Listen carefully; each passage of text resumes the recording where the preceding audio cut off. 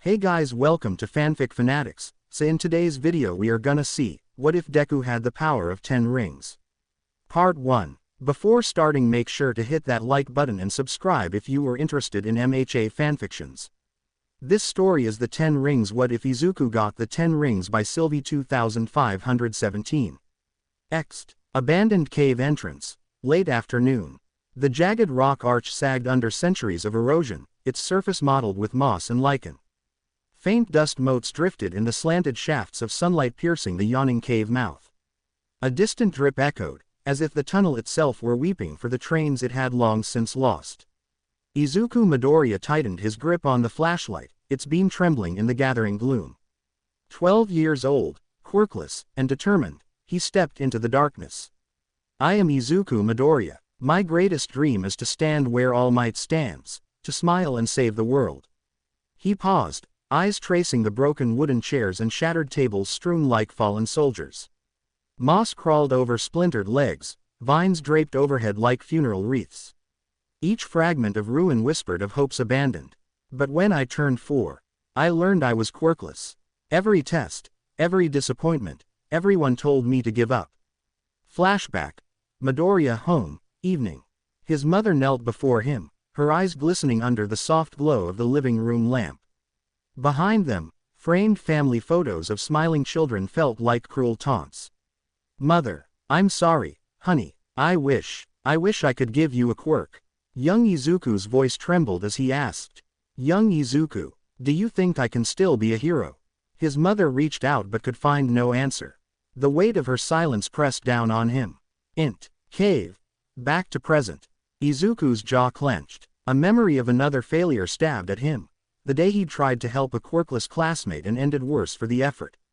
Not everyone is born the same. Some start ahead, some fall behind. For 12 years, I've been trailing. He pressed on until vines and collapsed masonry blocked the way. Through a tangle of greenery, a golden sliver of light beckoned. Next. Overgrown castle ruins. Dusk. Stone towers lay half swallowed by ivy, cracked gargoyles glared skyward. Izuku set down his backpack, paused to catch his breath, and returned the flashlight to his belt. A strangled whine cut through the silence. Izuku's heart jolted. Beneath a web of thorny vines, a stray dog writhed in agony. Its eyes, wild with terror, met his. Izuku, softly, I'm here, I'll help you. The dog snarled, and the vines constricted further. Ignoring his own fear, Izuku knelt and unzipped his pack. Inside lay the only tool he carried, a small pair of folding scissors. Izuku, gentle, easy, just trust me. Blade meeting vine, he snipped free each trapped limb. When the last thorn fell, the dog sprang up and bolted, snarling once, then racing into the thicket. Izuku sank to one knee, relief washing over him. Izuku, maybe I can be a hero. He leaned against the vine-clad wall. The stones gave way, and he tumbled through a hidden collapse. Hidden chamber. Continuous. Dizzily, Izuku landed on cold stone steps. He scrambled upright, sweeping his flashlight across a vast chamber. Cobwebs draped like ancient tapestries, dust danced in the beam. His foot struck a marble pedestal. He knelt and brushed away motes, revealing carved Mandarin characters. To the beloved husband and father, Shang-Chi. May your spirit guide the worthy. A surge of wonder tightened his chest. He looked up at the statue of a warrior, face serene, sword reversed in peace. At the statue's base rested a weathered box, its lid bearing 10 interlocking rings. They glowed faintly, warm, insistent. Izuku's pulse thundered as he lifted the box. Every fiber of his being urged him to open it, to unlock its promise. He tried the lid, but it held fast. Izuku, whisper. What are you hiding? Carefully, he stowed the box in his backpack. The air in the chamber felt charged, alive with secrets long buried. He retraced his ascent, mindful of the loose stones beneath his feet. At the surface, the sky had deepened to bruised purples. Forest clearing. Dusk. Back in the overgrown courtyard, the stray dog reappeared. This time it approached tentatively, tail wagging. Izuku knelt and extended a hand. The dog sniffed, then leaned in, eyes bright with trust. Izuku, you came back. He smiled despite himself. Mom always said I needed a friend. He patted the dog's head. I think I'll call you Yondu. Yondu barked once, as if in agreement. Izuku slung his backpack over his shoulder and reached for Yondu's collar. Together, they stepped into the cave's gloom. That day, I found the box, and made a friend. Nothing would ever be the same. As they vanished into the dark, the 10 rings pulsed softly within the closed box, waiting to awaken a new hero. The evening sky was painted in bruised purples as Izuku Midoriya stepped through the door of his modest apartment, Yondu, his newly adopted stray, cradled gently in his arms. Rain clouds drifted overhead, promising storms, but inside, the warmth of home beckoned. His mother, Inko Midoriya, looked up from the tiny kitchenette, concern knitting her brow. Inko, frowning, Izuku. Why is there a dog in my living room? Izuku set Yondu down carefully. The dog's white and red mottled coat, so strikingly patterned, and its bright yellow eyes locked onto Inko's in silent appeal. Izuku pleading, Mom, please. I found him injured in the ruins. He needed help. Could we keep him? Yondu limped forward, pressing his head into Izuku's hand. Inko sighed, crossing her arms. Inko. You know the building rules, no pets. Izuku's heart thumped. I'll take full responsibility. Feeding, walking, cleaning, everything. Yondu let out a soft whine, tail wagging. Inko's stern expression softened. Inko exhaling, all right. One condition. He stays in your room from now on. Clean up after him. Izuku grinning, thank you, Mom. You won't regret it. Later that night, dinner had come and gone. Inko's homemade miso soup and rice for herself, and a bowl of kibble for Yondu. Izuku cleared the table swiftly, then retreated to his room. Yondu curled up at the edge of the bed, eyes half closed. Izuku's gaze flicked to his desk, where the battered box from the ruin, and his open backpack, waited. A hammer lay beside them, its metal head catching the moonlight. He couldn't wait any longer. Setting his homework aside, Izuku retrieved the hammer. He raised it above the box and brought it down with all his strength. Crack, the lid splintered. Thunk, the hammer struck again, and with a final snap the lid flew open. 10 rings spilled out, each heavy, each etched with ancient glyphs. They clunked against the desk and slid onto the floor in a metallic cascade. Yondu's ears perked. The dog bounded forward, sniffing curiously. Before Izuku could intervene, Yondu seized one of the larger rings in his mouth. With a shake, he dropped it into Izuku's waiting palm, and then, as though drawn by a magnetic pull, the ring shot along Izuku's arm. It expanded, then contracted, settling perfectly on his forearm. Izuku staggered back. 4 more rings whirred through the air to join the first on his right arm, the remaining 5 aligned themselves on his left. Power roared through his veins. Muscles tingled. A warmth spread beneath his skin. Yondu barked in delight, tail sweeping the floor. Suddenly, the bedroom door swung open. Inko worried Izuku. I heard banging, and Yondu barking. Are you all right? Izuku glanced down at his forearms, now ring encircled in glowing metal. Izuku calmly, I'm okay, Mom. Everything's under control. Inko hesitant, you look different. Izuku forcing a smile, just tired. Good night. She lingered a moment longer, then closed the door. Izuku's room. Izuku sank onto his bed, rings cold yet humming with latent energy. He tried to pry them off. No movement. On his desk lay a thick parchment that had slipped from the box. He picked it up with trembling hands and unfolded it. The writing filled the page. To the worthy bearer of the 10 rings. These artifacts, forged in the heart of ancient power, grant abilities far beyond the ken of mortals. They bond to one who is pure of heart and unwavering in purpose. 1. Superhuman strength and durability. The bearer can exert forces incomprehensible to normal humans. Bones, metals, and stone alike bend before these rings. 2. Accelerated speed and agility. Reaction times and movement speed are enhanced to blinding levels. The body now moves with uncanny grace and precision. 3. Near invulnerability and longevity. The bearer heals from wounds at an accelerated rate. Aging slows dramatically. Time itself yields to their presence. 4. Regenerative healing. Even fatal injuries mend over days, not weeks. Diseases, toxins, and curses are purged by the ring's aura. 5. Mystical senses and precognition. The rings whisper warnings before danger strikes. Visions of possible futures guide the bearer's path. 6. Energy projection and constructs. The bearer can unleash pulses of pure chi energy. Shields, weapons, or barriers manifest at will, limited only by imagination. 7. Spatial manipulation and limited teleportation. Portals between 2 points may be forged, allowing instantaneous travel across short distances. 8. Elemental harmony. Through focused will, the bearer may influence elemental forces. Fire, water, earth, and air respond to their command. 9. Mental fortitude and clarity. The rings shield the mind from psychic intrusion and calm tumultuous thoughts, granting unwavering focus. 10. Legacy of leadership. Beyond power, the rings inspire loyalty, courage, and righteousness in allies, and instill awe in those who witness true heroism. Use these gifts wisely. Let your heart be your guide. By your actions, test the purity of your spirit. Let no darkness claim your soul. Shang-Chi, keeper of the 10 rings. Izuku's breath caught. He read and reread each line, feeling the weight of every promise and every warning. Immortality, he whispered, eyes wide. Healing, elemental control, teleportation. A whirl of emotions swirled inside him. Exhilaration at the endless possibilities, fear of unworthy ambitions, awe at the responsibility now resting on his shoulders. He looked down at Yondu, still perched at the foot of the bed. The dog's bright eyes shone with trust.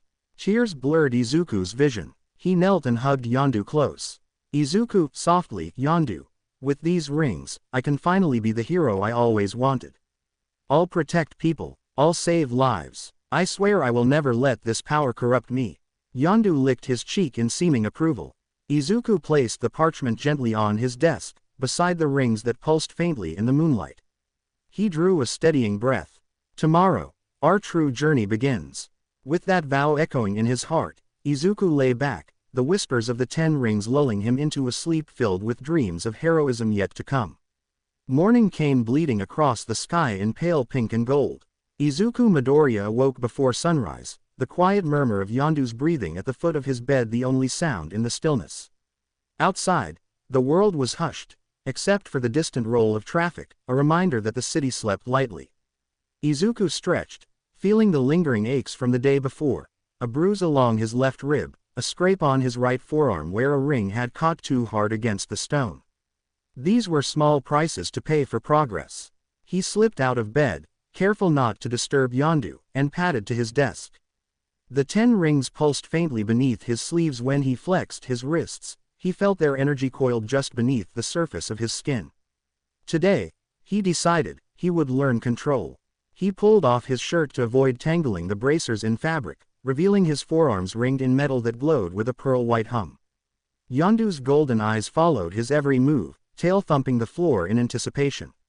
Ready? Izuku asked, kneeling to stroke the dog's head. Let's go. Yondu leapt up, barking twice, as if urging him forward. By dawn's light, Izuku had made his way back to the overgrown castle ruins. The path through the woods was quiet now, dew sparkling on leaves and spiderwebs hung like silver lace between branches. The castle itself rose in solemn silhouette against the morning sky, its walls pocked with time, its towers shattered but still proud. Where broken steps led to empty halls and collapsed ceilings, the air smelled of earth and history. Izuku found the chamber he had discovered the rings in Yondu and pressed his palm against the cool stone. Morning light filtered through cracks overhead, painting the dust-laden room in muted gold. He surveyed the hidden chamber with renewed purpose, then moved deeper along a side corridor he had not yet explored. The floor here was smoother. A series of stone circles and faded glyphs marked where pavements had once held wooden training dummies, and where warriors had sharpened their skills. This, he realized, was the perfect spot for a training ground. He set Yondu down and took a breath. He would begin with the simplest exercise, removing and reattaching a single ring at will, without violent propulsion or pain. He stood in the center of the largest circle, facing the marble pedestal where the rings had first awakened. He closed his eyes, breathing slowly, recalling Shang-Chi's words, "Let your heart be your guide. Do not yield to pride or vengeance, let your actions be guided by honor." Tentatively, he reached up and grasped the outermost ring on his right forearm. The metal was cold but alive, quivering like a tuned string. He applied gentle pressure. Then, nothing. The ring would not budge. He exhaled, releasing the tension. One ring at a time, he reminded himself. He pictured the ring's weightless shape, its purpose. He willed it to slip free. Snap. Without warning, the ring rocketed off his arm in a stinging blur of light, sending him sprawling backward against the stone floor. Yondu yipped in alarm as the ring clanged into the pedestal and settled into place. Izuku rubbed his arm, tasting blood and dust. His chest heaved. The grafted piece of metal lay where it had landed, mocking him. He sat up, grimacing at the ache in his back. Undeterred, Izuku retrieved the ring and returned it to his arm, sliding it back into its slot until it clicked into place. Each ring that reattached hummed against his skin, an unspoken reminder of the power they bore. He rose and tried again. This time he focused on calm. Eyes closed, heart slowed, even breath. Warmth pooled in his palm, traveled upward through his wrist, into the metal. He pictured the ring loosening, then sliding free. Whoosh! The ring shot off his arm, blasting past his head and burying itself in the broken wall. He ducked instinctively, heart pounding. Shards of stone tinkled to the ground. Yondu barked excitedly, whirling in circles. Izuku rubbed his temple. He'd failed again, but his face glowed with exhilaration. He could feel the ring's magic responding to him, testing him. He refused to give up. The next hour passed in a blur of trial and error. Sometimes the ring tore off his arm too violently, sometimes it remained stuck no matter how he willed it. Each attempt left him battered, fingertips raw from wrenching, ribs bruised by involuntary launchings, forehead scraped by flying metal. Yet with each failure came deeper understanding. The rings were not tools to be commanded but partners requiring harmony. Mid-morning light slanted sharply through a broken ceiling. Izuku paused and wiped sweat from his brow. Yondu trotted back, nudging his hand as though offering encouragement. He sensed the dog's faith in him, unwavering. "All right, Yondu," Izuku murmured, voice hoarse. "Let's try something different." He knelt by the pedestal and retrieved a length of frayed rope that lay nearby, lacing it around the ring he'd anchored there. With Yondu watching attentively, he knotted the rope end loosely around his wrist, creating a fail-safe tether. Now, if the ring shot off, it would only travel as far as the rope allowed. He wound the rope twice around his wrist, knotted it firmly, and stood. Taking a deep breath, he grasped the ring with both hands, envisioning not separation but release. He loosened his grip gradually, felt the metal lighten. Then, under complete control, he slid the ring smoothly off his arm. The rope tautened. The ring hovered in midair before he tugged gently, guiding it back to his wrist, where it slipped into place. He exhaled in a rush of triumph. Yondu's tail wagged wildly. Understanding blossomed in Izuku's mind. He must approach the rings with intent and restraint.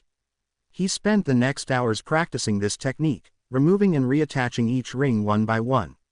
No longer did they fling him against the walls. No longer did they shatter over the stones. Each return was guided by his will alone. By early afternoon, the bruises had grown dark on his arms, and sweat stung his eyes. But Izuku's spirit soared. He flexed his arms, feeling each ring's subtle hum. The left set resonated with strength and healing, the right set glowed with speed and agility. He called upon each band in turn, admonishing it gently: rest, renew, protect, accelerate.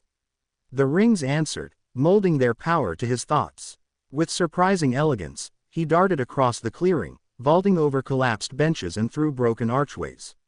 He leapt from floor to ledge, the rings softening his landings. He extended an arm, and a translucent shield formed to block a cascade of pebbles.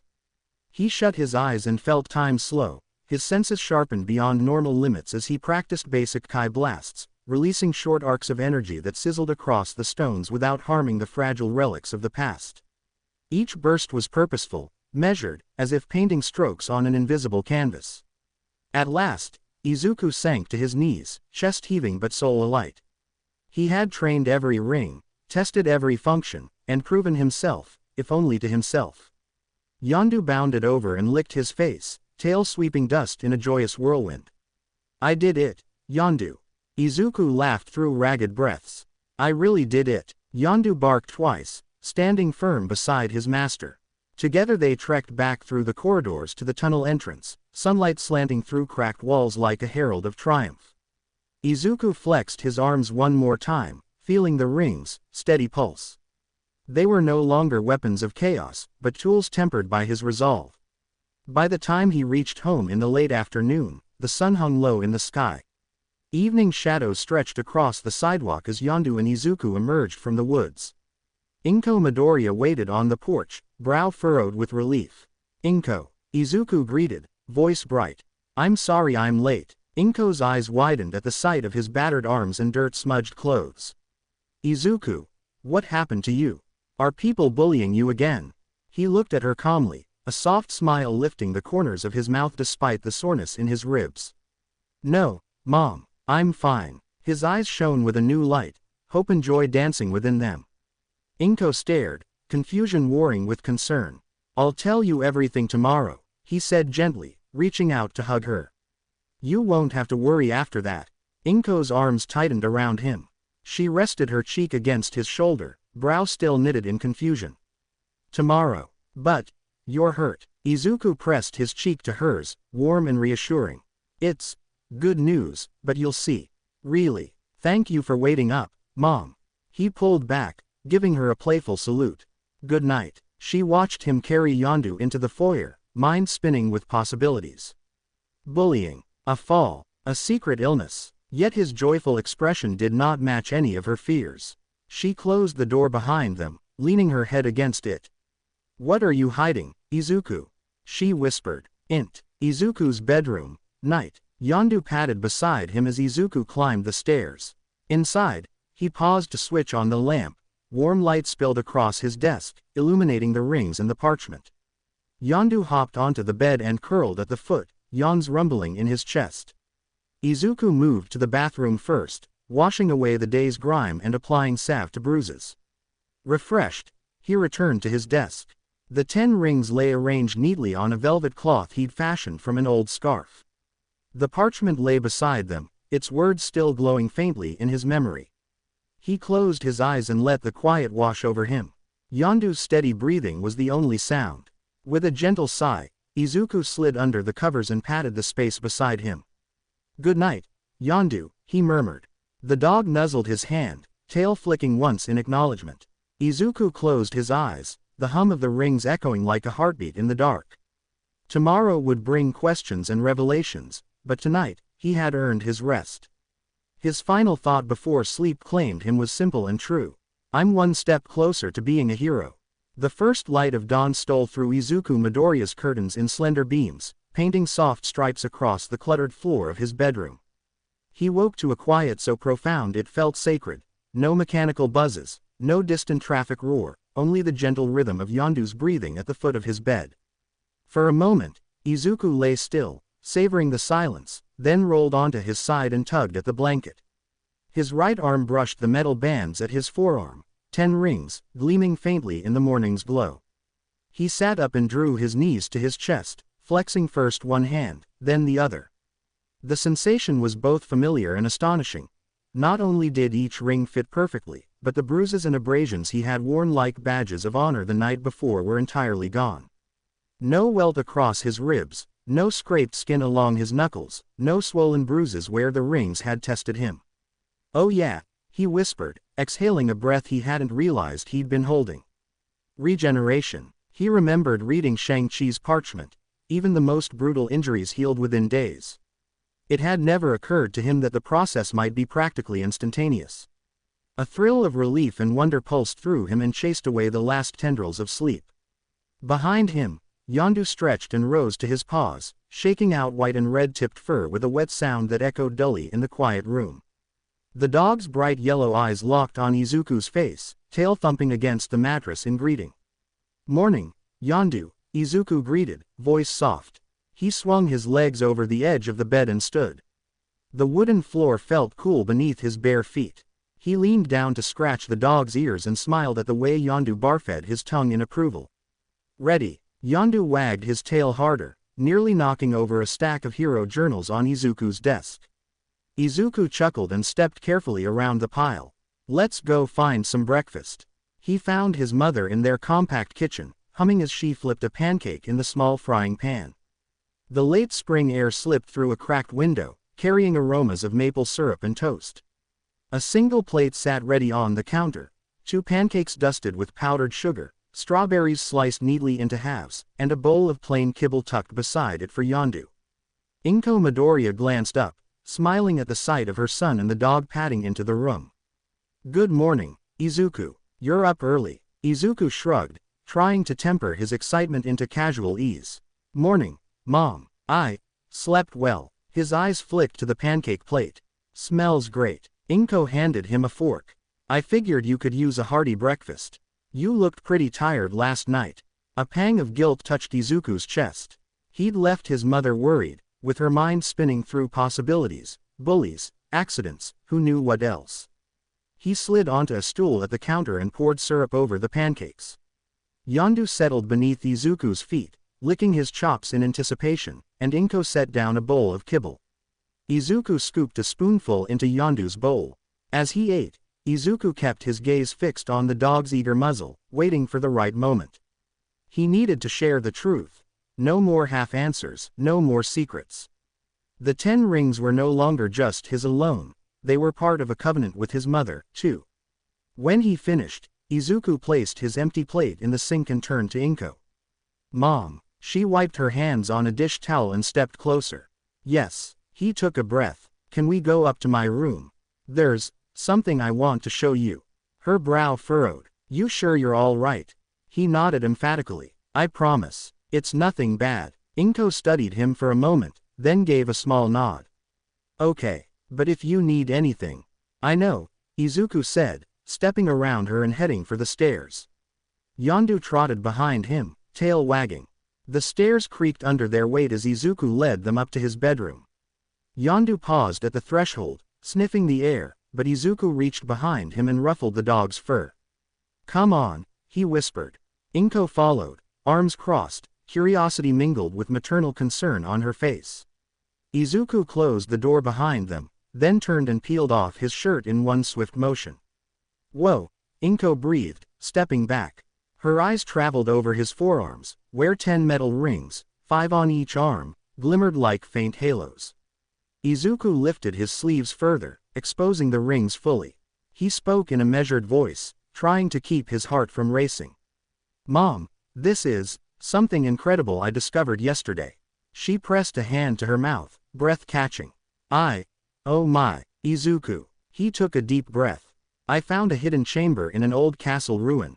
There was a statue of a warrior called Shang-Chi, and at its base a locked box. I opened the box, and the rings, they bonded to my arms after trying to take a ring that Yondu grabbed away from him. I can do things." He held out one arm and flexed. The rings glowed softly. Strength, speed, healing. Even things like energy projection and teleportation, which was put on a note that was with the rings. Inko's eyes widened. Energy projection. He placed a small paper cut on his palm and pressed the band of one ring against it. Instantly the skin knit together, the cut vanishing before her eyes. Inko staggered back, eyes moist. "Mom," Izuku said softly, "I know it's a lot, but I wanted you to know the truth, because I need your help." She looked at his face, searching for any hint of jest or fear. Instead she found earnest determination. Slowly, she stepped forward and placed a trembling hand on his arm. These are real." He nodded. "Yes, and I've practiced control. I've learned how to remove and reattach them without getting thrown across the room. I've faced every failure, got back up, and kept trying." Inko's voice trembled as she asked, "Why are you showing me this now?" He swallowed. "Because I don't want to hide it from you. But I also don't want anyone else to know the truth. If anyone asks, will you help me? We'll say it's just a quirk I developed, a unique quirk. We'll keep the rings' existence a secret." Silence stretched between them as Inko's tears welled. She looked at Yondu, the dog's bright eyes reflecting her own. Then she turned back to Izuku. "Izuku," she whispered, placing both hands on his forearm. She felt the gentle hum beneath the metal. Tears slipped down her cheeks. "I'm proud of you, and I'm a little scared, but I trust you." Izuku's heart squeezed. He set aside any formal speech and wrapped his arms around his mother in a fierce hug. "Thank you," he murmured into her hair. She hugged him back, one hand slipping to stroke the rings as if still marveling they were real. "If anyone asks, you'll say, quirk, right?" He pulled back just enough to meet her eyes. Yes, a quirk. A resolution formed between them, silent but unbreakable. Later, they sat at Izuku's desk with cups of chamomile tea. Yondu lay curled at Izuku's feet, ears tilted as if listening. The morning light slanted through the curtains, dust dancing in the soft beams. Inko exhaled and offered a tentative smile. "So, quirk. Unique, powerful quirk." Izuku nodded, sipping his tea. "Exactly. And I'll keep training. The rings are amazing, but they're only tools. I need to stay myself, a hero at heart, not just a ring wielder." Her expression softened with pride. "You've always been brave, Izuku. With or without quirks." His eyes brightened with emotion. "I want to honor Shang-Chi's legacy, make him proud. The rings, parchment. Shang-Chi said you must be pure of heart, use them only for good." "I promise I will." Inko reached across the desk and took his hand. "Then I'll help you keep that promise. I'll be your anchor, remind you who you are." He squeezed her hand. "Thank you, Mom." They sat in contented silence for a moment, mother and son bound by a secret that would shape their futures. Yondu lifted his head and gave a gentle bark, as though urging Izuku forward on his journey. Inko laughed softly. "Both of you are full of surprises." Izuku stood and held out a hand. "Come on. Let's clean up and start the day." Yondu bounded to his feet, tail wagging furiously. As Inko left his room, turning off the light with a click, Izuku remained by the desk, gazing at the rings arranged neatly on a piece of cloth. They pulsed in time with his heartbeat, as alive as any creature. He closed his eyes and whispered, "This secret is safe with us."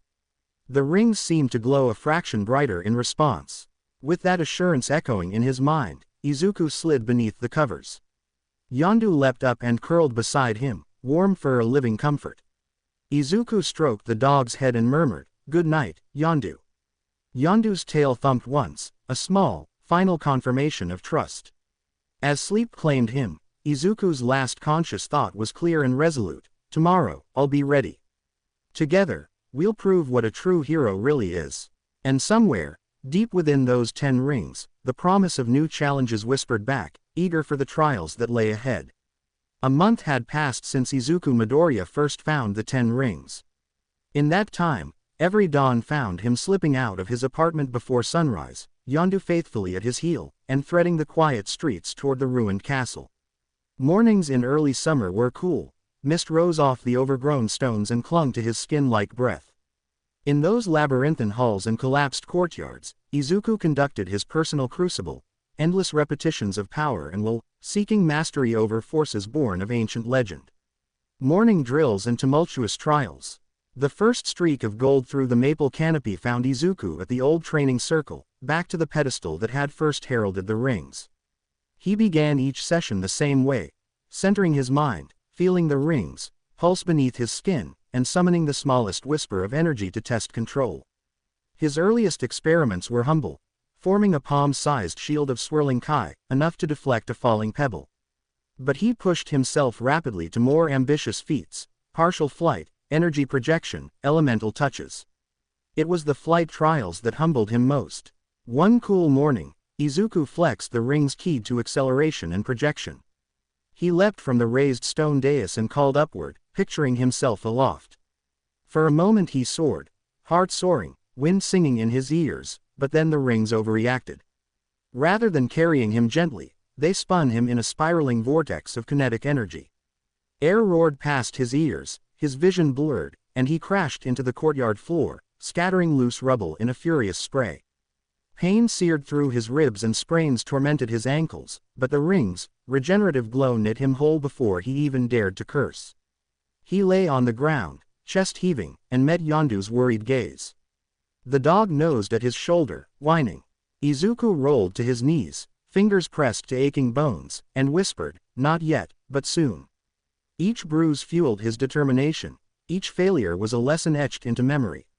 Over the next 2 weeks, he repeated that flight exercise dozens of times, refining the balance between lift and stability. Small successes glimmered. Brief controlled hops, gliding arcs that ended in gentle landings, each progress harder one than the last. By the end of the month, Izuku could rise a few feet, hover, and descend with grace, still short of true flight, but proof of his growth. Alongside flight, he practiced every facet of the rings. Energy blasts became consistent and precise, shields expanded and contracted on command. He experimented with limited teleportation, closing his eyes and willing his body to blur through space, though each jump felt exhausting, and the destination often landed feet first and off balance. Elemental caresses, summoning a swirl of wind to brush aside debris, coaxing a delicate bloom of earth to shift around a broken pillar, remained elusive. The rings responded, but only faintly, as if testing whether he had the focus to bend nature itself. Still, each flicker of potential filled him with hope. In evenings, he returned home battered but exhilarated, patching wounds with cold compresses and journaling every detail in his hero journal. Yondu waited patiently by the door, greeting him with nuzzles that dissolved the ache in his bones. Confidence grows, school beckons. By the beginning of the second month, Izuku's posture had changed. Shoulders squared, spine straight, he walked through the halls of UA Middle School as though he belonged in the light, not hiding behind scrubs and textbooks. His classmates took note. The once shy boy who trembled under Bakugo's glare now met eyes confidently, offering steady smiles and calm greetings. Even Bakugo, volatile and unyielding, paused in the corridor to study him. "Midoriya," he barked one morning, tossing a paper at him. "What happened to you? You think you're better now?"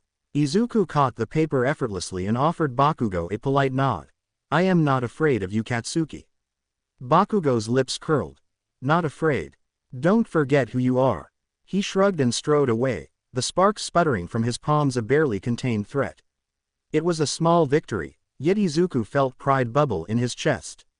For the first time, Bakugo hadn't humiliated him. Instead, the explosion of tension in his glare was something like respect. The confrontation. 2 weeks later, Bakugo cornered Izuku in an empty hallway. The lockers on either side were dented and scuffed, as though bearing witness to many struggles. "Why are you so confident?"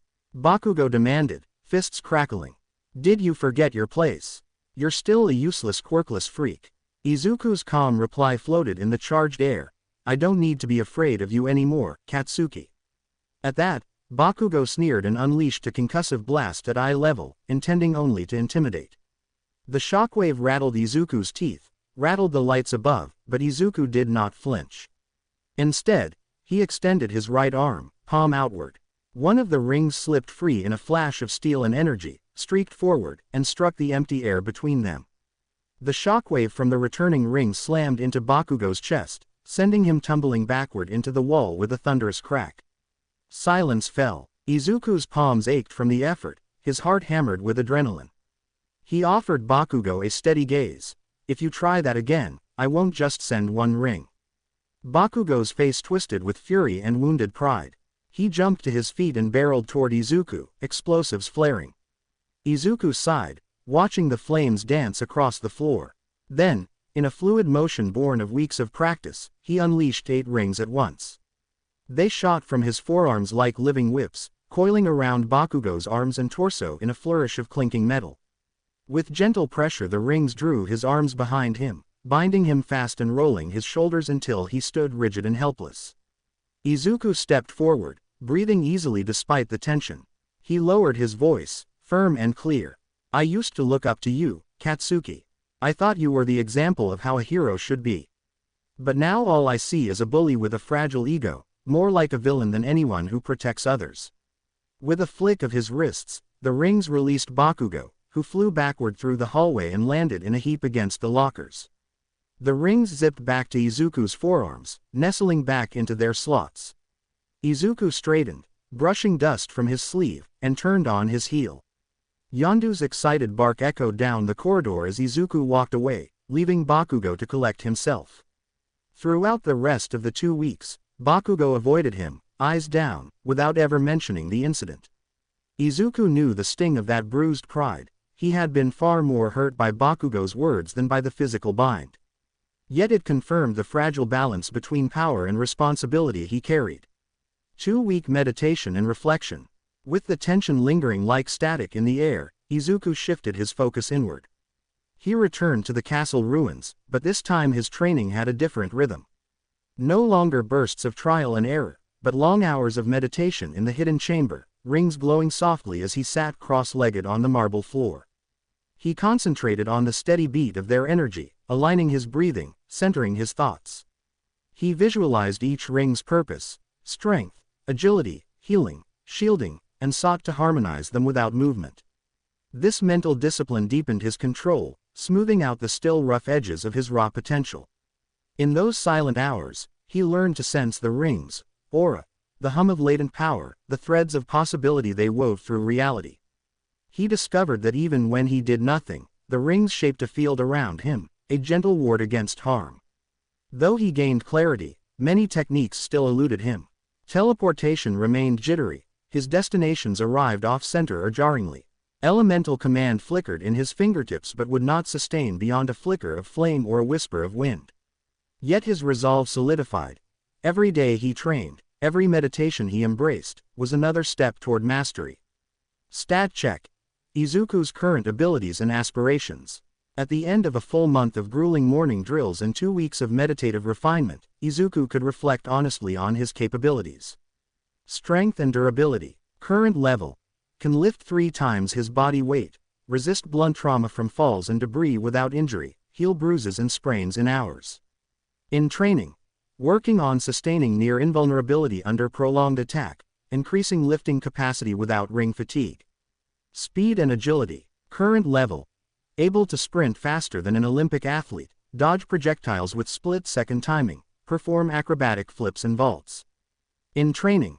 Smoothing acceleration control to prevent whiplash, refining airborne stabilization to achieve true flight. Regeneration and longevity. Current level. Major lacerations and fractures heal within a day, immune to common poisons and infections. In training. Learning to direct healing aura to others, exploring limits of resurrecting near-fatal injuries. Energy projection and constructs. Current level. Can project concentrated blasts up to 10 meters, form basic energy shields and barriers. In training. Refining construct shapes, tools, weapons, or scaffolds, and increasing range without overtaxing his Kai. Teleportation and spatial manipulation. Current level. Short-range jumps under 5 meters with minor disorientation. In training. Practicing longer jumps, precise landings, and mental mapping of target locations. Mystical senses and precognition. Current level. Hints of incoming danger, a flash of insight before sudden noises or threats. In training. Deepening the ring whispers, to foresee broader patterns, learning to distinguish true warnings from false alarms. Elemental harmony. Current level. Briefly summoning gusts of wind and small pulses of earth movement. In training. Sustaining elemental effects, combining multiple elements, and resisting environmental extremes. Mental fortitude and leadership. Current level. Stronger self-confidence, resisting intimidation, inspiring small groups in crisis drills. In training. Cultivating calm under the most chaotic conditions, projecting courage to allies under fire. Overall mastery. Strengths. Rapid healing, balanced power across offense, defense, and mobility, unwavering moral compass. Growth areas. Fine control of energy and elements, teleportation precision, multi-ring harmonization for complex maneuvers. This honest appraisal steeled Izuku's determination. Mastery was still distant, but the foundations were firm. Evening confession and maternal embrace. The sun had slipped behind the horizon by the time Izuku returned home on a warm Friday evening. Fireflies dotted the darkening lawns, and the cicadas thrummed a steady chorus. Yondu trotted ahead, ears pricked, then paused to nuzzle Izuku's leg. Inside, Inko Midoriya was waiting in the living room, hands clasped in her lap, eyes bright with anticipation. The soft glow of a single lamp cast gentle shadows across her face. "Izuku," she exclaimed, rising, "you're late again." Concern flickered in her eyes as she noticed the fresh scrapes on his arms and the smudges of dirt along his collarbone. He offered her a calm smile. "Training went well today." She reached out, brushing her fingers over one faint bruise, already healing. "It looks rough. Are you okay?" He shrugged, easing onto the couch beside her and patting the cushion for Yondu to settle. The dog curled up obediently, tail thumping. "I'm better than okay," Izuku replied, voice warm. "I've made a lot of progress. Controlled flight for a few seconds straight, precise energy constructs, even combined elemental exercises in meditation." Inko's eyes glowed. "That's amazing." She paused, looking down. "I'm proud of you, but I'm sorry I didn't support you back when you first felt powerless." Izuku's heart softened. He reached across to grasp her hand. "Mom, it's not your fault." He squeezed her hand gently. "Back then, you did everything you could. And if I could talk to my 4-year-old self, I'd tell him to stop moping and start training. But I'd also tell him you loved him and that he could be a hero, because he always could." Tears welled in Inko's eyes. She drew Izuku into a hug that felt like home itself, soft and reassuring. "I should have known," she whispered. "I'm sorry I ever doubted you." He hugged her back, pressing a gentle kiss to her temple. "It's okay, Mom. You believe in me now. That's all I ever needed." She pulled back and smiled through her tears. "From now on, I'll stand by you. I'll help you keep the secret, remind you of who you are, and love you every step of the way." Izuku smiled, warmth spreading in his chest. He ruffled Yondu's ears, then turned back to Inko. "All I need is you, my family, Yondu, and the promise I made." They sat together, the three of them, mother, son, and dog, bathed in lamplight. Outside, the night sky blinked with stars, as if heralding the dawn of a new chapter. Somewhere in the distance, a wind stirred the leaves, a whisper of the challenges yet to come. But in that moment, Izuku Midoriya felt steadfast and sure. He had the rings, the love of his mother, and the loyalty of a brave dog. With those as his foundation, he would ascend toward his dream, becoming the hero he was always meant to be. 10 months slipped past like dawn turning to dusk, each day a single step on Izuku Midoriya's long climb toward mastery. In that time, morning drills in the ruined castle gave way to formal martial training in sunlit dojos, and his quiet afternoons alone transformed into spirited sparring sessions alongside new friends and teachers. By the end of those 10 months, the 10 rings on his forearms had shifted from their original golden glow into a vibrant emerald hue, a living testament to the harmony he and they had forged together. 1. A mother's blessing for martial arts. One crisp Saturday morning, as the first breath of autumn slipped through the open window, Izuku found his mother in the living room, fussing over a stack of laundry. He stood at the doorway, the rings faintly visible beneath his rolled-up sleeves. "Mom," he began, voice steady, "I've been thinking, martial arts could help me control the rings better. Could I start lessons?" Inko paused, her eyes softening as she looked at her determined son.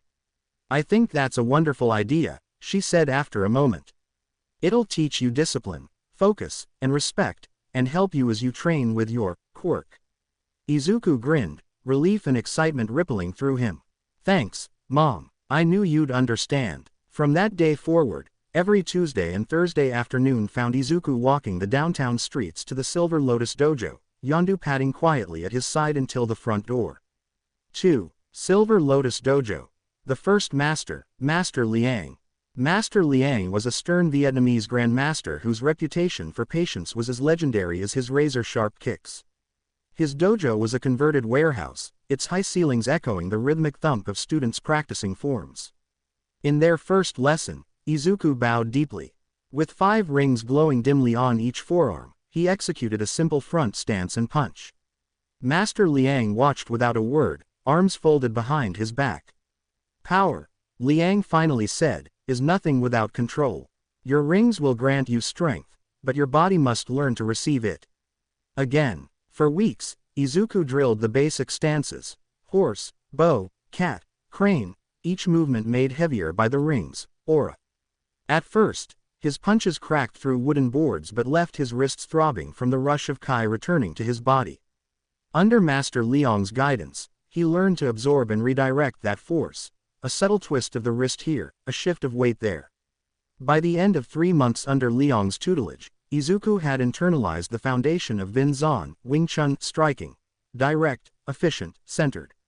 He could deliver a double-ringed palm strike that felt like being struck by a speeding car, and at the same time, remain rooted so firmly that the shock dissipated harmlessly through the earth. On the last day of his 3rd month, Master Liang called the entire class to line up. "Izuku Midoriya," he announced, "show us the heart palm." Izuku stepped forward and performed the signature move, a focused blast of Kai from his center that rippled outward in a perfect circle, rippling water flat across the dojo floor without harming the wooden planks. Liang's lips quirked into the faintest of smiles. "You have learned well. Continue with humility, dear student." 3. The Brotherhood of the Iron Mountain, Master Reznikov. 6 months in, Izuku's progress caught the eye of a traveling martial arts troupe known as the Brotherhood of the Iron Mountain. They practiced in an open courtyard shaded by ancient oaks, their leader Master Anatoly Reznikov, a former Western boxing champion turned Zen pugilist, renowned for blending hard and soft styles. Reznikov's school was rigorous.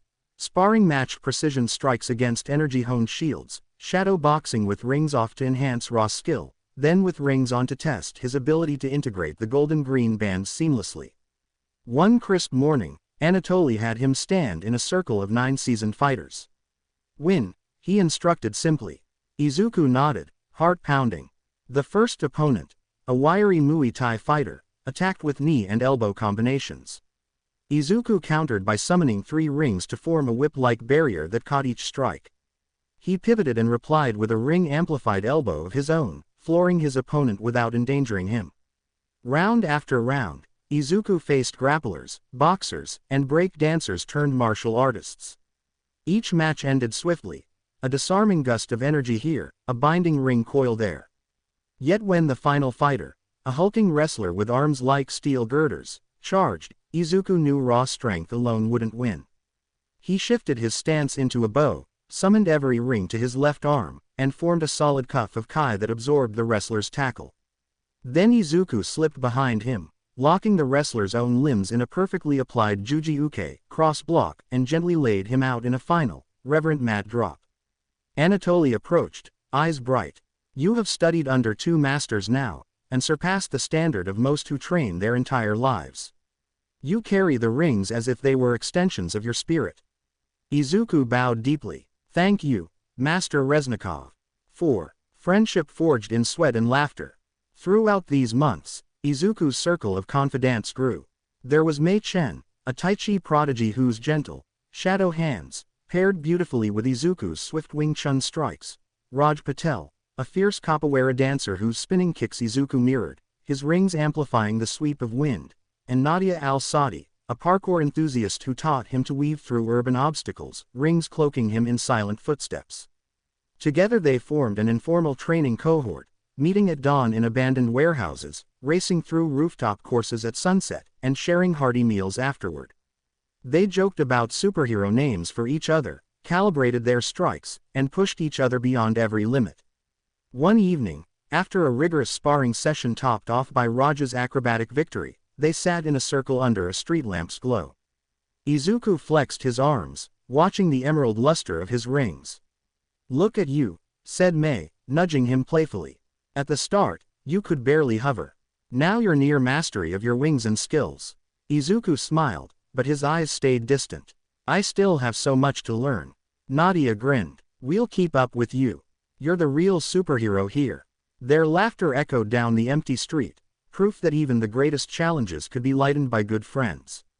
5. The hue of mastery, golden to emerald. As the 10th month dawned, Izuku sensed a subtle shift each time he called upon the rings. The golden warmth of raw power had mellowed into an emerald calm, the color of growth, balance, and life. It was as if the rings themselves recognized his transformation from eager student to adept practitioner.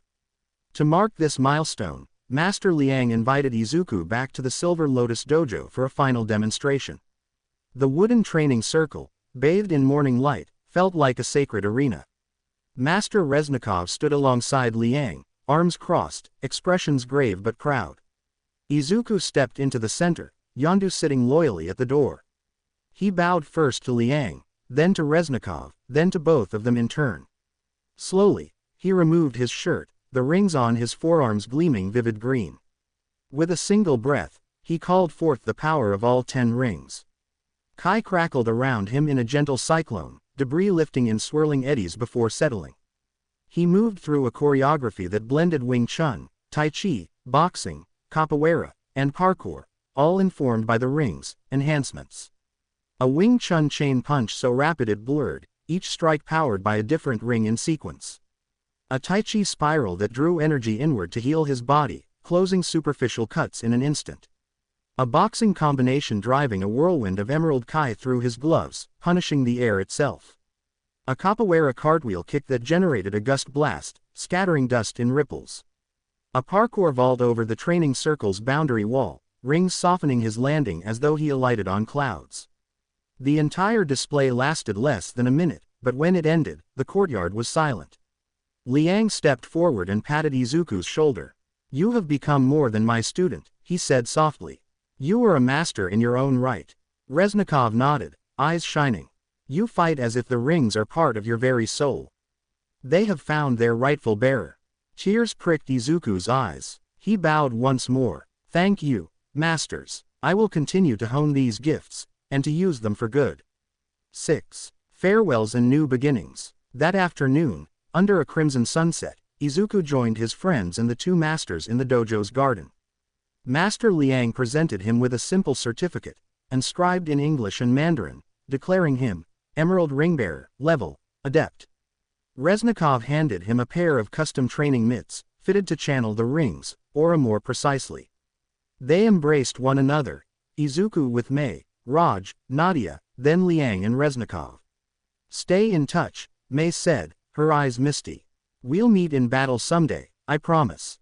Reznikov rumbled a laugh. "And when you face your greatest enemy, remember this day."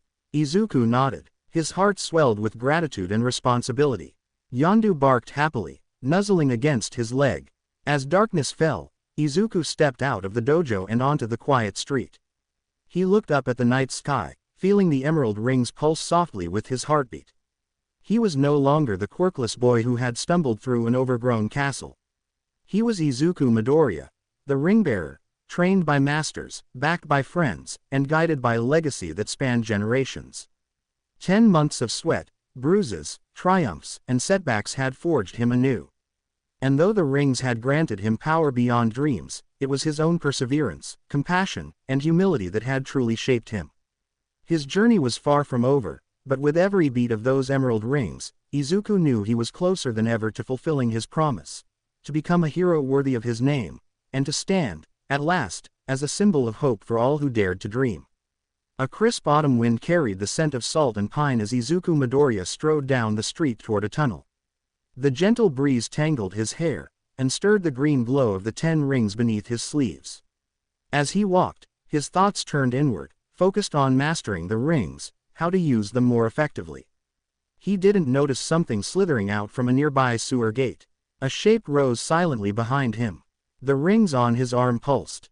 Izuku turned just in time to see a sludge monster forming from the grime. "Well, what do we have here?"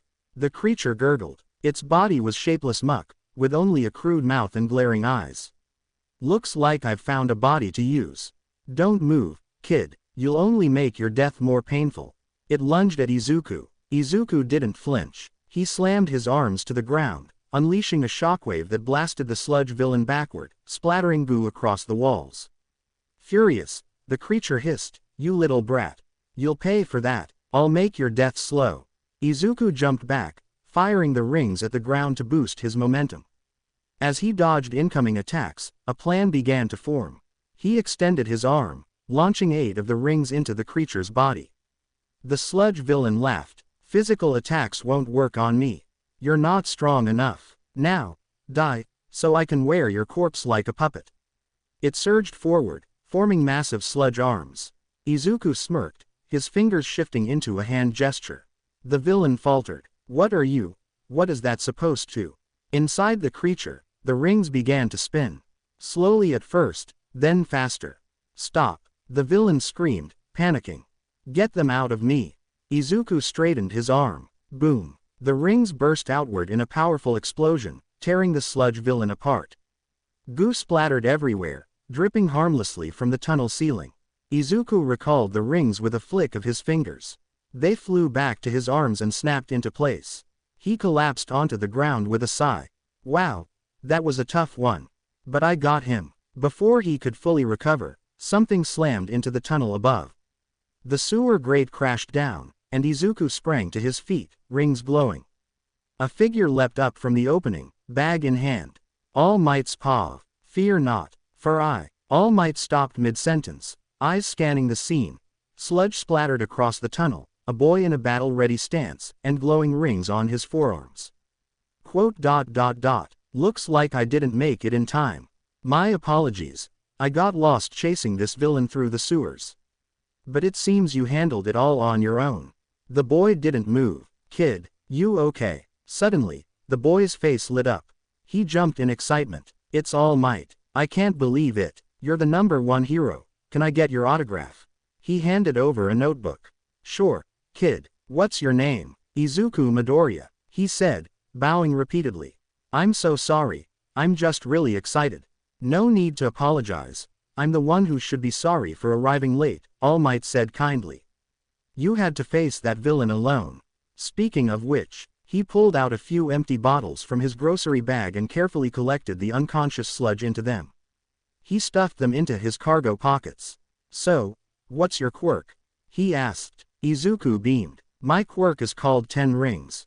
These rings on my arms act as enhancers and telekinetic tools. They can produce shockwaves, energy blasts, and they're nearly indestructible.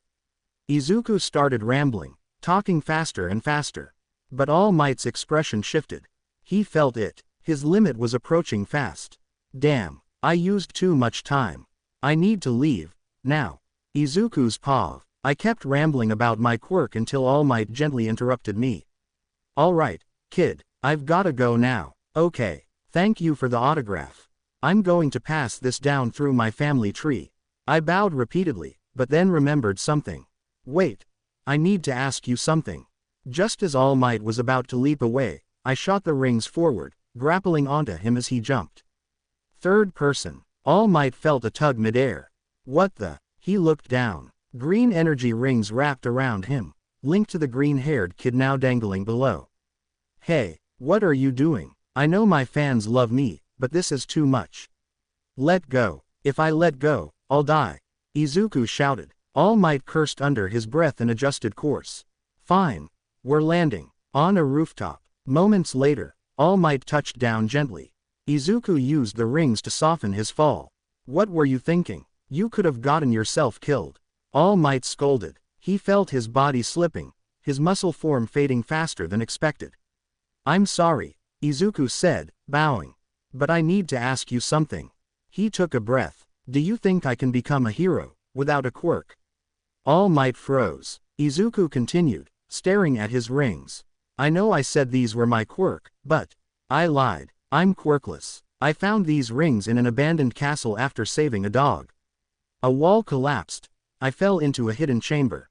There was a box. Inside were the rings. He looked up. So, do you think I can be a hero without a quirk? Smoke puffed from All Might's mouth. Before Izuku stood not the giant symbol of peace, but a thin, frail man. Izuku jumped back. Who are you? You're not All Might. You're an imposter. The man raised his hands. No, wait, don't use the rings, it's me. I'm All Might. He coughed hard, and spat up blood. Izuku rushed to his side. Are you okay? Do you need help? How do I know it's really you? All Might lifted his shirt, revealing a massive scar on his left side. I got this fighting a villain years ago. I lost a lung, my stomach, and most of my large intestine. I can only be in my hero form for 3 hours a day. Izuku's eyes widened. Even injured, he's still saving people. I'm trusting you with this secret. Please don't share it. I won't. All Might sighed, then met Izuku's eyes. To answer your question, maybe. You could be a hero. But not at the level of the top 10. You'd likely end up a low-level hero, maybe even support. Izuku's heart sank. All Might placed a hand on his shoulder. But that's more than most quirkless kids can dream of. He leapt away to turn in the villain. Izuku lingered, disappointment heavy on his chest. Explosion. As he walked, an explosion echoed nearby. He ran toward it, notebook in hand, ready to document. But what he saw made his blood run cold. The sludge villain. Somehow, it had escaped. And inside it, Katsuki Bakugo. Bleeding, struggling, screaming. Izuku realized, horrified, it escaped from All Might's pocket, because of me. The heroes nearby weren't moving, waiting for the perfect moment. Another explosion erupted. Izuku moved. A green arc of light split the air as he leapt into the chaos. 8 rings swirled over his arm, fusing into a spinning orb of emerald energy. 2 rings remained in his other hand. With a roar, Izuku launched the orb like a missile. It struck the villain's core, detonating with force. Sludge scattered. Before it could reform, Izuku whipped the last 2 rings like lassos. They wrapped around Bakugo and yanked him free. Izuku caught him gently and lowered him to safety. The rings clicked back into place. The crowd erupted. Pro heroes stared in awe. Then, young civilian, All Might landed beside them, surveying the scene. He placed a hand on Izuku's shoulder. "Well done," he said softly. "You saved him." As the heroes approached, All Might raised a hand. "One moment," he turned to the crowd. "What I witnessed today was true heroism. This child moved when others hesitated. While you waited for the right angle, he acted." The heroes lowered their heads in shame. All Might turned to Izuku. "You have the heart of a hero." He leaned close and whispered, "Meet me at Dagoba Beach. We need to talk." Meeting at Dagoba Beach. That evening, Izuku arrived at Dagoba Beach under a silver moon. Waves rolled softly against the shore, washing over broken glass and driftwood. In the distance stood All Might, thin, gaunt, no longer hiding behind the symbol of peace. "Good work today," he said gently, his back to the sea. "Sit with me, young Midoriya." Izuku obeyed, settling in the sand across from him. All Might continued, "You showed something rare today. You acted without thinking of yourself. That instinct, to protect, that is the essence of heroism." Izuku looked down, rings dim under his sleeves. "That's why I believe you're worthy of a secret few have ever known." He paused. The wind went still. "One for all." Izuku blinked. "What?" "It's a quirk," All Might said, voice low. "Passed down through generations. Each user adds their strength to the next. I am the current bearer, but I want you to inherit it." Izuku's mind reeled. He glanced at his rings, ancient, glowing softly. "I already have these. I don't want to dishonor them." "You wouldn't," All Might said. "You'd be combining the strength of 2 legacies, your own, and the one I now carry." Izuku clenched his fists. "I won't take this lightly." "You'll need to train," All Might said. 2 months of intense preparation. One for all is powerful. It will destroy your body if you're not ready. Izuku closed his eyes. The 10 rings pulsed in response, as if encouraging him. Then he nodded. "I accept." All Might smiled, eyes proud. "We begin tomorrow. The 2-month crucible, weeks 1 to 2, conditioning the vessel." All Might's training was brutal. Push-ups on moving surfboards. Sprinting across sand dunes. Carrying wreckage from the beach with rings deactivated. Each day pushed Izuku to the edge, then further. His body ached, his arms trembled, but at night, the rings glowed faintly, repairing torn muscles, healing strained joints. Day 5. Izuku practiced absorbing All Might's shockwaves with his rings, then redirecting them with finesse. Day 10. He sprinted along the tide, dodging flying debris, then dove into the waves to retrieve weighted dummies. By the end of week 2, his body no longer protested. It adapted, grew. Weeks 3 to 4, feeling the surge, All Might guided him in how to sense one for all within him. The feel of what it would be for when he got it like a pulse in his chest, rising like steam. Breathing drills. Izuku stood still, focusing on the warmth building in his core. He flicked a finger. Energy surged up his arm with Kai mimicking the fell of one for all as All Might described it. Controlled bursts. With rings on, he used Kai to on his body. Each push reinforced his body, making it more durable. By the end of week 4, Izuku could handle 20% of one for all without injury by All Might's examinations. His strikes cracked stone and his reflexes became razor sharp. Weeks 5 to 8. Testing the limits. All Might began stress testing the power of the rings. 100% drill. Give it everything, All Might commanded. Izuku unleashed a full force punch. His arm swelled with pain, but the dummy exploded into pieces. 50% drill. He channeled energy into a precise jab, shattering steel. No injury. I think 40-50% is my current cap, he reported. All Might raised an eyebrow. You're calculating your output. Impressive. After week 8, All Might ordered a 2-day rest. Rings off. For the first time over a year, Izuku removed the 10 rings. He wore only sleeves over bare forearms. The rings sat in a velvet pouch beside his bed. He meditated, walked his dog, practiced basic footwork. On day 2, All Might returned. Punch test. With no rings, Izuku did a punch against a training pad. A shockwave rippled out. All Might nodded. You're ready. Tomorrow. You inherit One for All. Month 3. The inheritance. On a pristine beach now cleared of debris, All Might stood before Izuku. You've worked hard. Your body is ready. He pulled out a single strand of hair. Now eat this. Izuku stared. Seriously. Yes. Grimacing, he swallowed it. And the power of One for All passed into him. Months 4 to 6. Mastery of full cowling. All Might introduced him to the full cowling technique, spreading power evenly across his body to avoid breaking any one part. Month 4. Running drills with cowling at 20%. Sparring with All Might while toggling between ring-enhanced and raw One for All attacks. Month 5. Adaptive combat. Izuku began combining rings and cowling in real time, blasting forward with Kai while bracing his body with One for All. Feedback control. Every overcharge was corrected on the fly. By month's end, Izuku could hold 35% full cowling without support. Months 7 to 10. Perfection. Month 6. Precision control. Izuku launched short-range ring blasts, weaving between One for All punches. Month 7. Endurance battle. All Might used non-lethal projectiles to bombard Izuku, who maintained 50% cowling while deflecting them. Month 8. Elemental fusion. Izuku learned to channel wind and force around his fists. Punches became whirlwinds of energy. Month 9. Unarmed sparring. Rings retracted. Izuku struck with pure power, no tools. His fists cracked stone. Month 10. Total harmony. Izuku balanced the 10 rings and One for All seamlessly. 35% cowling unaided. 75% with rings on. The final day. At the same beach where it all began, Izuku stood tall beneath the fading sun. Yondu barked at his side, tail wagging. All Might approached, cloak fluttering. You are ready, he said. 1 week remains until the UA entrance exam. Rest, Midoriya. You've earned it. Izuku bowed, eyes focused on the horizon. The 10 rings shimmered on his arms. One for All throbbed like a second heartbeat. He looked toward the distant lights of UA and smiled. Tomorrow, he would be Izuku Midoriya, would take the test into UA to become the greatest hero he could be.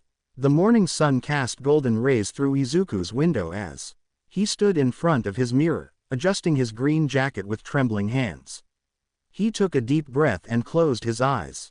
Today's the day. 10 gleaming rings rested around his forearms, each humming with ancient energy. They had been his secret, his gift, his burden, and now, they would be his weapon in the ultimate trial. After months of grueling training under All Might, countless hours mastering both the rings and One for All, this was the moment that would decide whether he could take the first step toward becoming a hero. Inko, he called out, grabbing his bag. His mother peeked from the kitchen, worry mixed with pride in her eyes. Be careful, sweetie. I will, I promise. He smiled reassuringly before running out the door. Each step toward UA felt like a step toward destiny. The UA gates towered above him like a fortress. Hundreds of students gathered near the entrance, each of them buzzing with excitement, nerves, or quiet determination. Izuku spotted some with wings, others with glowing skin, one with literal engines in his calves. And there he was, quirkless once, now standing among them, powered by 2 incredible legacies. The written portion passed in a blur. Izuku finished with confident precision. He'd studied everything UA might throw at him. But it was the practical portion where he'd shine, or fail. He stepped out onto the staging area with his assigned group. Concrete buildings dotted the landscape of the testing grounds, surrounded by walls with viewing platforms. Above them, Present Mike's voice boomed through the speakers. Heroes don't wait for the signal. You see a villain, you act. He shouted, pointing toward the gates. Ready, go. The gates burst open. Izuku dashed forward, drawing power from both the rings and the quirk inside him. One for all surged through his legs, boosting him faster than the rest of the pack. Within seconds, a robot, a two-pointer, lurched into view. Its metal joints hissed as it raised a saw-like arm. Izuku didn't flinch. With a flick of his left wrist, 3 rings detached and launched at the bot. They spun around it mid-air, then constricted like a metal python. With a shriek of stressed steel, the robot collapsed inward as its limbs crunched and twisted. 3 points. Another robot, this time a one-pointer, charged from the right. Izuku snapped 2 rings forward like bullets. They struck its torso, punching through the shell before circling back to his arm. 1 point. 2 3-pointers surged at him from either side. He leapt into the air using a small burst of one for all and aimed 5 rings ahead, shaping them into a spiraling wheel of energy. They hit one robot head-on, drilling into its core and exploding outward. Metal rained down. With a twist, he landed between the other bot's legs. His remaining rings wrapped around its ankles, compressed, and snapped. The robot toppled. Izuku vaulted off its falling body and sent the rings whipping back into place. 8 points total so far. He moved like a blur, dancing through the battlefield. He used his rings to bind and crush bots, swing between buildings, and launch precision blasts. At one point, he used a ring to trap a robot's saw arm and redirect it back into the bot's torso. More students caught on to his momentum. That green-haired guy is destroying everything. Someone muttered nearby. Another whispered, "Is that even a quirk?" Izuku ignored them, too focused to care. He moved with intention, striking fast, never lingering, calculating points with every move. The 10-minute mark hit. Students began to slow down, worn from the non-stop combat. Izuku, aided by his regenerative rings and honed stamina, kept pushing forward. That's when the ground shook. A deafening boom rolled across the battlefield. From the far end of the arena, the zero-pointer rose like a skyscraper given form. Dozens of students screamed and scattered, abandoning the fight. Its eyes blazed red as it stomped forward, shaking buildings with each step. "No points for fighting it." Present Mike shouted. "Run." Most students did. Izuku turned to leave, but then he heard it. A scream. "Help." He spun around to see a girl pinned under debris, her leg crushed by concrete. Her brown hair was tied in a round bun. Ochako Uraraka, if he remembered her name correctly. Panic clutched at her features as the shadow of the zero-pointer loomed closer. Izuku didn't think. The rings vibrated on his arms, sensing his urgency. He summoned all 10 rings into a single floating sphere before him, compact and glowing like a miniature sun. One for all flared in his legs and arms. He took off in a flash, green lightning crackling around him as he ran straight at the zero-pointer. The sphere in front of him spun rapidly, absorbing Kai and kinetic energy from the rings. He focused all of one for all into his legs and launched himself upward. Like a comet, he soared toward the zero-pointer's chest. Now, he thrust the charged sphere forward with both arms and let out a mighty roar. One for all surged through his muscles as he punched the sphere into the robot's chest cavity. Time seemed to freeze. The sphere flew inside. A heartbeat. Then, boom. The zero-pointer erupted from the inside out, explosions tearing through its metal frame. Shrapnel rained down as its head snapped backward and the massive machine collapsed in on itself. The crowd in the control tower went dead silent. On the battlefield, the 10 rings floated down gently, hovering around Izuku like orbiting stars. He stood amid the smoke, arm trembling, chest heaving. Did he just destroy the zero-pointer from the inside? One examiner whispered. Aizawa, sitting in the back corner, wrapped in a black scarf, leaned forward slightly. His eyes scanned the monitor that displayed Izuku's performance. "I want that one," he said in his monotone voice. "You sure?" the examiner beside him asked. "He didn't just rely on strength," Aizawa murmured. "He assessed the battlefield, he adapted, and he made saving someone his top priority. That's what we need. Put him in Class 1A. On the monitor, Izuku reached Ochako and gently used 2 rings to lift the debris off her leg. He didn't say a word, only nodded as the rings floated around her like feathers, wrapping her in a gentle cushion of energy. He lowered her to the ground safely. From the corner of the control room, All Might, skinny and smiling, watched the monitor like a proud father. His eyes shimmered. He beat my record, both in points and in resolve. He clenched his fist over his heart, feeling the pride swell. Young Midoriya, I always knew you were the right choice. But now, this just proves it. You're destined for greatness. Back on the field, a tiny old woman with a cane and a nurse's cap approached Izuku, a syringe-shaped cane in hand. You all right, dear? She asked cheerfully. Izuku recognized her instantly. Recovery girl, she chuckled. Always nice to meet fans. Let's see. Any injuries? Izuku shook his head. No, ma'am. Just tired. He gently lowered Ochako down as the rings floated away from her and returned to his arms. They latched into place with a low hum, hidden beneath his sleeves once more. Thank you, Ochako whispered, her cheeks pink. You saved my life. Izuku smiled shyly. Anyone would have done the same. But he knew not everyone would have. He gave a respectful bow to Recovery Girl and walked away as the rest of the students were escorted out of the testing grounds. As he walked back home alone under the setting sun, he thought to himself. Did I do enough? Did I pass? His rings pulsed gently in reply. Later that night, at home, Izuku sat on the balcony, still in his uniform, hair windswept, rings quietly pulsing with the last energy of the day. Inko knocked gently. You okay, honey? He nodded. Just thinking. The 0-pointer. All Might. Ochako. He looked up at the stars. I used everything I had. Inko hugged him from behind. Then I'm sure it was enough. He smiled, placing a hand on the rings. For now, all he could do was wait. The week after the entrance exam was supposed to be a time for rest. Izuku had pushed himself beyond his limits, harmonizing one for all and the 10 rings in a feat even All Might admitted surpassed expectations. He'd earned a break, but Izuku Midoriya didn't believe in wasted time. Each morning, he rose before sunrise, walked to the beach, and sat cross-legged in the sand. The tide rolled in and out. His breath matched the waves. The 10 rings floated around him in a gentle orbit, spinning slowly with a green and gold glow. He meditated, not just for peace, but for control. He wanted to hear the rings. Not just use them. He wanted to listen, to understand the power they held, the history they whispered, and the boundaries he could push.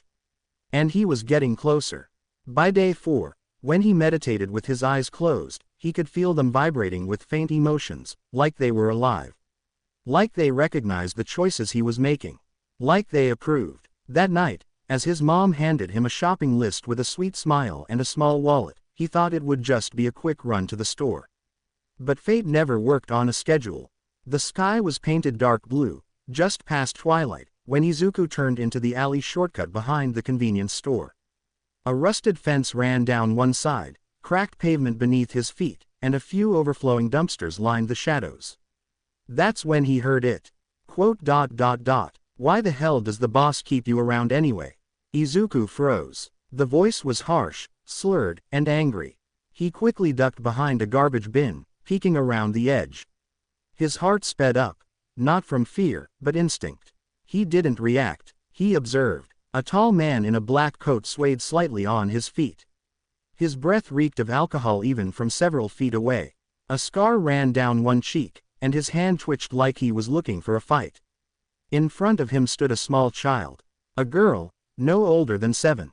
Snow-white hair, crimson eyes that glowed faintly even in the shadows.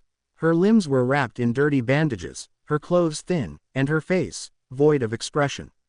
Except for fear, she didn't scream, didn't run, she just stood there. You're a burden, the man slurred, spitting on the ground. Boss only keeps you 'cause you're his damn project. But I see through it. You're just a mistake. You hear me? Izuku's blood ran cold. He was too far to intervene immediately. He needed more information. But then, the man raised his hand. Maybe if I teach you a lesson, you'll stop looking at me like that. The man's arm reeled back, fingers spread, ready to strike.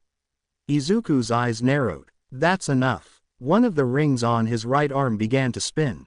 Slowly at first, then faster, like a blade revving to life. As the man's hand shot forward, Izuku launched the ring. It whistled through the air and slammed into the man's chest. The thug flew backward, twisting in the air before crashing against the wall with a heavy thud. His body slumped to the ground, unconscious. The ring circled once and returned to Izuku's arm, gently snapping back into place. Izuku stood up from behind the bin and stepped into the alley, calm but resolute. The little girl turned sharply, eyes wide with terror. She took a trembling step back. Hey, Izuku said softly, kneeling a short distance away to avoid scaring her more. Are you okay? The girl didn't answer. Her lips quivered, her bandaged hands curled tightly at her sides. Then she whispered, her voice cracking, why you need to run? The bad man, he'll come back. They always come back. When people try to help me, they disappear. Please, just go, he'll make you go away. Her breathing grew fast and shallow. She looked around wildly, hyperventilating, retreating into herself. Izuku recognized it instantly. A panic attack. He acted fast. He gently stepped closer and wrapped his arms around her in a soft, careful hug, not too tight, not restrictive, but grounding. I'm not going anywhere, he whispered. You're safe now. That man won't hurt you again. I promise. She flinched at first, but then, she froze. As if unsure what a hug even was. Izuku pulled back slowly, keeping his hands visible. Hold on, I have something for you. He walked over to his bag of groceries, pulled it open, and retrieved a small red treat wrapped in plastic, a candy apple.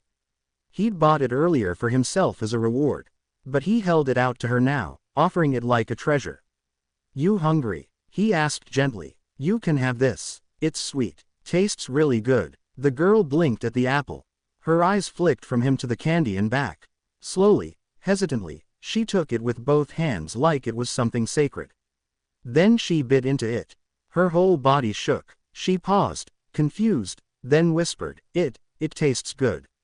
Her voice sounded like it was discovering what words meant. Izuku smiled softly. See, told you. She stared down at the half-eaten apple, eyes misting. Her lips twitched, but no smile came. She tried again. Her face scrunched slightly. Nothing. I think I forgot how to smile, she whispered. Izuku's breath caught. That simple, heart-wrenching sentence echoed in his chest like a sledgehammer. Forgot how to smile. He looked at her bandaged arms, her empty expression, and the flinch that still lingered in every movement. Who did this to you? A storm of rage swelled in his chest, but his face remained calm. She didn't need his anger. She needed peace. She needed someone to stay. He gently rubbed her back as she nibbled at the candy, still trying to make her face move the way it used to. A groan echoed behind them. The thug was waking up. Izuku stood and stepped between the girl and the alley's exit. His eyes narrowed, his face shadowed. The thug groaned again, pushing himself up. What the hell hit me? Before he could finish, Izuku raised his right hand. 5 rings launched in an instant. 1 hit the thug in the head, knocking him back down. 2 struck his gut, waking him back up with a scream. The last 2 slammed into his back, knocking the wind out of him and pinning him to the pavement. The man didn't get up again. Izuku lowered his hand, expression unreadable. Then he turned back to the girl and offered his hand. Come on, let's get you somewhere safe. She looked up at him with wide, red eyes, and took it. They walked in silence most of the way. The candy apple was gone by the time they reached a quieter part of town. Izuku didn't press her for answers. He could tell she wasn't ready. He didn't even ask her name. But as they approached a small side street near his home, the girl tugged on his sleeve. My name is Eri, she whispered. Izuku smiled. It's nice to meet you, Eri. I'm Izuku. She nodded slowly. Then, almost inaudibly, she said, Thank you, Izuku. That night, as he returned home, groceries intact and heart heavy, Izuku stared out the window of his room, the city lights glittering in the distance. The 10 rings hovered in the air before him, pulsing gently. I'm not strong enough yet, he said softly. But I will be. He looked at his reflection. I'll become strong enough to protect people like her. Izuku unlocked the front door with one hand, carefully holding the grocery bag in the other. Eri stood beside him silently, half hiding behind his leg. Her small fingers clutched the edge of his hoodie like it was her lifeline. The door creaked open. I'm home, Izuku called out. From the kitchen, Inko Midoriya responded brightly, Welcome back. Did you manage to find the rice flour? Her voice cut off the moment she saw them, her son, and the pale, bandaged little girl beside him. Inko's warm expression shifted to worry in an instant. She hurried over, apron still on, eyes flicking between Izuku and Eri. "Zuku, why do you have a child with you?" she asked, soft but firm. Izuku sighed. He gave Eri a small pat on the shoulder before stepping in front of her protectively. "It's a long story, Mom. Can we sit down? I'll explain everything." Inko nodded quickly, guiding them to the living room. She brought a towel and warm water without asking and immediately began carefully cleaning Eri's arms. The girl didn't resist. She sat perfectly still, almost too still, like she had trained herself not to flinch. Inko worked in silence, but her hands were shaking. She was being yelled at by some drunk in an alley. Izuku began, keeping his voice calm. "I stayed hidden to assess it first. When he tried to hit her, I stopped him." Inko froze mid-swipe. Her eyes widened slightly. She didn't scream. She didn't cry. She just stood there, like she was used to it. Izuku added, his fists tightening. "I hit the guy with a ring and knocked him out. Then I called the cops and waited to make sure she was okay before bringing her here." Eri sat quietly through it all, eyes downcast. Her tiny feet dangled over the couch. Inko resumed cleaning her, this time more gently. When she finished, she stood up and wiped her hands with a cloth, deep in thought. Then she looked at Izuku and asked in a whisper, "Did she say anything?" She said she forgot how to smile." The cloth dropped from Inko's hands. Her breath hitched. She knelt beside the girl again, brushing her snowy hair back gently. There was pain in her eyes now, motherly, aching pain that couldn't be hidden. Izuku cleared his throat. "Mom, I had to bring her home. I couldn't just leave her." "You did the right thing," Inko said quietly. She stood and walked away without another word. Eri blinked, confused. Moments later, Inko returned, holding a small piece of fabric in her hands. It was brightly colored and worn with age, a tiny All Might onesie. Izuku's eyes widened. "Wait, that's mine. From when I was little. I figured she could use something clean to wear," Inko said, kneeling again. Eri allowed herself to be dressed, still silent. Once the onesie was zipped up, she tugged gently at the fabric, staring at the smiling golden-haired hero emblazoned across the front. She tilted her head slightly and asked, "Is this the #1 hero?" "All Might." Izuku exhaled in relief. Yeah, that's him. She knows what heroes are," he thought. Thank God. If she hadn't, he cut the thought off, biting back a snarl. He didn't want to imagine what he would have done to that thug otherwise. But something still wasn't right. He turned to her gently. "Hey, Eri, back in the alley. When you said, 'The bad man will hurt us,' were you talking about that guy?" He pointed vaguely toward the door, referencing the thug. Eri's shoulders stiffened. She didn't answer. Izuku moved closer and knelt in front of her. "It's okay. You don't have to be scared. He's gone. He can't hurt you anymore." She began to tremble. Tears welled up in her red eyes as she looked up at him and whispered, "And no, not him. The real bad man. He'll find me. He'll take me back." Inko, standing behind the couch, tensed. "Who is he?" Izuku asked carefully. Eri bit her lip hard enough to make it bleed. Her body shook as she whispered one name. "Overhaul." Everything stopped. Inko gasped audibly. Izuku's face went pale. He knew the name. He'd seen it in incident reports and old criminal files during his research marathons. The head of the Shihasaikai. A cruel, methodical villain known for erasing those who got in his way, rumored to be experimenting on people with quirks. No one ever found enough to convict him. Eri looked like she was about to be sick. "He hurt me," she whispered. "He said I broke things. He said I wasn't useful. He kept trying things. When people tried to help me, they disappeared." Izuku felt his hands trembling. He gritted his teeth and held her close again, shielding her with his arms. "You're not going back," he said, voice low but firm. "I don't care who he is.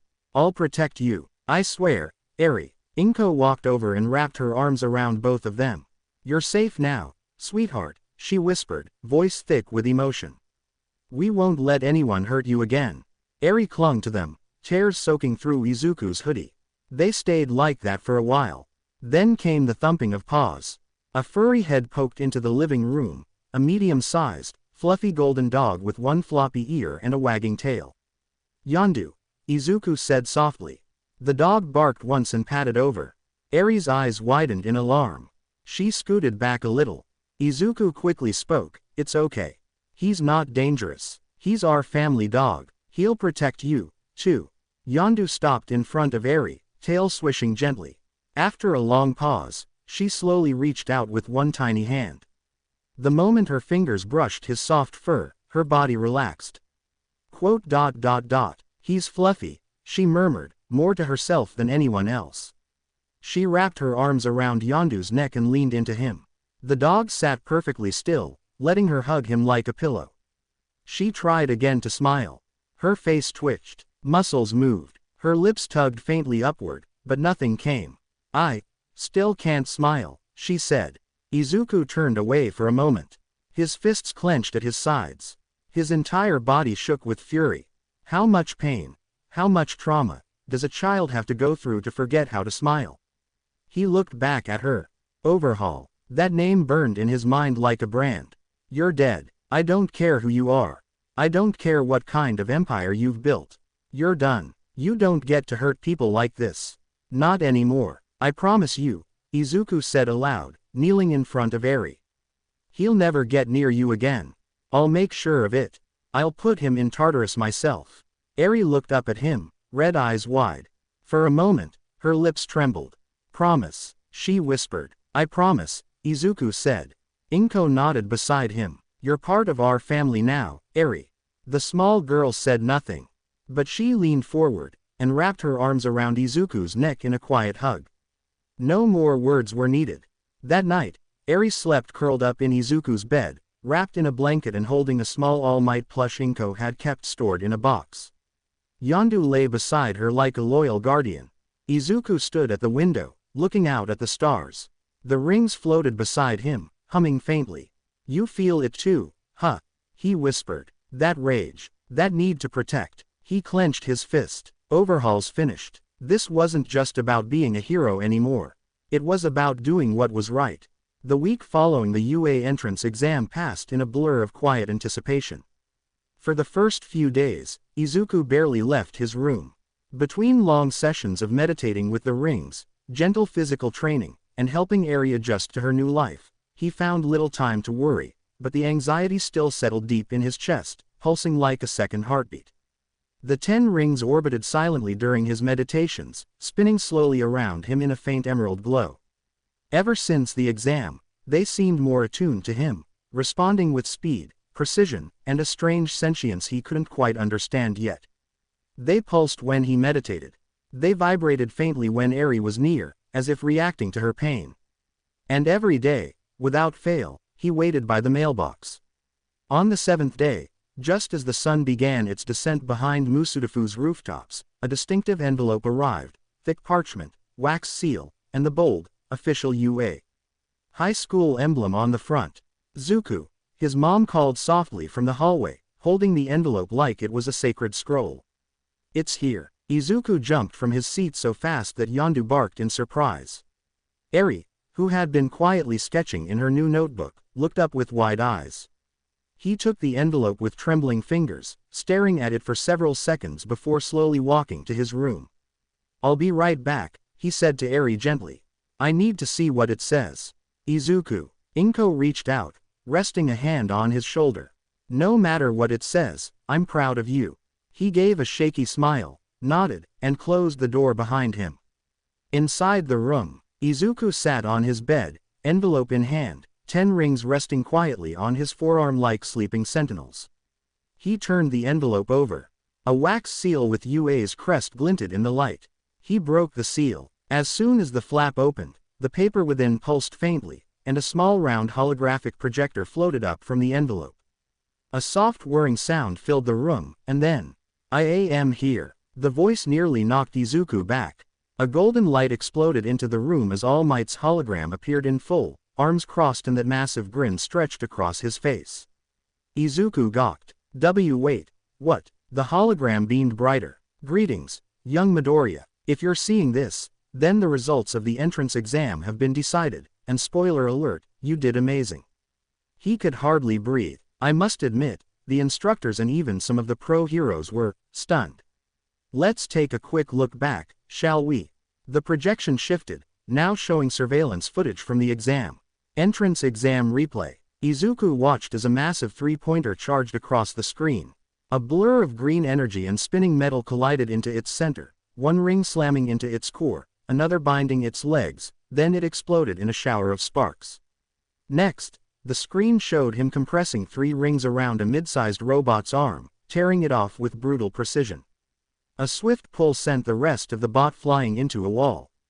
Then the climax. The zero-pointer towered over everyone, dust and smoke filling the battlefield. Ochako was trapped. No one moved, except him. Izuku on screen formed a glowing orb of rings, charged it with one for all, and hurled it like a comet into the zero-pointer's core. The massive robot exploded from the inside, pieces flying everywhere as the 10 rings scattered, then, with perfect grace, returned to him in formation like he was their center of gravity. The screen froze on that image.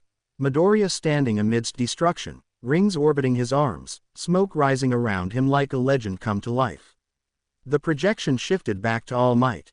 Let me tell you what made the difference, young man. It wasn't just your power. It was your heart. Izuku's throat tightened. You didn't hesitate to act. You saw someone in danger and you moved. That's the mark of a true hero. The proctors didn't just award you villain points, we also awarded rescue points. A new screen appeared. A scoreboard. Izuku Midoriya, villain points, 65. Rescue points, 70. Total score, 135. New record. Highest score in UA. Entrance exam history. His jaw dropped. A new record, All Might's voice echoed. Even higher than mine when I took the test. You've more than proven yourself. The hologram softened. All Might's tone became more personal.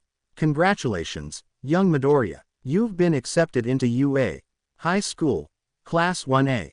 The hologram paused, then ended with a salute and a booming laugh. Plus Ultra. After the letter, Izuku sat on the bed for a long moment, unmoving. The rings floated slowly up around him, sensing the surge of emotion in his body. I got in, he whispered. Then louder. I got in. Yondu barked excitedly outside the door. Izuku burst out of his room, waving the letter and the results sheet in one hand. Mom, Eri, I got in. Inko gasped and threw her arms around him. I'm so proud of you, Izuku. I knew you'd make it. Eri looked up, confused. You got in. Izuku knelt and hugged her. I get to go to the school that trains heroes, Eri. I get to become a hero. Just like I always dreamed. Eri's eyes widened slightly. Like All Might, he smiled. Exactly. She hesitated, then whispered, then, can I be a hero one day too? Izuku felt his heart catch. You already are, Eri. Just surviving what you did, that makes you the bravest person I know. Inko wiped away tears, trying to remain composed, but her voice cracked. I can't believe it. My baby's going to UA. Izuku stood, tears in his own eyes. We're one step closer. Eri looked down at her bandaged arms, then slowly to Izuku's glowing rings. Do you think the rings like me too? He smiled. They like good people, so yeah, I think they like you a lot. Yondu barked again, wagging his tail furiously. Eri giggled. Just a little. Later that night, Izuku sat on the roof of the apartment, the city lights twinkling in the distance. The rings floated beside him in silent orbit. A cool breeze ruffled his hair. He looked up at the stars. All Might, thank you. For trusting me, for giving me this chance. He remembered Eri's words. I think I forgot how to smile. He clenched his fist. Overhaul, you're out there. And I don't care how long it takes or how strong you are, I'm going to stop you. The rings pulsed once in agreement. I'm going to protect her. I'm going to protect everyone I can. Just like a hero should. It was a warm, early morning at UA. High School. Class 1A sat in the changing room, the tension palpable as they slipped into their gym uniforms. The murmurs among the students were mostly the same. Anxiety, excitement, and anticipation of what the #1 hero school had in store for them. Izuku Midoriya sat on a bench, quietly tightening the black bands that housed the 10 rings around his forearms.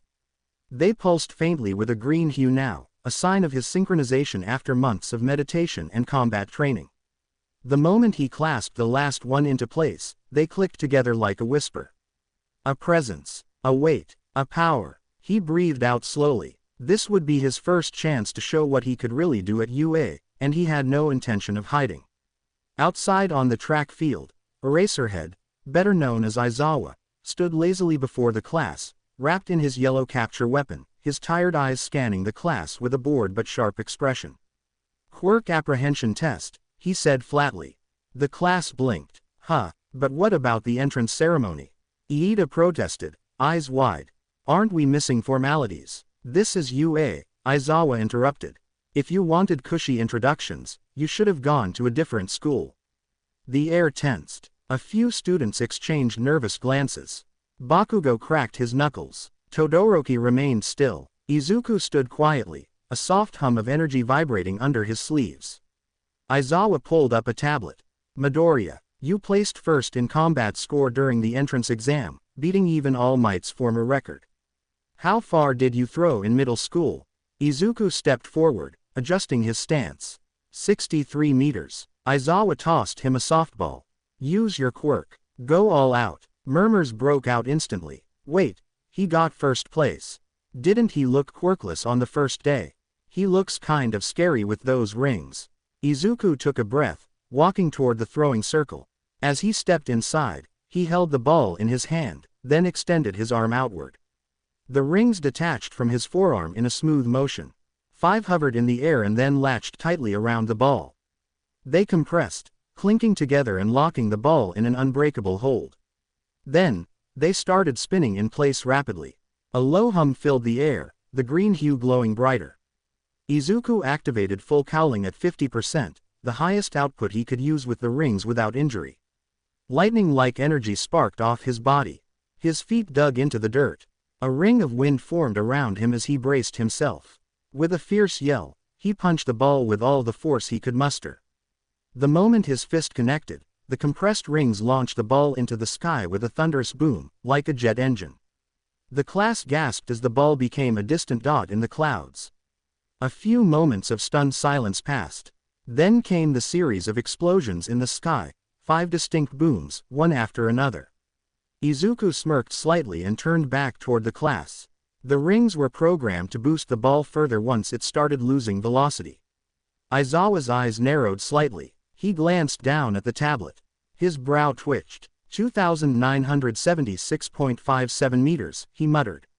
"This is how a hero uses their quirk to its full potential." The class erupted in murmurs again, half in awe, half in disbelief. Before Aizawa could say anything more, the calm was broken by a faint clang in the distance. The class turned to look behind Izuku. One of the rings was slowly floating back toward him. Another clang. Then another. He smiled sheepishly. "Yeah, I kinda have to wait for them to come back." A few students chuckled. Even Aizawa's mouth twitched slightly in amusement. When the final ring came whizzing back, it smacked Izuku on the back mid-jump during the long jump portion of the test. The ring's momentum sent him flying past the sandpit, where he landed face first on the track several meters beyond the mark. He lifted his head, dazed but unharmed, muttering into the dirt. "Totally meant to do that." The class laughed harder this time, even Bakugo cracking a sharp grin before scowling again. The rest of the test progressed smoothly. Izuku used his rings to disassemble and reassemble obstacles during the side shuffle. He enhanced his grip strength by using 2 rings to boost tension. During the sprint, he surfed on a pair of spinning rings like twin hoverboards. But not everything was serious. At one point, Kaminari and Shiro got their shoelaces tied together during the side-step drill. Toru Hagakure tripped and accidentally spooked Ojiro into doing a backflip. Shoji, ever serious, simply caught Tokiyami mid-run after the latter's cape got stuck in a fence. Meanwhile, Aizawa made notes without visible expression. Eventually, the tests ended. The class was panting, exhausted, and standing in a loose half-circle around Aizawa. "One of you is expelled," he said flatly. Everyone froze. "What?" Mina's jaw dropped. Sato nearly fainted. Iida gasped. Mineta screamed. This isn't fair. I was trying my best. I said. Aizawa repeated. One of you. Not everyone. You're not all useless. But some of you are more of a risk than an asset. He lifted the tablet and turned it around. Minoru Mineta. Dead last. Aizawa stared blankly. You didn't just come in last. You actively distracted your classmates during their turns. You were caught staring up girls' skirts twice. You interfered with Ishido's test during the seated toe touch. And you failed 3 of 8 categories. Mineta tried to protest, but Aizawa's glare silenced him. Pack your things. The class stood in shocked silence as Mineta slowly walked away. Some felt guilty, others relieved. I was joking about expulsion, Aizawa muttered as Mineta passed him. Except for him. Later that day, in a dark underground compound far from UA, a man in a black suit with white gloves threw a table across the room in a fit of rage. Vials of red liquid shattered on impact. The lights flickered. I'm going to find out who took her, the man snarled, adjusting his plague doctor mask. Eri belongs to me. Overhaul paced the room like a cornered predator. The serum isn't ready. The quirk erasing bullets need her. I'll find whoever stole her. And I'll erase them from existence. Quirk or no quirk. He slammed his fist down on the console, breathing heavily. Behind him, a tray of prototype bullets glimmered ominously in the dim light. Back at home, Izuku flopped down on the couch, exhausted but happy. Yondu, his loyal dog, nuzzled up beside him. Eri, now cleaned up, wearing a slightly oversized All Might onesie, sat quietly on the other couch, eyes watching the ceiling fan spin. Inko brought them both tea, setting it down with a proud but concerned smile. You did amazing, Izuku. You really showed them today. Izuku smiled gently. Thanks, Mom. Eri blinked, still quiet. Izuku turned to her and offered a piece of mochi. She took it, staring at it before taking a small bite. No smile, not yet, but a soft, thank you, left her lips. That was enough. The next morning at UA, Class 1A sat in their desks, still buzzing with energy from the quirk assessment the day before. Just as students began to speculate what today's lesson might be, the massive doors slid open, and in walked none other than the symbol of peace. All Might, Kaminari gasped. I'm walking through the door like a normal person. All Might declared dramatically, hands on hips, his cape somehow flapping in an unseen breeze despite the indoor setting. The class cheered. Today's lesson will be battle trial. Gasps echoed throughout the room. All Might explained the rules. A 2-on-2 indoor battle simulating a villain versus hero confrontation. One team would protect a nuclear bomb, the other would infiltrate and neutralize them. Costumes were retrieved and worn. As Izuku zipped up into his green battle suit, updated with reinforced sleeves for the rings and armor plating, he couldn't help but feel a mix of nerves and excitement. This would be his first true battle under the UA banner. Team matchup. Team A, Heroes Izuku Midoriya and Ochako Uraraka. Team D, Villains Katsuki Bakugo and Tenya Iida. All Might's voice thundered through the arena speakers. Begin. The instant the signal rang, Bakugo sprinted off, explosive palms flashing. Izuku turned to Ochako. You go for the bomb. I'll handle Bakugo. You sure? She asked, concerned. Izuku nodded. Yeah, trust me. Battle in the hall. Bakugo roared around the corner like a fired bullet. Deku. Izuku launched 2 rings forward as they spun midair, catching Bakugo's gauntlet as he threw an explosion, redirecting it down the hall away from himself. The hallway burst with smoke. Izuku leapt through it, another ring circling him like a shield as he met Bakugo midair. The two clashed violently, fists, explosions, and spinning rings striking against each other in rapid succession. You think you're better than me because of those toys? Bakugo shouted. Izuku's voice was calm, almost cold. No, I think I'm better because I think. He twisted his body, sending 3 rings behind Bakugo and 1 under him. They locked midair into a square formation and suddenly contracted, slamming into Bakugo's back and knocking the wind out of him. Gah! Bakugo went flying into the wall, cracking the fake concrete. Meanwhile, Ochako used her gravity to sneak around Iida, who was role-playing the villain far too seriously. She tagged the bomb. Hero team wins. Later in the locker room, Bakugo seethed in silence. Iida patted his shoulder. You fought well, Bakugo.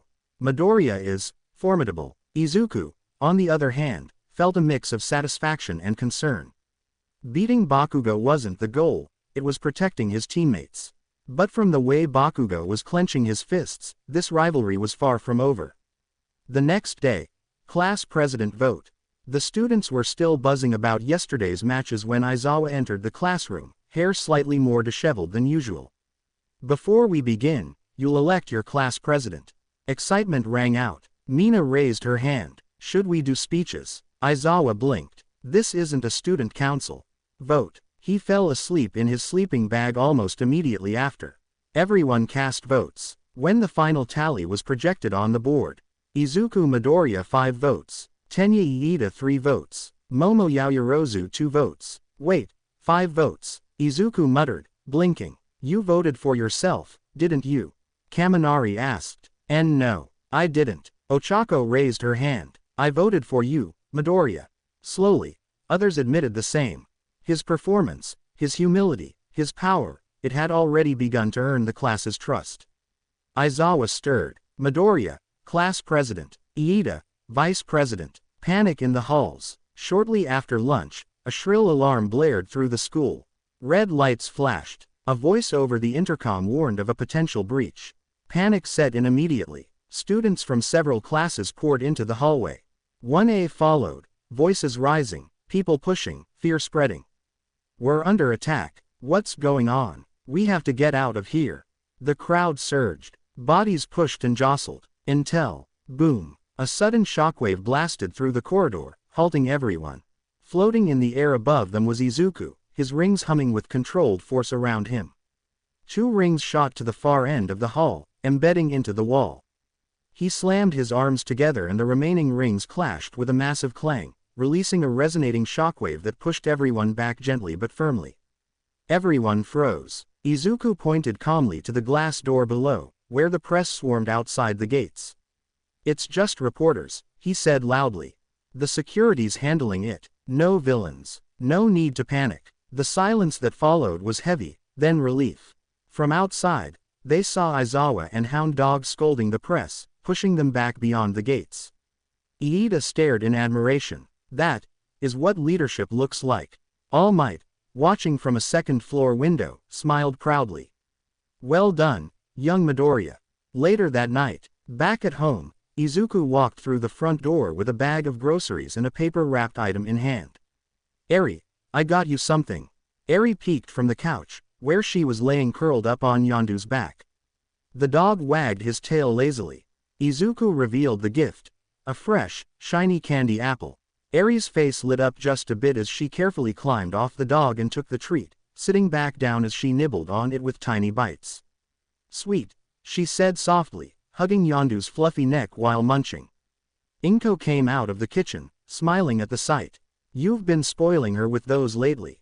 Izuku shrugged, grinning. She deserves it. Dinner passed calmly. Homemade katsudon. Eri, while still not very vocal, tried everything on her plate. Afterward, Inko cleaned the dishes while Izuku helped Eri into her pajamas. The little girl clutched his sleeve as he led her to her bed, a new one, sized just for her, placed beside Izuku's own. She still struggled to sleep alone. Izuku tucked her in, brushing her hair from her eyes. Sleep tight, Eri. She pulled Yondu closer and whispered, don't go too far. I won't, Izuku said softly. She slowly drifted off, hand clinging to Yondu's fur. The dog let out a soft, sleepy woof and curled up beside her protectively. Izuku sat on his bed in the dark, listening to her breathing, his mind full of thoughts. Villains like Overhaul were still out there. But so was he, and he had Eri to protect now. A mother who supported him. Friends and classmates who trusted him. Power, responsibility, destiny. He looked at the rings gently orbiting his arm and thought to himself. What comes next? I'll face it head on. The low hum of morning traffic filled the streets of Musudafu as sunlight streamed through the glass panels of UA. Hi. Inside the faculty wing, All Might sat behind a desk in his skeletal form, reviewing surveillance footage of Izuku's training from the previous day. His gaunt expression was etched with worry. Spinning through the air, 5 green glowing rings weaved around a floating object, only for it to be launched hundreds of meters with devastating precision. All Might leaned back in his chair. The power's evolving, but is he keeping up with it? A knock interrupted his thoughts. "Come in," he said. Izuku stepped inside, clutching a notebook. "You wanted to talk, All Might." All Might gave a small nod and gestured for him to sit. "I've been reviewing how you've been integrating the rings into your use of One for All." Izuku perked up. "Ah. Yeah, I've been trying to figure out how to combine them more. They're kind of like an extension of me now, and I've been syncing them with 50% full cowl." All Might raised a hand. "That's precisely what concerns me." Izuku blinked. Huh, All Might sighed. "Those rings are powerful, Midoriya. Far more than we initially thought. They're not just tools. They're amplifiers, reactors, and possibly conduits of something even more ancient. We don't fully understand them. Not even your mother knows where they came from." "I know," Izuku admitted, his voice quiet. "I trust you, I truly do, but I need you to promise me something." Izuku sat straighter. "Anything. Promise me that no matter how strong you get, no matter how much those rings offer you, you'll stay true to the heart of a hero. That you'll never lose yourself chasing strength." There was silence between them. Then, without hesitation, Izuku said, "I promise, I won't let them change who I am. I'll use them to protect people. To help people, especially those like Eri, who never had someone to stand up for them before." All Might smiled faintly. "That's all I needed to hear." The classroom. "All right," Aizawa said the next morning, eyes bloodshot as usual. "Tomorrow's exercise will be at an off-campus facility, the USJ." "USJ," someone whispered. Uraraka grinned. "Unforeseen simulation joint. Sounds fancy. You'll be simulating rescue scenarios," Aizawa continued. "So make a choice. Wear your hero costume or, if yours is damaged or ill-suited for the setting, wear your uniform. I expect readiness and professionalism." The class nodded. Izuku jotted notes down quietly, mind already running through combinations of full cowl and the rings. "If I can spin the rings to create rotational force and use full cowl to direct it, maybe I can generate propulsion in the air without rebound damage." He looked at his hand, flexing it slowly. The green crackle of One for All shimmered faintly as one ring hummed to life and orbited his wrist. So much potential, but still so much he didn't understand. That evening, back at home, the warm smell of miso soup drifted through the apartment as Izuku sat at the kotatsu with Eri, helping her with her coloring book. Yondu lay beside them, snoozing gently, a blanket half draped over him by Eri's small hands. "Look," she said softly, showing Izuku a page she'd finished. The coloring was careful, if a bit shaky. "That's amazing, Eri," Izuku said with a grin, ruffling her hair. "You're getting better every day." She beamed faintly and returned to her drawing, clutching her favorite red crayon. Later, Izuku took Yondu for a walk under the starlit sky. As he jogged alongside the big dog, his thoughts turned darker. People like Overhaul shouldn't be allowed to exist. No one deserves what Eri went through. As his mind churned, one of the rings orbiting his arm pulsed. He paused. The green glow flickered, just for a second, into a soft blue. Izuku blinked, staring at it. Then it was green again. Was that a glitch, or something else? Before he could ponder it further, his eyes caught something out of the corner of his vision, TVs in an electronics store window. He stopped in front of them, Yondu sitting at his side. On the screen, a news anchor was speaking. "Police report says that the convict known only as Razor was broken out of Musudafu Detention Center last night. Security footage confirms the presence of an unknown individual wearing a plague mask, presumed to be quirk-enhanced. Authorities are warning civilians to remain alert and avoid areas under investigation." The screen shifted to a CCTV image. Razor, the thug Izuku had knocked out when he rescued Eri. Izuku's hands clenched. He was rescued. Who the hell? Then, the screen cut to a grainy video feed. Inside a dim warehouse, a man with a plague mask stood silently, blood dripping from his gloves. Behind him was a twisted, barely recognizable torso, missing arms, writhing in agony. Overhaul. And Razor, the thug, now only half a man. Please. I was drunk. I didn't even see who took her.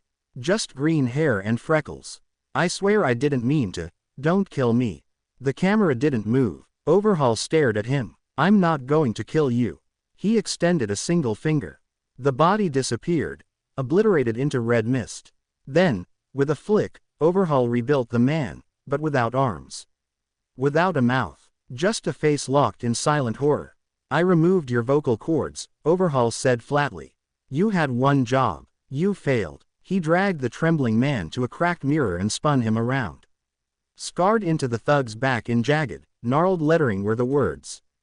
Garbage. Useless. Pathetic. Disgusting. Take him, Overhaul said coldly. Another plague-masked underling appeared and bowed. Break him. Near death, not beyond. Then dump him somewhere fitting. The screen faded to black. Izuku's blood felt like it turned to ice. He knows I exist. His fists clenched at his sides, and the rings around his arms spun, resonating slightly. If he comes for Eri. He didn't finish the thought. He didn't need to. The sun was only just beginning to rise when Izuku Midoriya stood outside on his balcony, speaking quietly into his phone.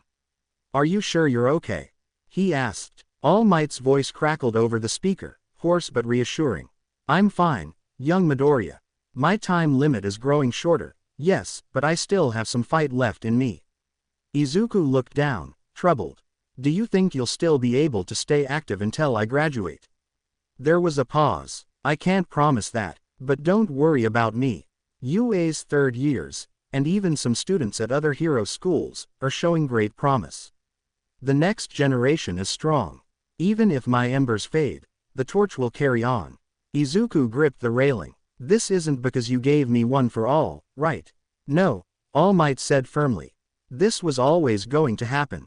My body just can't take the strain anymore. You'll understand one day. I'll see you at the USJ. The call ended, and Izuku slid the phone into his pocket, staring out over the horizon. Class 1A buzzed with anticipation. Izuku joined the chatter as they prepared for the rescue training. The USJ, huh? Kaminari said. I wonder what kind of stuff they've got there. Don't forget your hero costumes, Iida reminded them, hands karate chopping the air. Unless they're damaged or not suited for the location. Izuku nodded, picking up his costume case. He'd checked it the night before, ready and reinforced. His eyes drifted briefly to his rings. They spun gently, glowing faintly green. Soon, Aizawa arrived. Time to move. Head to the main entrance. Buses are waiting. As they boarded the bus, the chatter picked up again.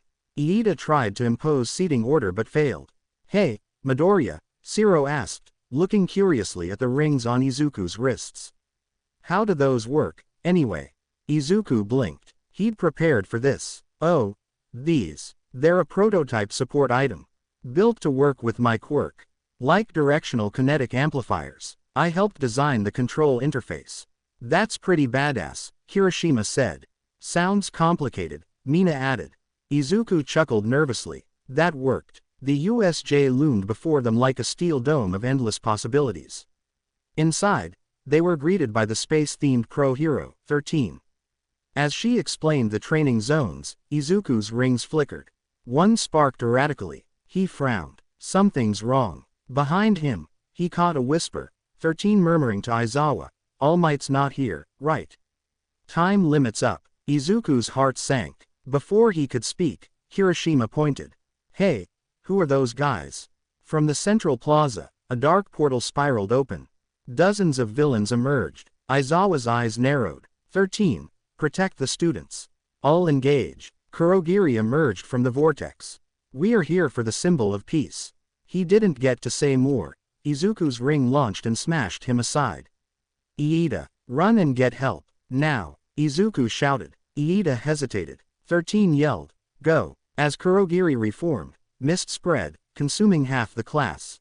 Izuku felt gravity disappear. He was falling. Splash. He hit cold water but spun a ring out, latching onto a nearby boat.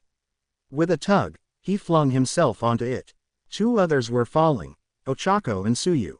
He fired 2 rings, catching them midair and pulling them in. You okay? Yeah, Tsuyu replied. Thank you. They were surrounded. Villains in the water closed in. Izuku looked to the girls. I have a plan. Uraraka. Make me an Asui float. Get ready to grab us.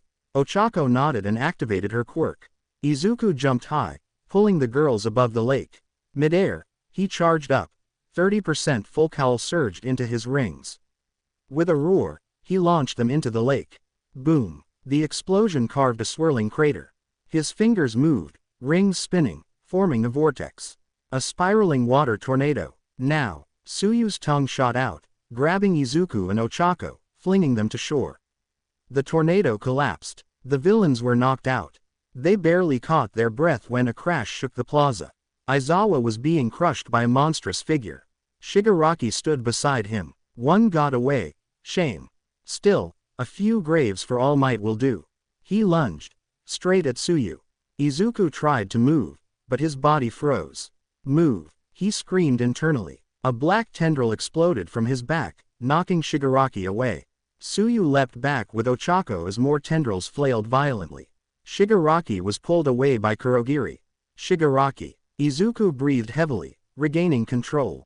So your name's Shigaraki. I'll make sure you're locked up. Nomu. Kill that brat. The Nomu released Aizawa and charged. Izuku dodged, launching a one-for-all-powered punch. Wham! The Nomu stumbled but didn't fall. Another black tendril saved Izuku just before impact. Shock absorption, Izuku muttered. Not nullification. He charged. 55% full cowl. Rings spun. With a crack, he slammed the Nomu into the wall, breaking its arms. Then it regenerated. Shigaraki laughed. Multiple quirks. Regeneration, strength, shock absorption. He's stronger than All Might. Izuku's smirk made Shigaraki falter. Why are you smiling? Because I don't need to beat him, just stall. Izuku's rings rose, spinning wildly. He pummeled the Nomu in an endless barrage. Kurogiri, open a portal behind him. Izuku, distracted, didn't notice. A hand reached for his neck. Too fast. Can't move. Another tendril shot out and snapped Shigaraki's wrist. Shigaraki reeled back, howling. Then, crack. Izuku was hit, ribs shattered, lung punctured. He collapsed. Nomu approached for the finishing blow. Boom. The doors burst open. All Might stood there, not smiling, fuming. He blurred forward, slamming the Nomu away and grabbing Izuku. You did well, young Midoriya. I'm sorry I wasn't here sooner. Izuku gripped his wrist. Give me your arms. All Might obeyed. The rings floated off Izuku and latched onto All Might's arms. They'll help stabilize you. You won't burn through your time limit. Go all out. All Might's expression softened. You've become a true hero. Rest now. Then, he turned. Now then, you face me. The battle shook the USJ. Blow after blow, All Might pushed the Nomu to its limits. Finally, with a roar, he sent it flying into the stratosphere. Shigaraki and Kurogiri, wounded, escaped. Other heroes and medics arrived. Izuku was rushed to the UA medical wing. But even as he drifted to sleep, one thought burned in his mind. This is only the beginning. The sterile scent of antiseptic lingered in the UA infirmary as Izuku Midoriya stirred, groaning softly from the pain radiating through his ribs. Bandaged heavily and connected to monitors, he blinked through the haze until Recovery Girl stood over him with a stern frown and her arms crossed. You're lucky, young man, she scolded, sighing. If All Might hadn't shown up when he did, you would have punctured a lung, or worse, had those broken ribs pierce your heart. Izuku scratched his head sheepishly, wincing at the movement. I might have gone a bit far. A bit, she huffed. You practically rewrote the book on overdoing it. Again. The door burst open suddenly, and All Might, still in his buff form, stepped inside, looking uncharacteristically serious. Young Midoriya, I need to speak with you. Something peculiar happened during the battle. Recovery Girl raised an eyebrow as the symbol of peace continued. When you gave me the rings before the fight, I felt something shift. Like, my skinny form vanished. I haven't been able to change back since. Recovery Girl's mouth fell open. Get on the bed, now. I'm running a full panel in MRI. Within minutes, scans and diagnostics lit up the screens, and Recovery Girl gasped. Impossible. These rings, Izuku, they're healing his organs. They're stopping the deterioration one for all causes to his body. Not reversing it, but halting it. Like a dam. Izuku blinked, stunned. That shouldn't be possible. They came from someone named Shang-Chi. They're ancient. I don't even know what they're made of. Recovery Girl adjusted her glasses and muttered, whatever they're made of, they're not from Earth. The MRI couldn't even scan them. All Might looked down at the rings on his hands in awe. My time limit. It's still at 3 hours. But if this continues, I could last a little longer. Izuku nodded, determined. Then keep them. For 2 weeks. Let them heal you. We need you to last. All Might hesitated, but Recovery Girl backed the decision. Midoriya's right. Give it 2 weeks. Then we reassess. UA closed its doors for a few days, allowing the trauma of the USJ attack to settle. When classes resumed, a still bandaged Aizawa stood at the front of Class 1A with a full-body cast and an indifferent expression. In 2 weeks, we'll be holding the UA Sports Festival. Prepare yourselves, he said flatly. Also, you're getting a new classmate. Whispers broke out. She's filling the spot left open after I expelled that grape-haired pervert. No one protested. The room was silent. A girl stepped in and bowed deeply. I am Yui Kodai. I transferred from Class 1B. I'll prove I deserve to be here. She took her seat, quiet and composed. After class, the door to 1A slid open to reveal a sea of students from other classes crowding the hallway. So this is 1A. The class that got attacked by villains, someone sneered. Looks like a bunch of egoists, another muttered. A purple-haired boy stepped forward. Name's Hitoshi Shinso. I didn't make it into the hero course, but I will. Maybe I'll take your spot, he said, eyeing Yui coldly. Izuku stepped between them, calm but firm. If you mess with one of us, you mess with all of us. The rest of 1A stepped forward in unity, glaring defensively. Izuku offered his hand. Class 1B got an opening. Prove yourself and you'll be a hero too. Don't tear others down to climb up. Shinso scoffed but turned and walked away. The tension broke, and the students dispersed. Later, Izuku contacted All Might. They met in his office, both heavy with thoughts. All Might. The Nomu. It had multiple quirks. Like more than one. All Might's face darkened. That confirms a terrifying suspicion. Let me tell you a story. About the origin of One for All. And its opposite, All for One. As the tale unraveled, Izuku sat silently, absorbing the terrible truth. The villain he had faced wasn't just a madman, it was a symptom of something far older and more powerful. The tendrils. Izuku finally asked. What were they? All Might shook his head. I don't know, but I believe they are a manifestation of One for All. You need to train it. Control it. Izuku bowed. I will. I won't let you, or anyone, down. As All Might nodded and dismissed him, Izuku walked through the halls of UA, quiet but resolved. He had seen the depths of villainy. He had felt the weight of a legacy far bigger than himself. But he had also seen unity, hope, and the beginnings of something new inside him. The tendrils, the rings, the power of One for All, they were all his now. He just had to master them. The castle ruins sat silent under a gray sky, ancient stone swallowed slowly by time and nature. Izuku Midoriya stood at the edge of the clearing, eyes narrowed as wind rippled through his green training hoodie. Moss and grass crawled over the broken remnants of walls and towers, crumbling battlements that once might have protected something important. Now, they sheltered only memory and purpose. Yondu, the loyal creature that had become part of Izuku's strange new family, walked beside him. He sniffed the air, ears perked and alert, before circling and laying down under a stone arch half consumed by ivy. Izuku stepped forward slowly, placing his pack down beside the flat stone he chose for his meditation. He took a seat, crossing his legs, spine straight, eyes closed. He took a deep breath. I need to go back, to that place. Vestige world, silence, and then weightlessness. His senses drifted into void, his body fading. Izuku opened his eyes, or at least he thought he did, only to see nothing but shadows, and that now familiar glowing mist. Tendrils of green and gold danced across the darkness like auroras trapped in a dream. He floated again, suspended. Just like the first time. He couldn't move, couldn't speak. Then, a shape appeared. Bright, confident, pulsing with energy like a raging storm held barely in check. Yo, you made it back, kid. The voice cracked like thunder and laughed like rolling drums. A man materialized from the fog, muscular, mohawked, arms crossed. Banjo, the fifth user of One for All. Don't try to speak yet, Banjo said, seeing Izuku twitch. You're still tethered too tight to the physical world. That'll change with training. Izuku wanted to nod, couldn't. Banjo floated closer. That thing you pulled out at the USJ. The black tendrils. That was my quirk. Black Whip. The fog pulsed as images formed around them. Izuku, thrashing inside the USJ, black cords lashing in every direction, wild and uncontrolled.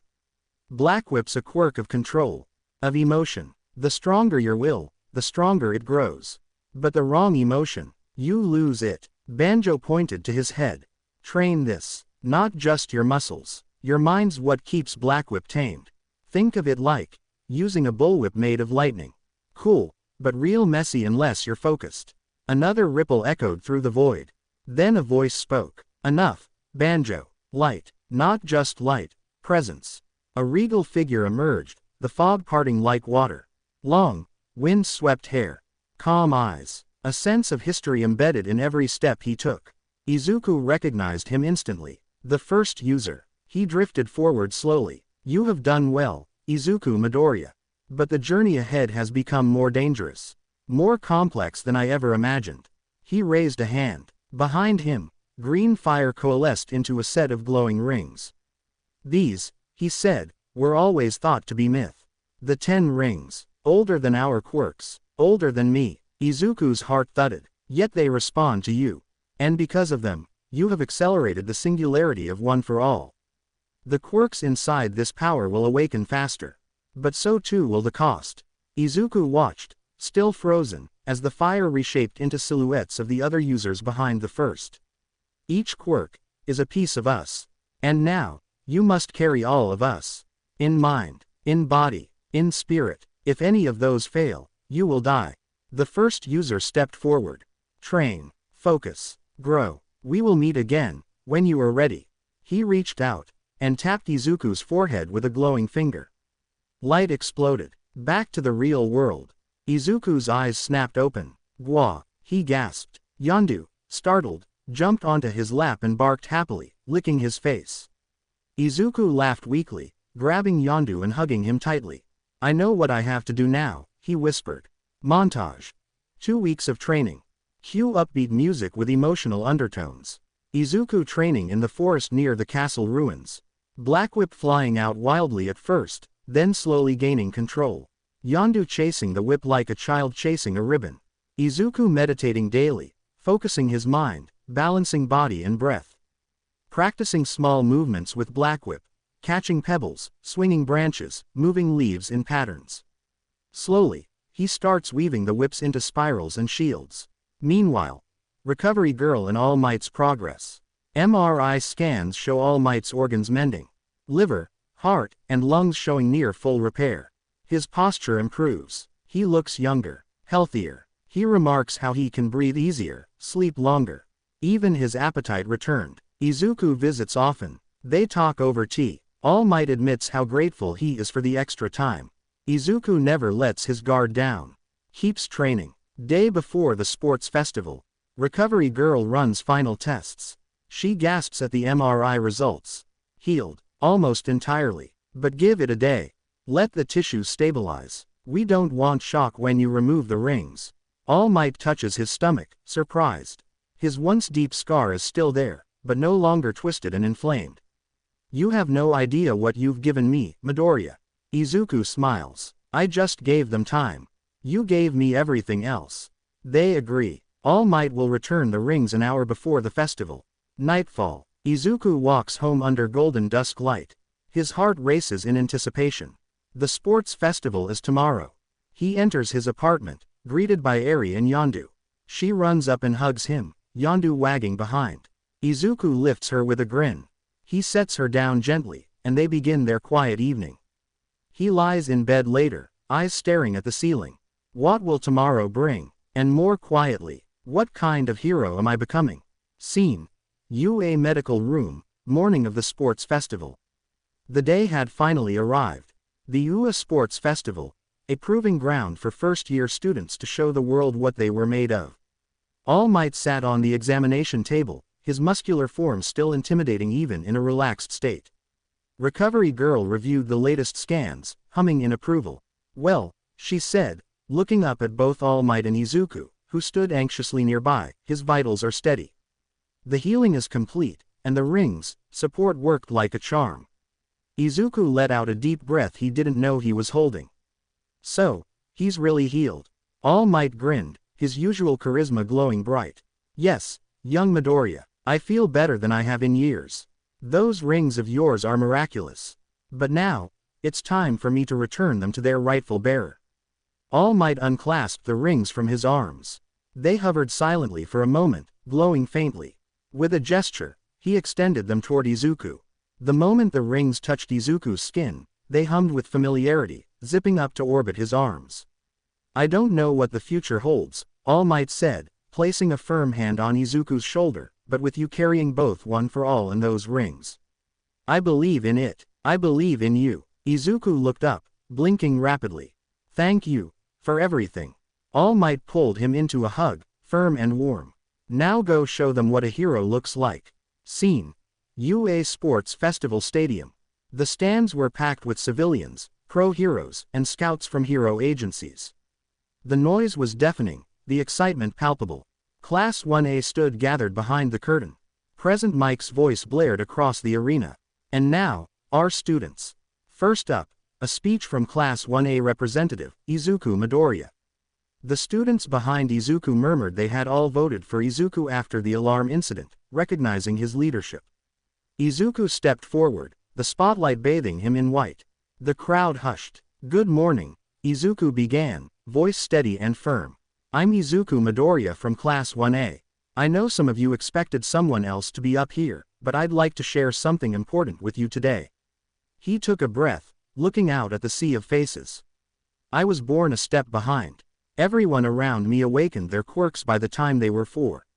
But me, mine didn't show up. I was told I was quirkless. I was told I could never be a hero. But I didn't give up. I trained, I studied, I bled and sweat and cried to catch up. And at 13, my quirk finally awakened. I kept working to stand on the same step as everyone else. The crowd quieted further, hanging on his words. I know there are students here today who feel overlooked, ignored. You were told you couldn't make it into the hero course.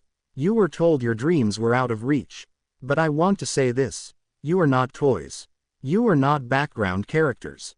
You are challengers. You matter. He looked down briefly, then back up with fire in his eyes. I will give it everything I have today. Not to prove I'm better, but to show that anyone can rise above what the world expects of them. We will all go beyond. Plus ultra. The stadium exploded in cheers. Scene: obstacle course start line. All right, everyone, President Mike announced. First round. The obstacle course. Students gathered at the starting line. Izuku cracked his neck and arms. The rings glowed around him, gently humming. He could feel them pulsing with energy. He wouldn't reveal Black Whip yet. Too early. Too dangerous. The starting cannon boomed. Izuku surged forward, activating full cowling at 15% instantly. The rings accelerated around him, forming propulsion arcs behind his elbows. As he sprinted ahead, he fired 2 rings forward, embedding them into a wall before swinging himself around the first tight corner. Damn, Midoriya's fast, Kirishima shouted. He's using those rings like Spider-Man. Kaminari added. The first challenge came into view, the giant robots from the entrance exam. They lumbered forward, crashing through debris. Izuku launched a ring at one of their heads, using it as a footstool midair. Another ring propelled him diagonally through the air like a pinball. He flew between 2 robots, landing ahead of everyone. Behind him, Todoroki froze the ground while Bakugo blew his way through, but Izuku was already tackling the next challenge, the pitfall ravine. Without hesitation, Izuku threw a ring to the other side. It clamped onto the ground like a grappling hook. Using a combination of full cowling and propulsion, he flung himself across the gap in one soaring leap. He landed, rolling expertly, and sprinted forward. The final challenge. The minefield. Careful, Midoriya, he muttered to himself. Gotta be smart. He bent low, using the rings to gently hover above the mines. Rather than stepping, he glided. As he passed, He threw rings backward to explode some mines behind him, creating dust cover. Todoroki and Bakugo were catching up. "No you don't," Izuku muttered. He pulled all 10 rings close, spun them around himself in a vortex, and released them all outward like a shockwave. The resulting burst of force sent him flying ahead while the others stumbled behind from the blast. He sailed over the final stretch, his rings orbiting in tight synchronization. One final burst of energy rocketed him past the finish line. Present Mike nearly dropped his mic. And the winner, by miles and miles, is Izuku Midoriya. The crowd roared. Izuku panted, arms on his knees, rings gently orbiting again. He turned to look back at the track. The others were just now getting through the minefield. He smiled. Today, he didn't just catch up. He led. The crowd thundered with excitement as the obstacle course concluded. Izuku Midoriya stood tall atop the winner's platform, his green eyes shimmering with determination. His body hummed with the combined power of One for All and the 10 mysterious rings that now floated back into place on his arms. With a single breath, he calmed his body. He couldn't celebrate yet. The real test was just beginning. Midnight's voice echoed through the arena. "Congratulations to the top 42 contestants. Now we move to the second round, the cavalry battle." The students stood on edge. "But this isn't any ordinary cavalry battle," Midnight purred. "Each of you has been assigned a point value based on your placement in the obstacle course. And our number 1 spot." A massive screen blinked to life, showing Izuku Midoriya at the top. 10 million points. The stadium roared. Izuku exhaled slowly. "Of course," he muttered. Bakugo gritted his teeth. "GCH. That damn nerd just made himself a target." Iida looked at Izuku with quiet worry. Todoroki narrowed his gaze. "You just painted a target the size of Kamino Ward on your back," Todoroki thought. Midnight gave the students 15 minutes to form teams. Instantly, the crowd erupted into chaotic energy. Izuku took a deep breath and looked around. He needed smart, balanced allies. Before he even asked, Uraraka walked up with a smile. "You know I'm in. You gave that speech, so now you gotta win."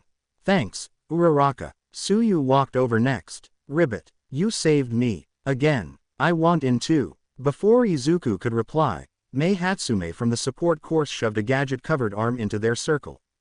"Hiya, I saw you in the first event. You're incredible. Let me use you as a billboard for my babies." Izuku blinked. Great. I'll make you fly. Just keep us from dying."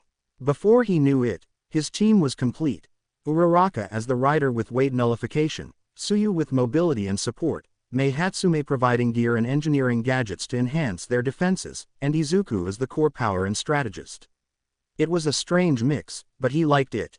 The cavalry battle begins. 42 students split into 11 teams. The countdown began. The stands held their breath. 3, 2, 1, boom. Chaos. Absolute chaos. The moment the buzzer rang, teams sprinted, leapt, or launched themselves toward Izuku's squad. The 10 million point target burned above his head like a lighthouse in a hurricane. Izuku activated full cowling at 20%. Energy surged through his limbs. The rings ignited with a pale gold hue. "All right team, strategy alpha. Move." Uraraka nullified gravity on the group as Mei activated thrusters on her back-mounted stabilizers. The entire team soared skyward, avoiding the first wave of challengers. Izuku launched 2 rings downward. They embedded into the arena floor and pulsed. "Tsuyu, swing." Tsuyu extended her tongue and used the embedded rings as pivot points, spinning the group horizontally in midair to avoid a swipe from Team Bakugo. Boom. Bakugo missed but followed, his hands crackling with explosions. "Deku, get back here." Izuku spun another ring behind them. It exploded in midair with a concussive blast that pushed Bakugo's group off balance. Team Todoroki entered next, ice forming under their feet as Todoroki glided across an ever-growing glacier. "Your team's impressive," Todoroki said, launching a column of ice toward Izuku. Izuku slammed 2 rings together in front of him, creating a concussive shockwave that shattered the ice before it could touch them. Mei whooped in excitement. "You were the perfect test subject." More teams came at them. Team Shinso attempted a sneak flank. Izuku deflected them with a ring barrage, spinning them back. Switch to beta formation. Uraraka, remove gravity. Tsuyu, disengage. Mei, Stabilize. The team rose higher. Izuku threw a ring to the center of the arena and gripped it with two more. It created a rotating, orbiting pattern he could swing from like a grappling hook. He launched the group toward the north side of the arena, passing 3 teams in a blur. Midnight's voice boomed, only 5 minutes remaining. Izuku knew they had to survive just a little longer. He called out, time to defend. May, deploy shield bubble. May clicked a button, and a protective dome of energy formed around them for 30 seconds. It absorbed several incoming attacks. Todoroki tried again, this time, with fire. Izuku's rings spun in rapid sequence. He released 3 in a spiral formation. They hit Todoroki's fire head-on and detonated midair, blowing apart the flame and creating a smoke shield around them. The clock ticked. 2 o'clock minutes remaining. More teams were eliminated as others fought. Class 1B was gunning for points from everyone. Shinso made one last attempt with brainwashed students trying to talk to Uraraka and Hatsume. But Izuku had trained them. Don't respond, he barked. The team held strong. 1 minute left. Bakugo screamed with frustration, his hair wild, his team battered. He launched himself one last time. Izuku gritted his teeth. We end this now. May. Now. May tossed up a specialized magnetizer drone. Izuku charged a ring with full cowling at 45%, threw it, and hit the drone. The drone sucked in every bit of metallic debris from the arena, creating a swirling mass of scrap. Bakugo flew right into it. Wham! He was knocked back. Todoroki tried to freeze them midair. Izuku used his last move. 2 rings spun behind their team and shot forward, carving a circle of energy beneath them. The propulsion lifted them higher than anyone else. 0-10. The arena gasped. 0-05. Teams scrambled, but no one could reach them now. 0-01. BUZZZZ. Team Midoriya wins. The stadium erupted. The crowd chanted. Izuku, arms lifted, stood proud with his teammates. Uraraka cheered, Tsuyu smiled softly, and Mei was already scribbling notes. The ring spun down and hummed softly on Izuku's arms. The crowd's roar echoed across the stadium as President Mike's voice boomed through the speakers. Ladies and gentlemen, after an intense obstacle course and a thrilling cavalry battle, it's time for what you've all been waiting for, the one-on-one battles. The students of UA's Class 1A and the rest of the qualifying students stood in the waiting room, tension in the air as brackets were displayed on the large holographic screens. Izuku Midoriya stood near the back, arms crossed, Yondu curled near his feet as he watched the names light up. The first matchup, Hitoshi Shinso vs. Izuku Midoriya. Gasps rippled through the crowd. Most didn't know much about Shinso, but he had made it to the finals through the cavalry battle, and his presence in the competition had already caused some murmuring. Some believed he was just lucky. Others, who had seen his tactics, weren't so sure. As he walked, Ojiro caught up to him and tapped his shoulder. Hey, Midoriya, be careful. Shinso's quirk, it's dangerous. He brainwashed me during the cavalry battle. It activates if you respond to him verbally. I don't remember anything after I answered his question. Izuku's eyes widened. Thanks for the warning. That could have ended badly. The arena was massive, filled with spectators and students, pro heroes, and even talent scouts. Shinso stood in the opposite corner, calm and calculated. Midnight raised her hand. Begin. Shinso wasted no time. Wow, you must feel so proud of yourself, being the hero course's golden boy. The insult struck deeper than expected, stirring memories of his childhood, being quirkless, bullied, hopeless. Izuku's eyes widened. Gotcha. Shinso smirked. Izuku froze. The brainwashing quirk took hold.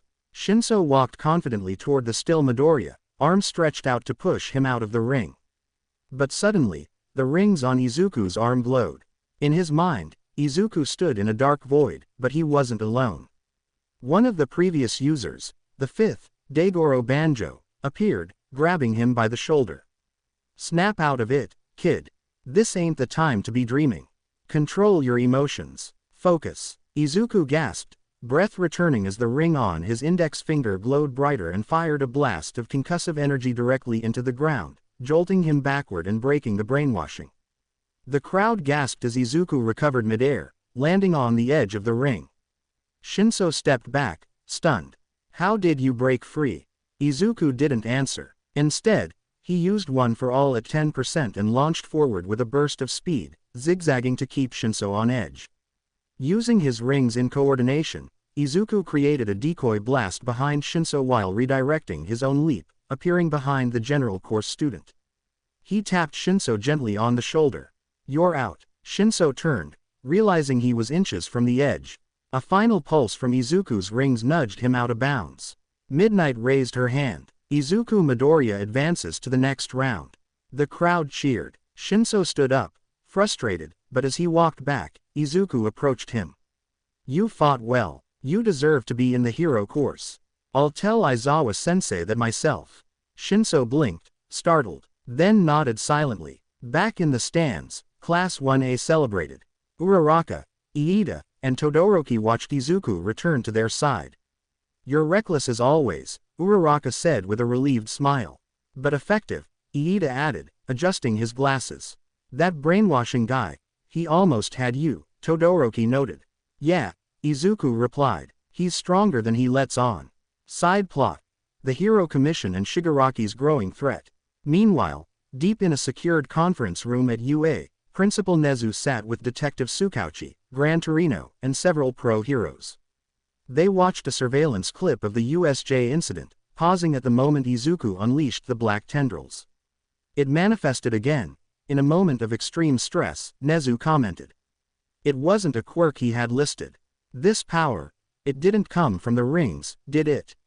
asked MT. Lady. Gran Torino leaned back. "No, this is something else, something older." All Might suspected that One for All was growing in power, and it seems Midoriya is beginning to awaken the stockpiled quirks. Then the theory about quirk singularity. Tsukauchi muttered, "It's coming true." Back at a hidden base, Shigaraki stood before a massive wall filled with reports, blueprints, and pictures of UA students. Kurogiri hovered nearby. "The rings. That power. It's accelerating the process. He's not like the other One for All users," Shigaraki said, scratching his neck furiously. "Shall we inform Sensei?" "Not yet. Let them grow strong. Let them get cocky. Then we break them." Next match. Ochako Uraraka vs.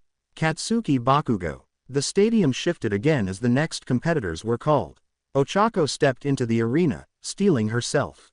She remembered Izuku's encouragement before the match. "You're strong, Uraraka. You've trained for this. Don't hold back." Bakugo stood across from her, cracking his knuckles. The bell rang. Bakugo launched a blast immediately, but Uraraka anticipated it, using her training to dodge and close the gap. As debris flew, she touched chunks of the arena and sent them into the air. Bakugo scoffed. "What are you trying? A sneak attack?" Uraraka launched herself into the air with floating debris, coming down with the force of gravity returned. Bakugo barely dodged. "She's actually putting up a fight," Present Mike exclaimed. Despite her valiant efforts, Bakugo's experience and explosive quirk eventually overwhelmed her. Midnight called the match after Uraraka could no longer continue. But she stood tall. The crowd cheered louder for her than the winner. Todoroki vs. Honta Zero. The next match was a blur. Todoroki didn't hold back. The moment it started, a massive wave of ice blanketed the entire arena. Zero was trapped within seconds. The crowd was stunned at the sheer power and efficiency. Even Endeavor, watching from the stands, grinned proudly. But Todoroki didn't smile. Back in the waiting area, Izuku observed Todoroki quietly. He didn't use fire. Not even once, he murmured.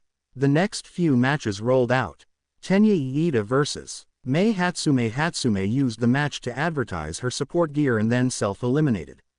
Momo Yaoyorozu vs. Mina Ishido. An intense match of agility and wit, with Mina surprisingly coming out on top.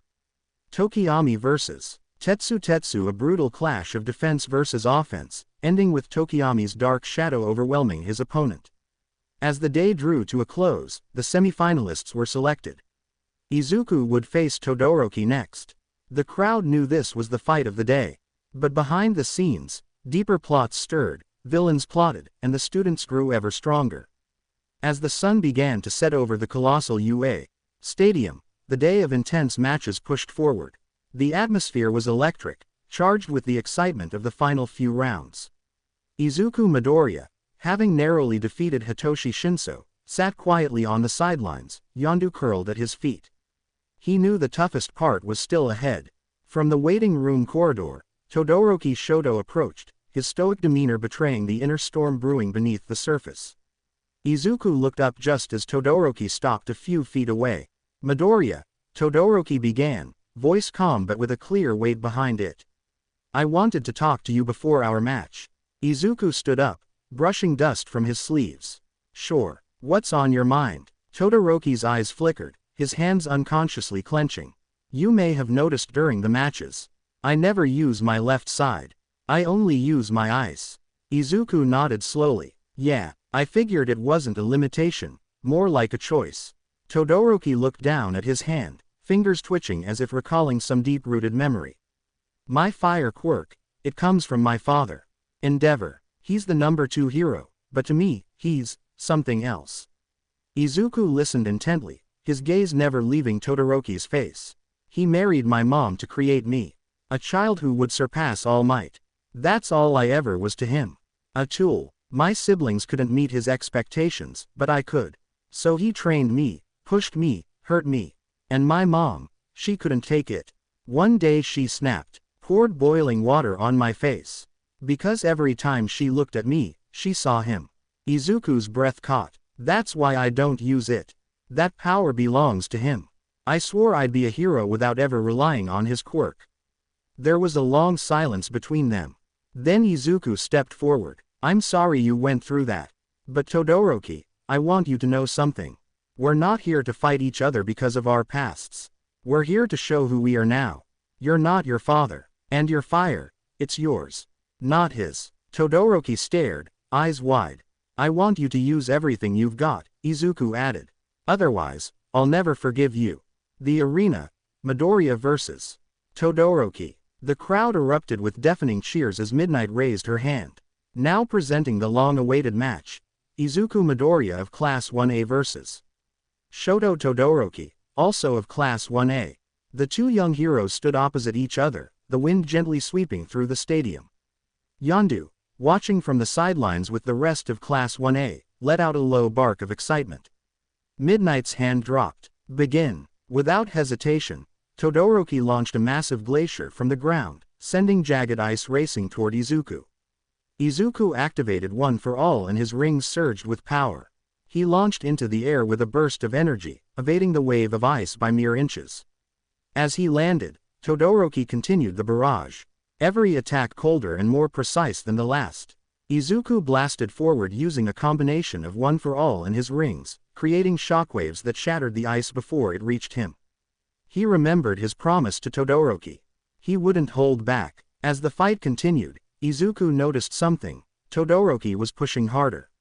More ice, more aggression, but no fire. Izuku slammed his fists together, sending a powerful shockwave through his rings that cracked the ground beneath Todoroki's feet. "Stop holding back," Izuku shouted. "This isn't just your fight with your father, it's your fight with yourself." Todoroki gritted his teeth. "You're more than what he made you. That fire is yours, Todoroki. Not his." There was a pause. Then, with a roar, flames erupted from Todoroki's left side, engulfing the stage in radiant heat. The crowd lost their minds. Aizawa, watching from above, narrowed his eyes. He finally used it. Todoroki's fire clashed with his ice, steam bursting around them like a curtain of mist. Izuku smiled. "That's more like it." What followed was an awe-inspiring display of power. Ice and fire mixed in a storm of chaos.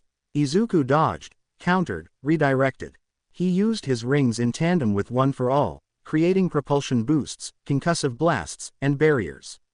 He was creative, tactical, precise. But so was Todoroki. Every blow brought them closer to collapse. Their final clash shook the stadium. Todoroki launched a pillar of flame. Izuku met it with a ring-powered punch infused with 15% of One for All. The explosion knocked both students backward. Silence. Smoke. As it cleared, only one stood.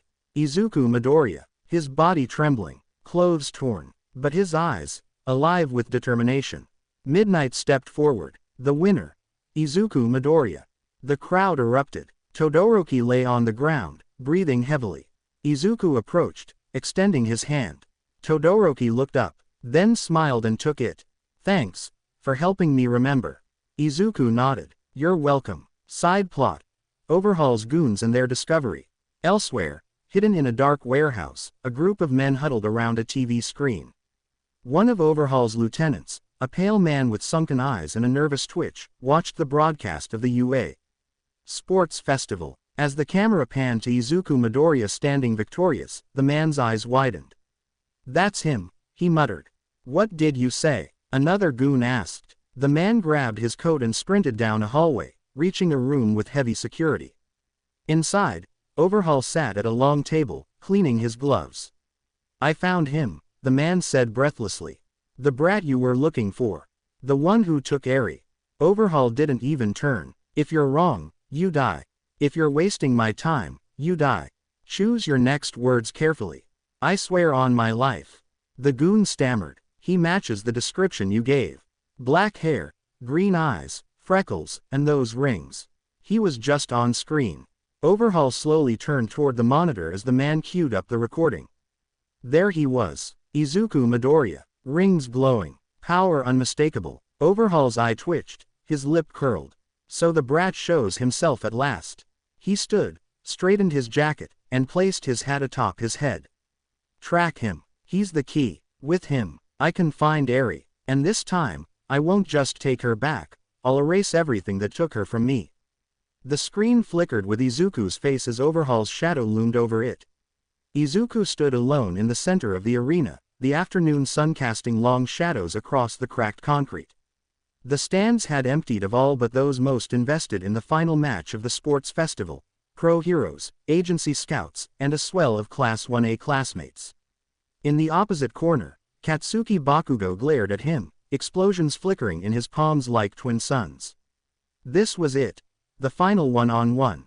No cavalry gadgets, no teammate rescues, just Izuku, Bakugo, and the raw clash of quirk against quirk.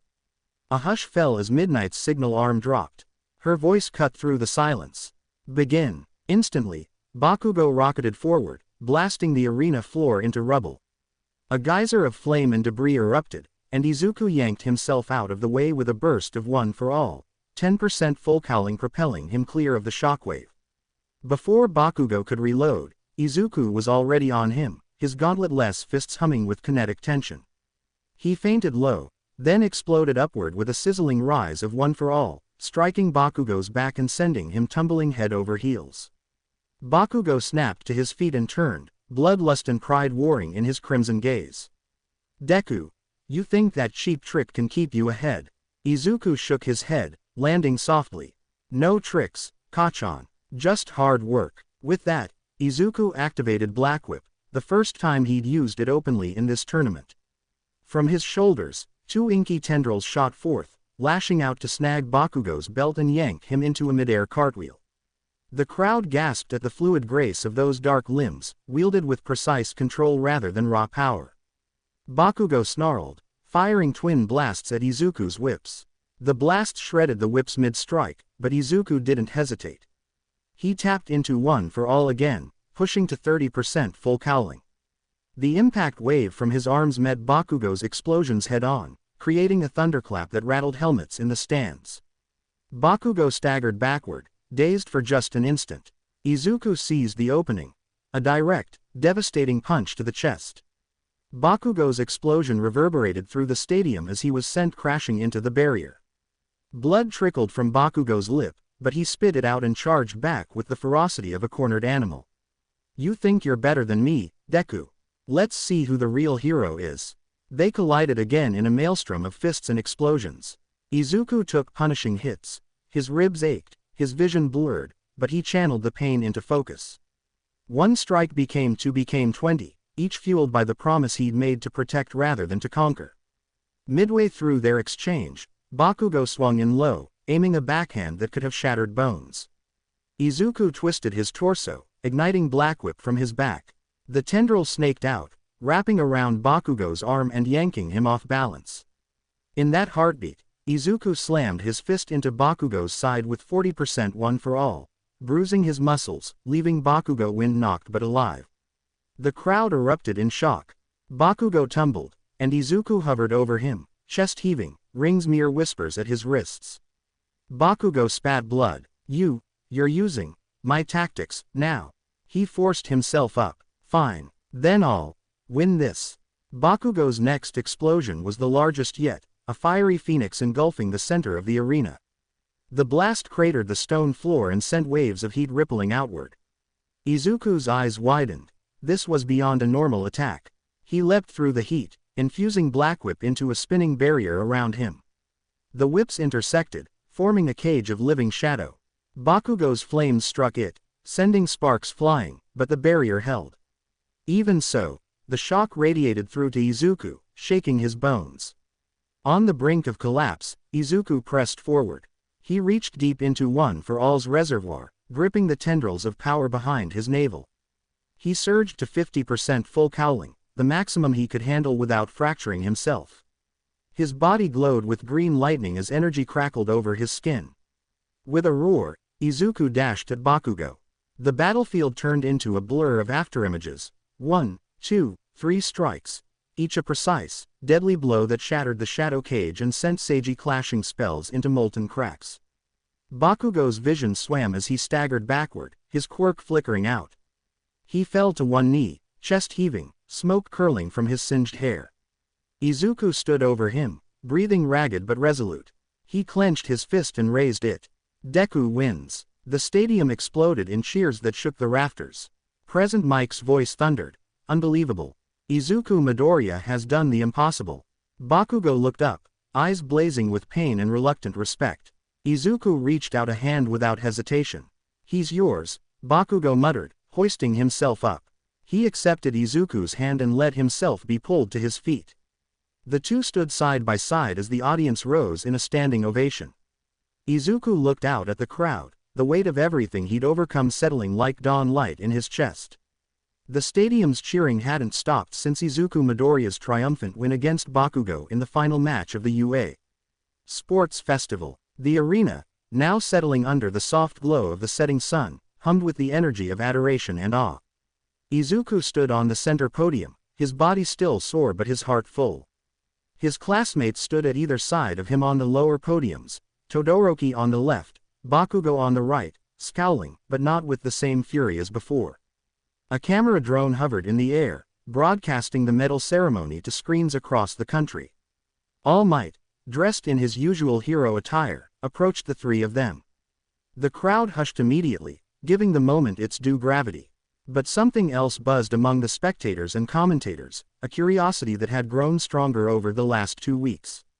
Is it just me, or does All Might look younger? He does. His face has more color, and he's walking like he's 10 years younger. Maybe he's on some super supplement. Whispers and speculation passed through the audience, but All Might paid it no mind. He was focused on the boy standing on the highest podium. He placed the gold medal gently around Izuku's neck, pride shining in his eyes. You've come a long way, young Midoriya, he said, his voice steady and full. You showed the heart of a true hero today, tenacity, strategy, compassion, and overwhelming power. I'm proud of you. Izuku's eyes misted slightly, and he bowed his head respectfully. Thank you, All Might. I couldn't have done this without your guidance. All Might turned to the crowd, lifting a hand for silence.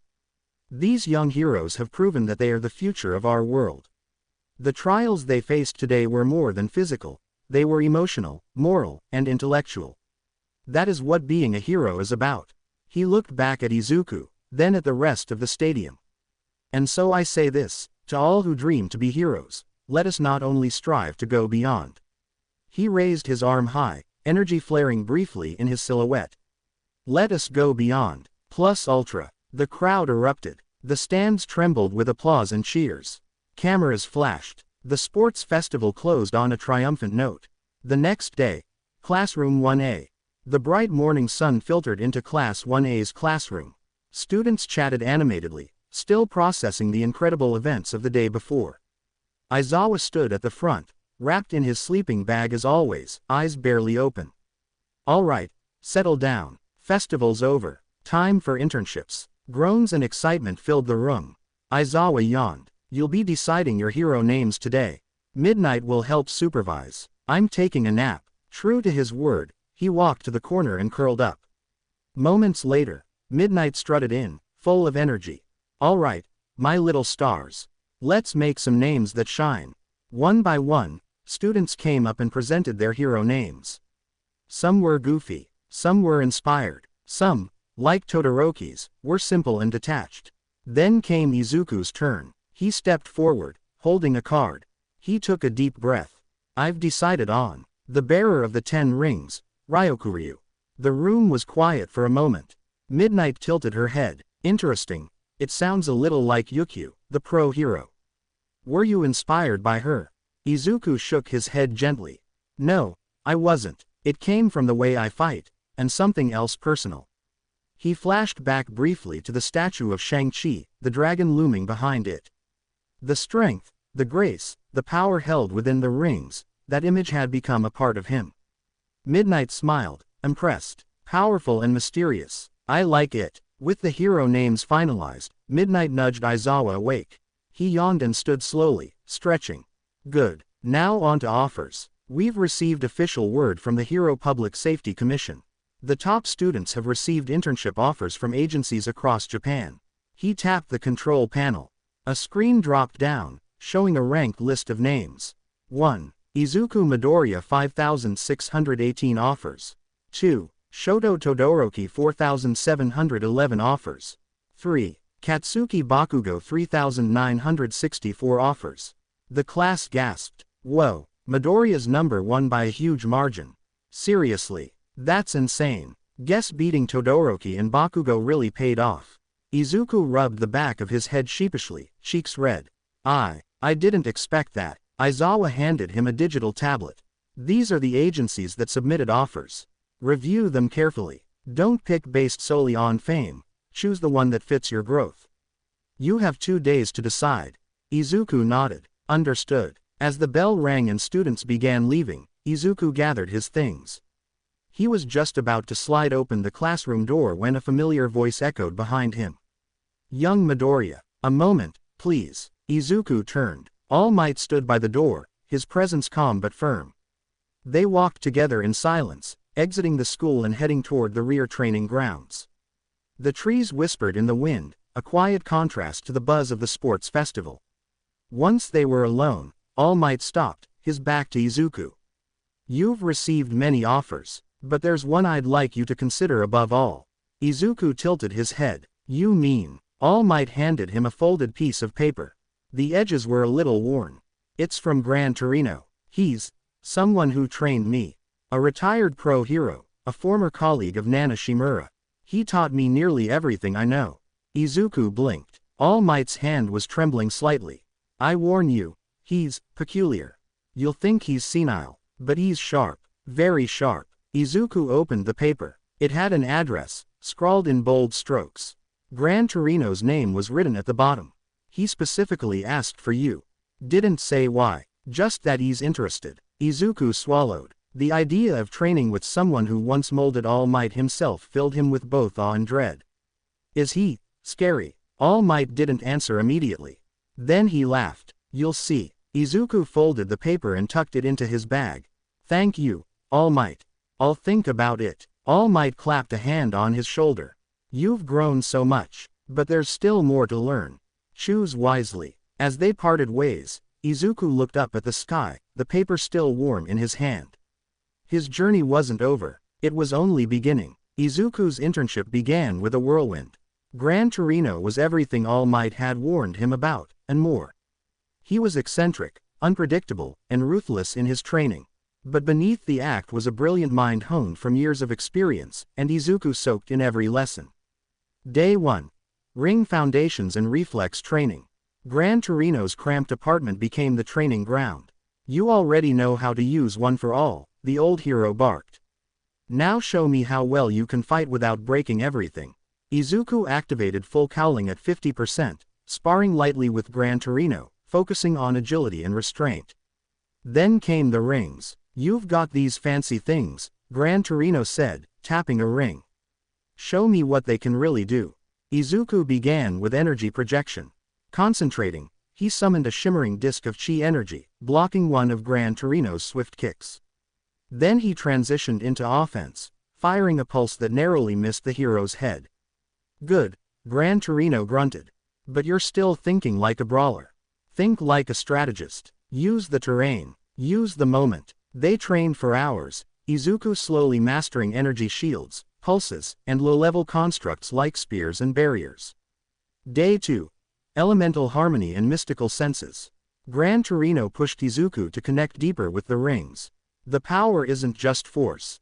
It's harmony, control. Through intense focus, Izuku summoned small streams of flame, hardened the ground beneath his feet, stirred air into sharp gusts, and manipulated droplets of water from the air.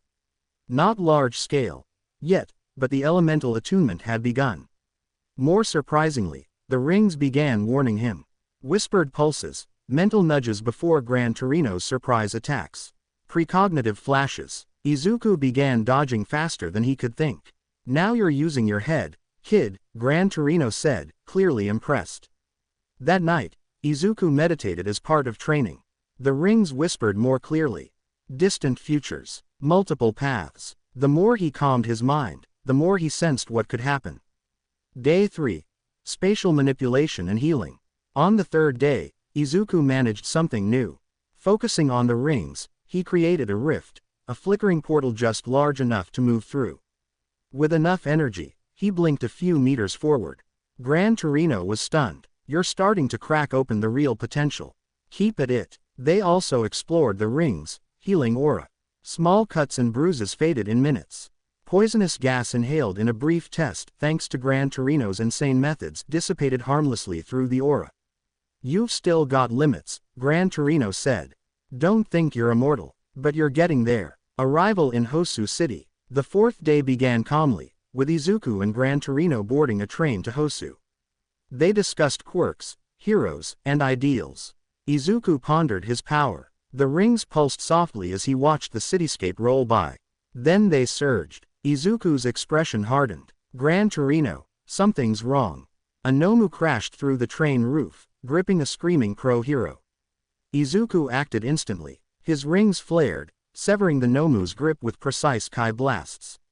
He fired a burst, knocking the Nomu out of the train. Gran Torino scowled. Stay here. I can help, Izuku protested. I'm ready. They locked eyes. After a beat, Gran Torino nodded. Fine. Don't die. Together, they launched out of the train. Nomu battle and Hosu chaos. They found the Nomu rampaging through the streets.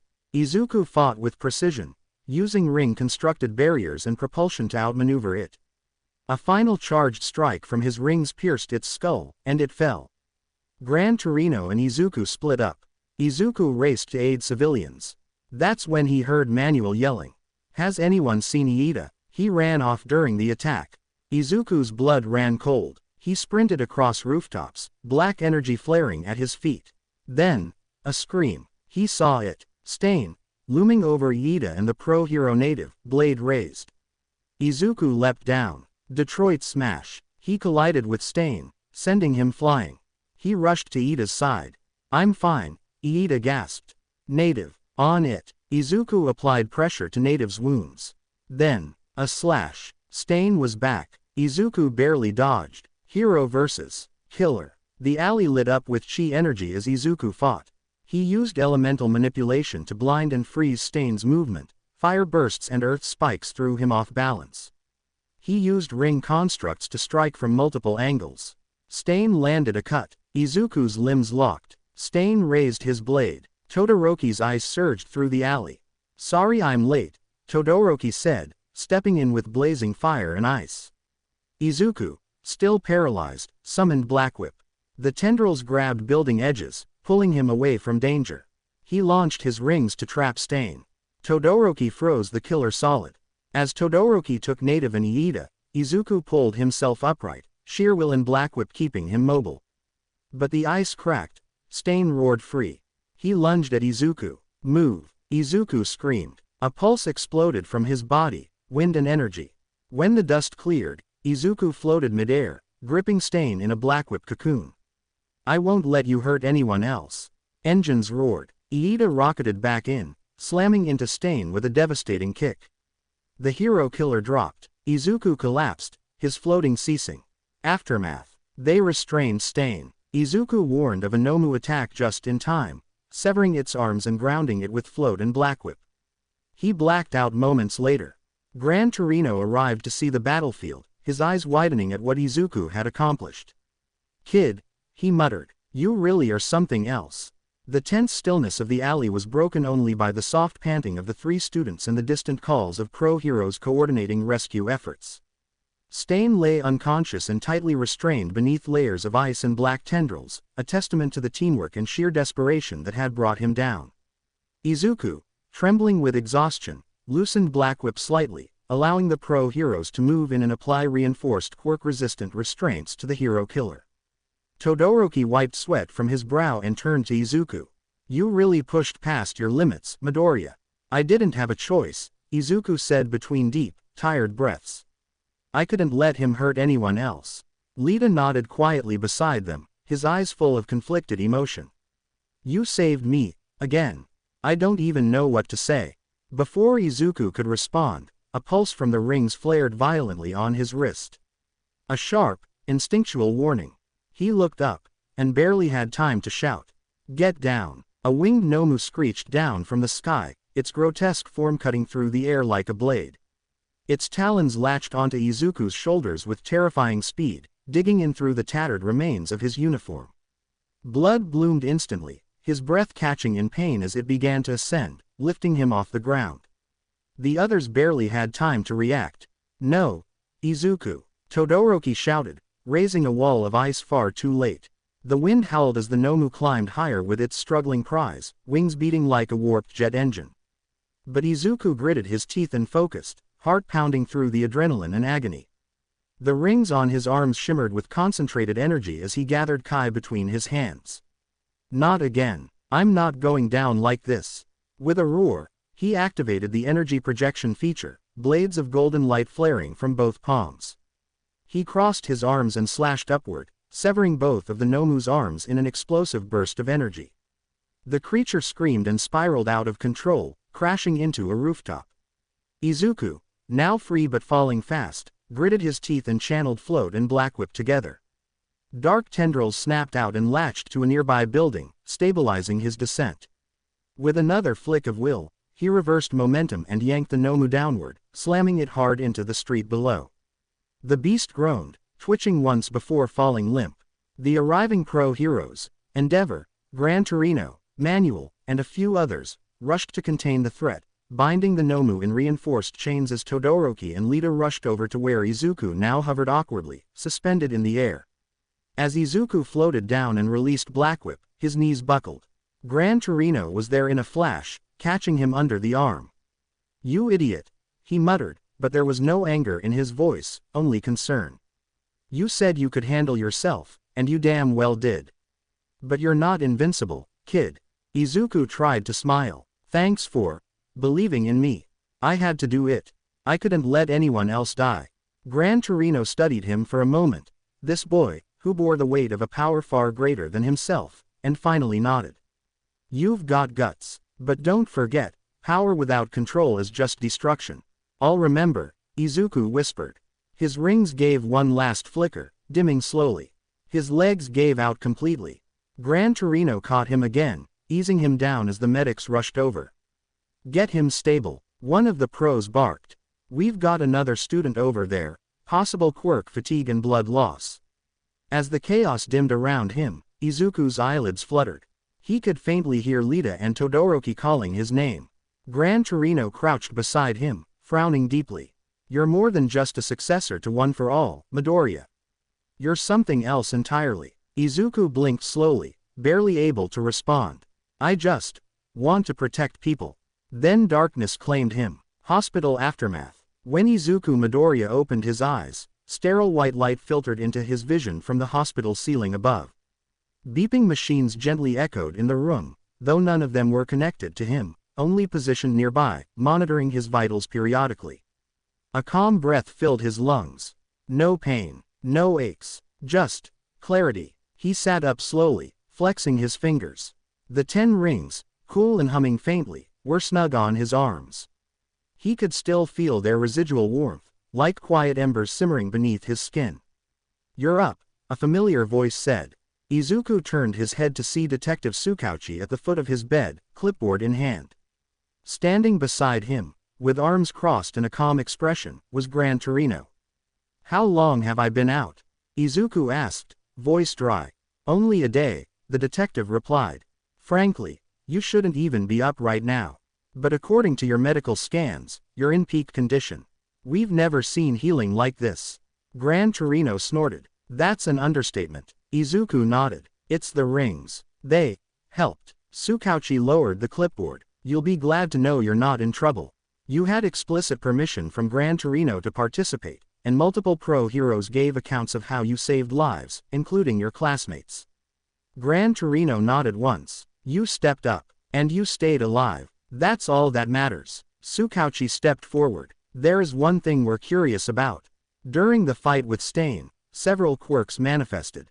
One appeared to be some kind of floating ability, and the black tendrils." Izuku paused. "One for all is evolving. I'm unlocking past users' quirks. I don't have all the details yet, but something triggered during the fight." Neither man looked surprised. "I thought as much," Gran Torino muttered. "It's like Toshinori said, you're accelerating at a frightening pace." The detective closed his notebook. "Just be careful. The world's watching now, and so is the League of Villains." Izuku's eyes narrowed slightly at that. "Understood." A return to the Vestige world. After being officially discharged that evening, Izuku didn't go home. Instead, he went to the old castle ruins tucked into the nearby forest cliffs, the place where he'd trained with Yondu, where quiet and solitude allowed the rings to resonate freely. The stars hung high overhead as he sat cross-legged on a moss-covered stone, Yondu perched nearby watching with a calm hum. The 10 rings glowed faintly, and as Izuku closed his eyes and reached inward, the world around him blurred and dimmed. When his consciousness shifted, he opened his eyes not to the stars, but to a dark, ethereal plane. The Vestige world. He stood this time, not frozen like before. His form more solid, more present. Out of the mist stepped a woman. Short black hair, a military-style jacket, and eyes sharp with steeled compassion. "Hello, Izuku," she said with a soft voice. "I'm Nana Shimura, the 7th user of One for All." Izuku's eyes widened. "I've been watching," she continued, smiling warmly. "You fought valiantly, using the power not just for yourself, but for others. That's what it means to be a hero." Izuku tried to respond, but as before, no words came. His mouth moved, but no sound escaped. Still, Nana nodded, understanding. "You'll be able to speak soon. You're stabilizing. It takes time." Another figure appeared, the now familiar silhouette of the first user. He approached with a nod of approval. "You're adapting faster than any bearer before you," he said. "The rings you possess, there's something deeply entwined between them and One for All. I don't fully understand it yet, but they've awakened the quirks dormant inside us." He paced slightly. Blackwhip was the first, Float is the second. More will come. But, he looked at Izuku, tone grave. The next one will only awaken when you're in real danger again. Life or death. Izuku's fists clenched slightly. He nodded slowly in understanding. "But be careful," Nana said. "These powers take a toll. Your mind and body must both be trained. If either falters, you won't survive the strain." The first added, "We'll be here when the time comes. Until then, trust in yourself." As the world began to fade, the last thing Izuku saw was Nana's smile. "You're doing just fine, kid. Return to UA." 2 days later, Izuku returned to UA to a loud, overwhelmingly cheerful welcome. "Midoriya, you're okay. I saw the news. You punched the hero killer into next week." He smiled sheepishly, bowing his head, but quickly waved his hands. "I didn't do it alone," he said honestly. "If it weren't for Todoroki and Iida, we would have lost that fight. It was all of us." Both boys, standing nearby, nodded firmly. Teamwork made the difference, Todoroki agreed. Iida adjusted his glasses. "I owe both of you more than I can say." They didn't press further, and Izuku was thankful. The secret of One for All was still safe, though he'd promised both of them later, in the castle ruins, that he would explain everything. And he did. They were stunned, but supportive. Loyal. Final exams loom. Later that day, Aizawa walked into class with his usual deadpan stare. All right, you've all survived internships. Barely. But now comes your real test. The final exams. Written and physical. A chorus of groans echoed around the room. You'll have 1 week to study and train. Written portions will be hard. The physical exam. He smirked ever so slightly. You'll see. He turned to Midnight, who had followed him in, clipboard in hand and a smile on her face. I'll help with name registration and exam pairings. You may use the field after school. As Aizawa immediately collapsed into a sleeping bag in the corner, the class buzzed. Montage. 1 week of preparation. Day 1 to 3. Izuku trained with Ochako in the gravity chamber, both floating and moving in midair as he tried to understand how to adjust his center of mass, how to strike mid-flight, how to think in 3 dimensions. He didn't tell her about float, but when she asked, he explained. My quirk evolves with what I need. It's adapting, becoming more flexible. She blinked. That's actually kind of amazing. Day 4. He practiced ring-based shielding and elemental control, conjuring up compressed air shields and small flares of lightning. He studied the use of spatial steps, short-range teleportation flickers to reposition. Gran Torino's brutal drills came in handy. Day 5 to 6. He and Bakugo were forced to cooperate. Their teamwork was rocky, explosive, and more than once left part of the training field in cinders. But grudging respect simmered underneath. I'm not losing to you again, nerd, Bakugo growled. You won't have to, Izuku replied, voice calm. We're not fighting each other. Day 7. The entire class gathered, half expecting another robot combat exam. Aizawa stood before them, now fully alert. You expected robots. You're wrong. Today, you'll be facing us, your teachers. Gasps all around. He continued. The real world doesn't give you patterns. It gives you unpredictability. You'll work in pairs against UA's finest. Think tactically. Adapt, or you'll fail. As names and matchups were listed, a hush fell over the room. Midoriya Izuku and Bakugo Katsuki vs. All Might. Everyone turned. Izuku's breath hitched. Bakugo grinned wildly. All Might, in his slimmed-down form, stood beside the class, smiling with an almost unsettling gleam in his eyes. Hope you've been training, boys. The morning sun streamed into UA.'s training field, but no warmth touched Izuku Midoriya's shoulders.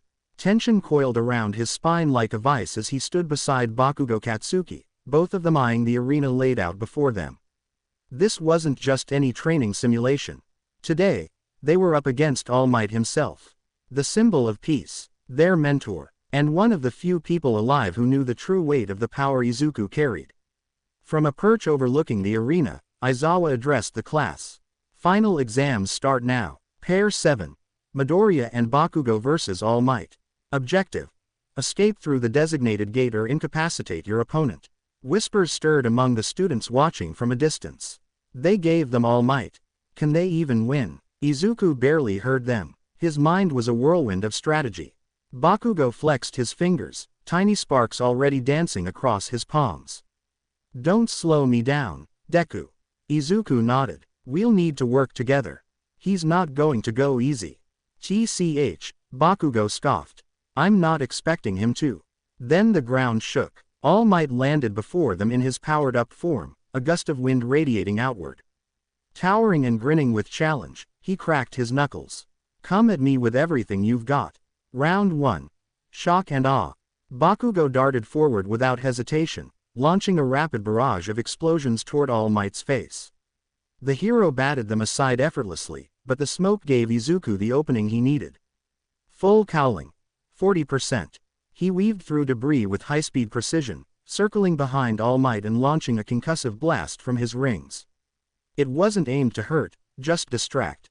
The moment All Might turned to block, Bakugo was already in the air.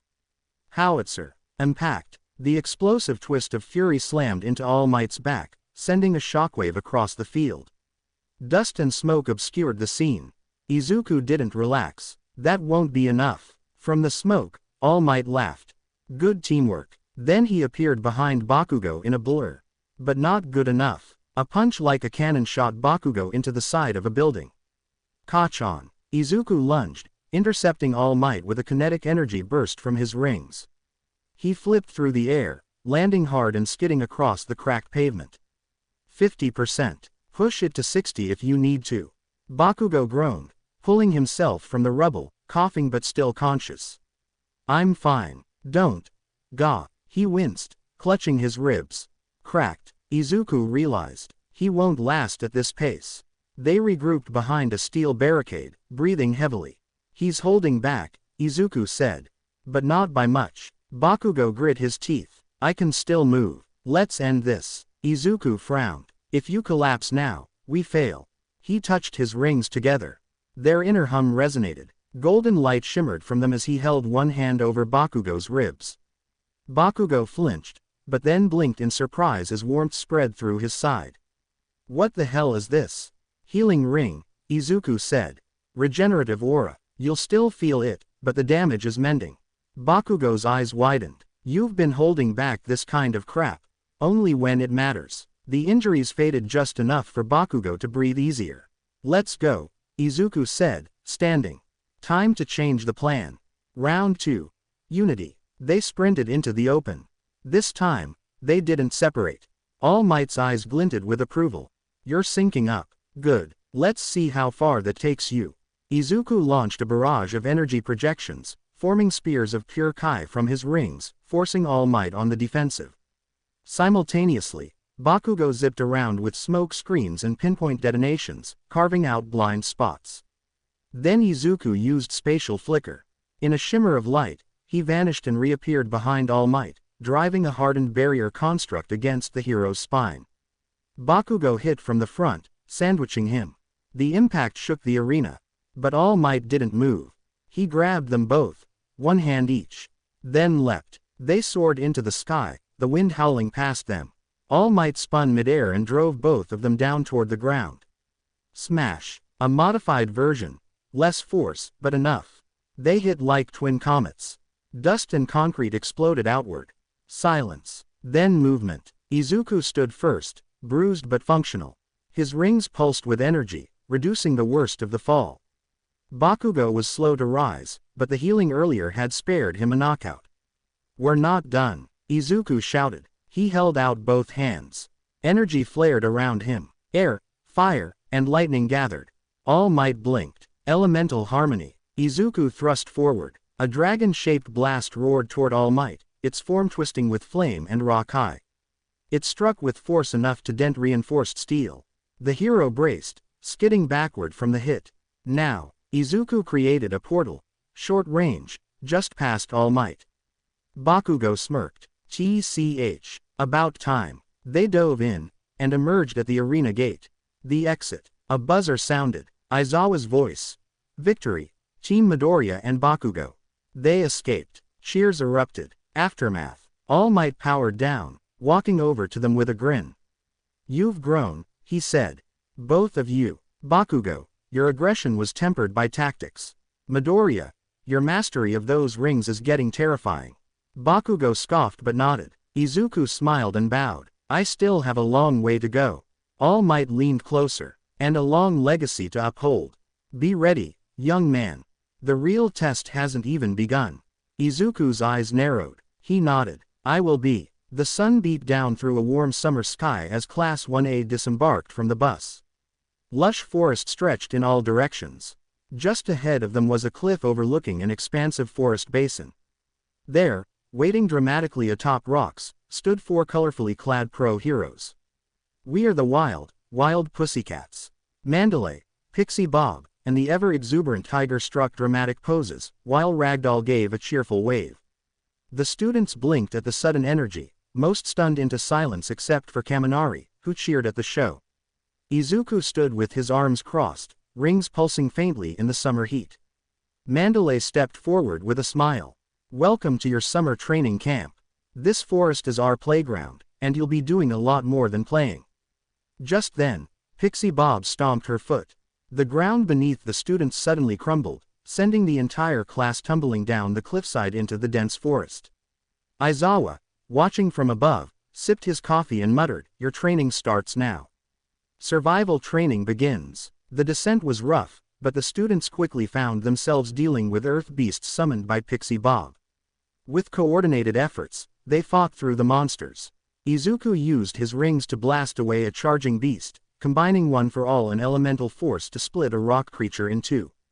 Bakugo yelled, "Deku, don't show off," as he launched an explosion through another.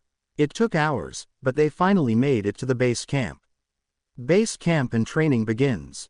The forest training lodge stood like a fortress in the woods. After dinner and some basic orientation, the students began an intense training regimen. Aizawa explained their training was designed to push their quirks beyond their previous limits. Kirishima and Tetsu were made to smash boulders. Todoroki trained to regulate temperature more rapidly. Tokiyami practiced controlling dark shadow under direct sunlight. Izuku trained separately with Aizawa and the Wild Pussycats. He focused on precision ring combat.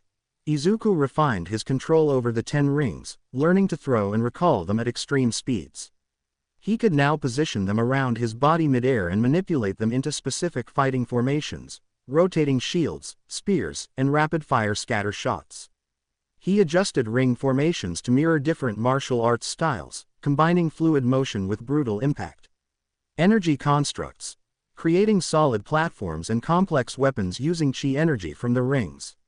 Izuku began shaping versatile gauntlets and extending whips, fusing with Black Whip on occasion. Elemental manipulation. Calling on wind to deflect projectiles, fire to push back attackers, and water to generate steam or ice-like terrain. Teleportation training.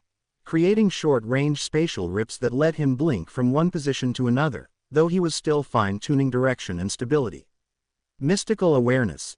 Izuku began tuning into faint whispers from the rings that helped him sense movement in the environment, improving his precognition and awareness of danger. Ochako and Tsuyu often watched in awe, especially when Izuku created a shimmering, multi-ringed dragon barrier or launched the rings in coordinated spirals. Kota and the mountain. While training, Izuku noticed Kota, Mandalay's cousin, isolated at the cliffside. After asking Mandalay, Izuku approached him. Kota, rude and aloof, dismissed Izuku, saying heroes got his parents killed. They died to protect others, Izuku said softly. But I get it, loss hurts. Just don't blame all of us for that. Kota didn't respond, but Izuku left quietly. Nightfall and the attack begins. On the 5th night, with stars overhead and lanterns glowing gently, the camp settled in for dinner. Izuku sat with Iida and Todoroki, smiling despite the exhaustion. Suddenly, an explosion echoed through the trees. A massive Nomu charged through the forest edge, and several more malformed Nomu followed. Compress, Twice, and Mustard emerged from the shadows, along with dozens of weaker Nomu swarming from every direction. Mandalay received a psychic message from Ragdoll, cut off midway. She screamed. Izuku felt his rings pulse. We're under attack, he shouted. Move in pairs. Kota's rescue. Izuku broke from the group and ran toward the cliff where he had last seen Kota. As expected, he found the boy, and standing near him was a savage Nomu variant with claws and extra limbs. The Nomu raised a claw. Izuku blasted in with 50% full cowling, firing a concussive ring wave that shattered trees. He scooped Kota up and leapt back, dodging slashes as the beast pursued. Using a wind-based elemental burst, Izuku sent it flying back and rushed Kota to safety. You came back, even after what I said, Kota whispered. That's what heroes do. Battle in the forest. Meanwhile, Bakugo and Todoroki teamed up against Twice and Compress, holding their own. Iida and Tokiyami took on multiple weak Nomu, while Mustard was engaged by Tetsu and Kendo in the gas zone. Izuku rejoined the group, body bruised, ring energy crackling. He had been constantly teleporting and forming barriers, his breath ragged. He used elemental manipulation to quench forest fires and disarm rogue Nomu, and built energy shields to protect students retreating. He even split his rings midair into multiple strikes to scatter enemies, creating enough chaos for Mandalay to send emergency orders telepathically. The group began falling back toward the main lodge, but the Nomu and villains pursued. Izuku used his teleportation ability to port himself and an unconscious classmate back to safety. He collapsed afterward from exhaustion, blood trailing down his arm. Bakugo's kidnapping. As the battle neared its climax, Compress made his move. Bakugo fought near the edge of the forest when a blast knocked him off balance. Compress activated his marble capture technique, grabbing Bakugo and disappearing into the shadows. Bakugo! Izuku screamed, trying to leap forward, but was caught by Aizawa. Too late. Aftermath. Izuku's awakening. The next day, Izuku awoke in a hospital bed, the scent of antiseptic in the air. His body was fully healed thanks to the rings, but he was kept for observation. When he learned Bakugo had been taken, the color drained from his face. The events replayed in his head, and he gritted his teeth. Momo mentioned she had placed a tracker on one of the Nomu. Izuku's expression sharpened. That was their chance. Izuku didn't wait. He immediately went to find the ones he trusted most: Momo, Todoroki, Iida, and Kirishima. "We're getting him back," Izuku said, his voice steely. With or without permission. Bakugo's rescue. Kamino City. The night sky over Kamino pulsed with light from fires and fractured neon signs. Smoke drifted like ghosts between skeletal buildings, and the air reeked of ozone and burning metal. Somewhere far off, police sirens wailed, faint and hopeless beneath the steady thunder of battle.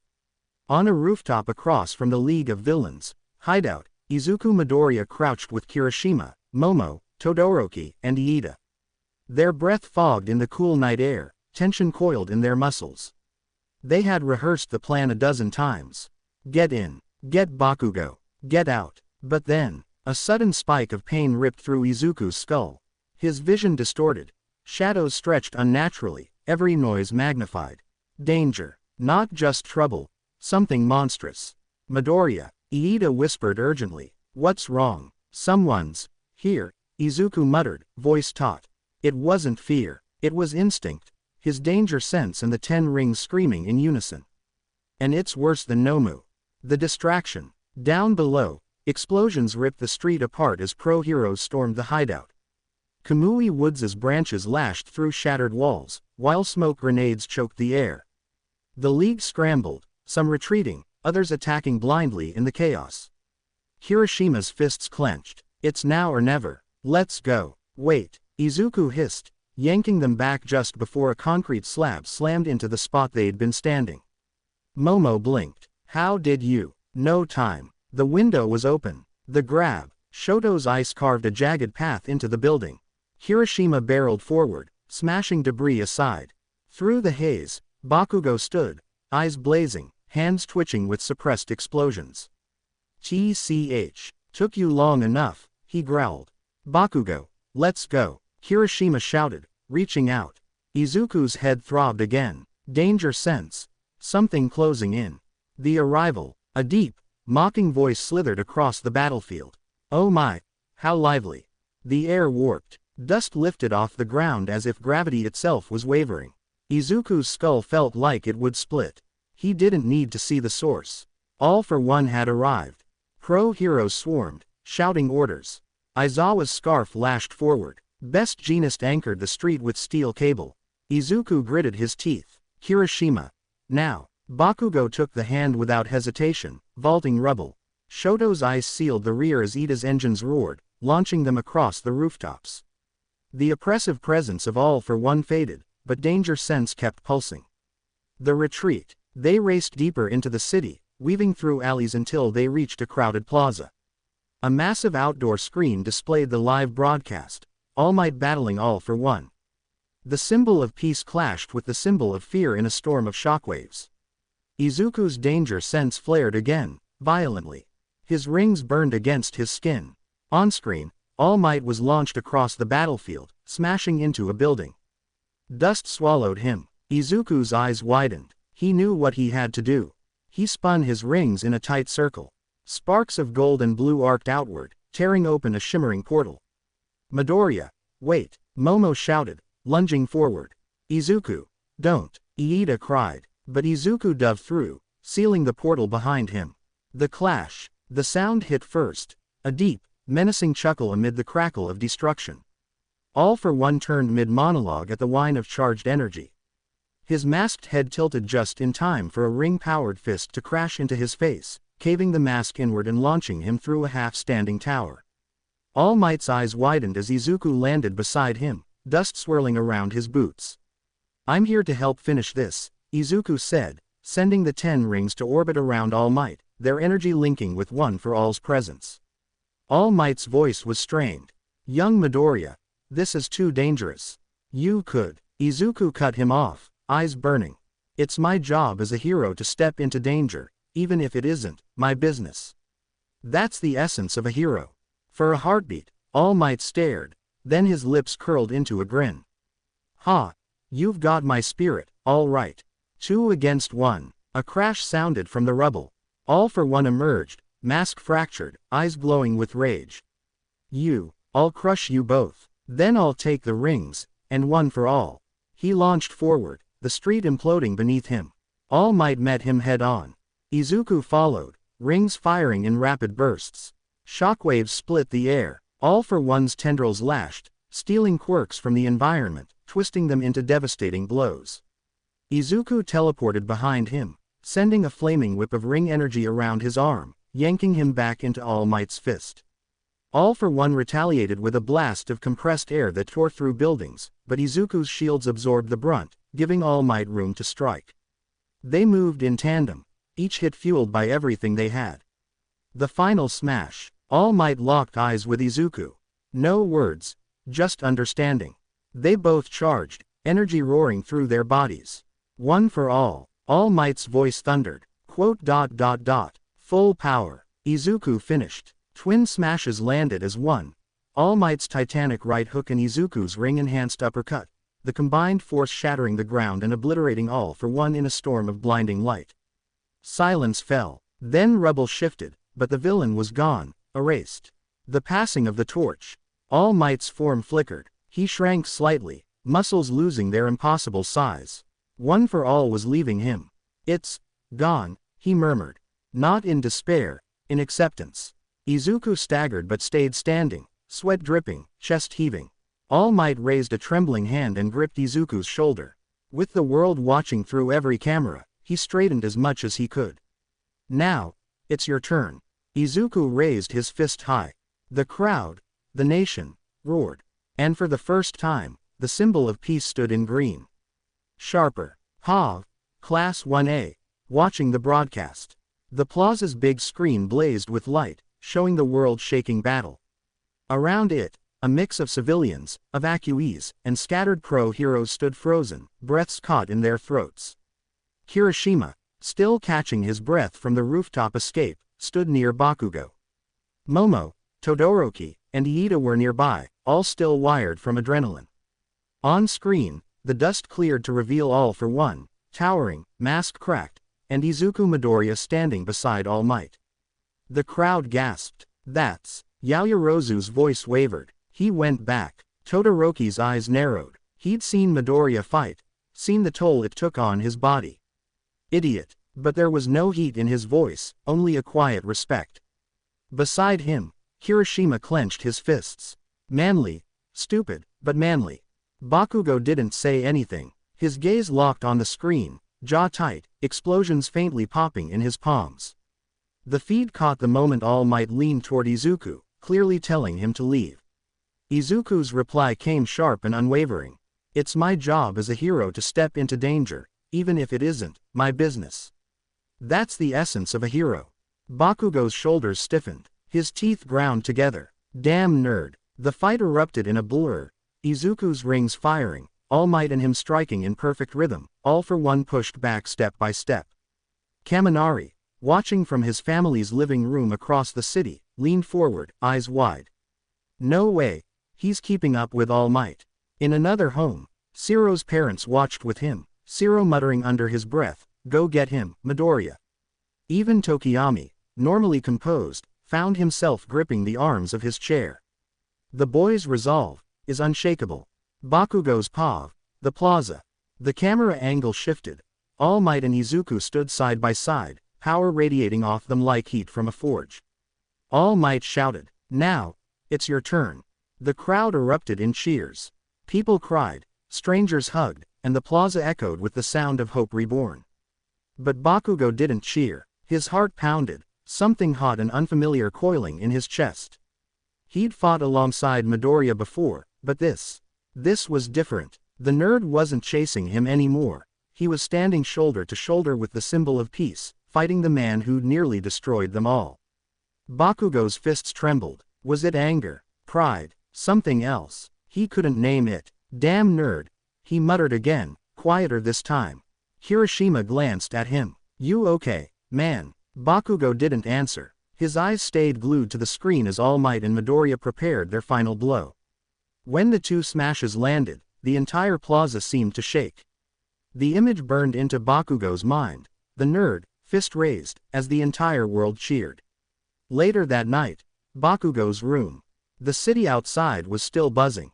Sirens and distant cheers bled faintly through Bakugo's open window, but he wasn't celebrating. His room was dim, lit only by the glow of the TV replaying the fight on a loop. Over and over, he watched the moment. Izuku stepping out of the portal. The fist caving in All for One's mask. The two of them, side by side, throwing the final blow. Now, it's your turn. Every time, Bakugo's chest tightened. His fingers twitched unconsciously, tiny sparks popping in his palms. He hated it. He respected it. It made him want to scream. Damn nerd. You actually. His voice trailed off. He didn't even know how to finish the sentence. Beat All for One. Fight with All Might. Prove you belong there. Bakugo shut off the TV, the silence in the room suddenly deafening. He stared at the ceiling for a long time before muttering. I gotta talk to him.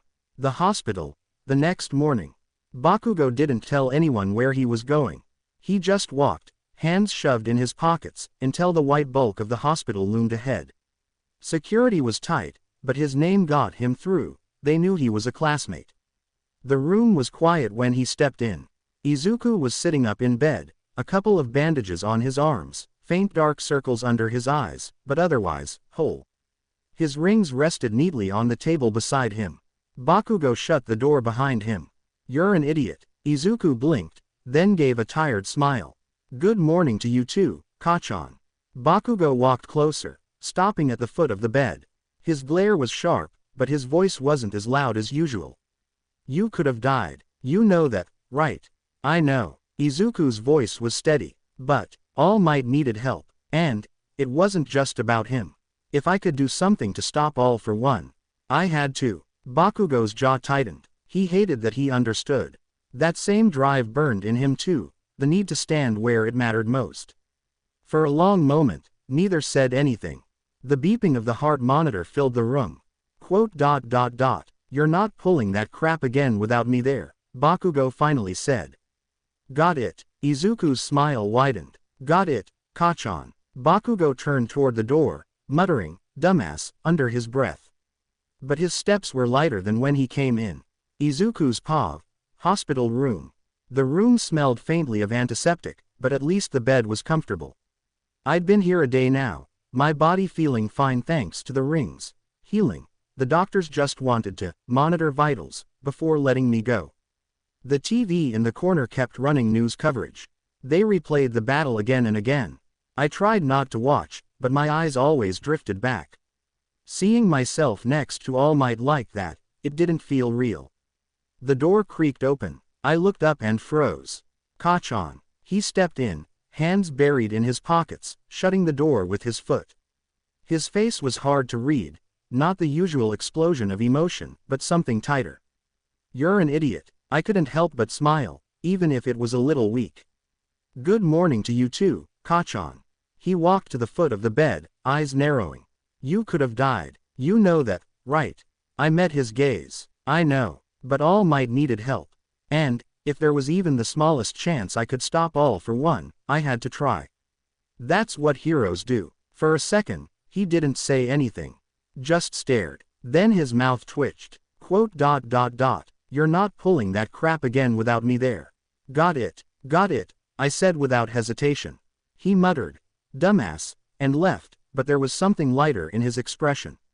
I couldn't stop smiling after he left. Later that day, Class 1A visit. It started with a knock that barely waited for my answer.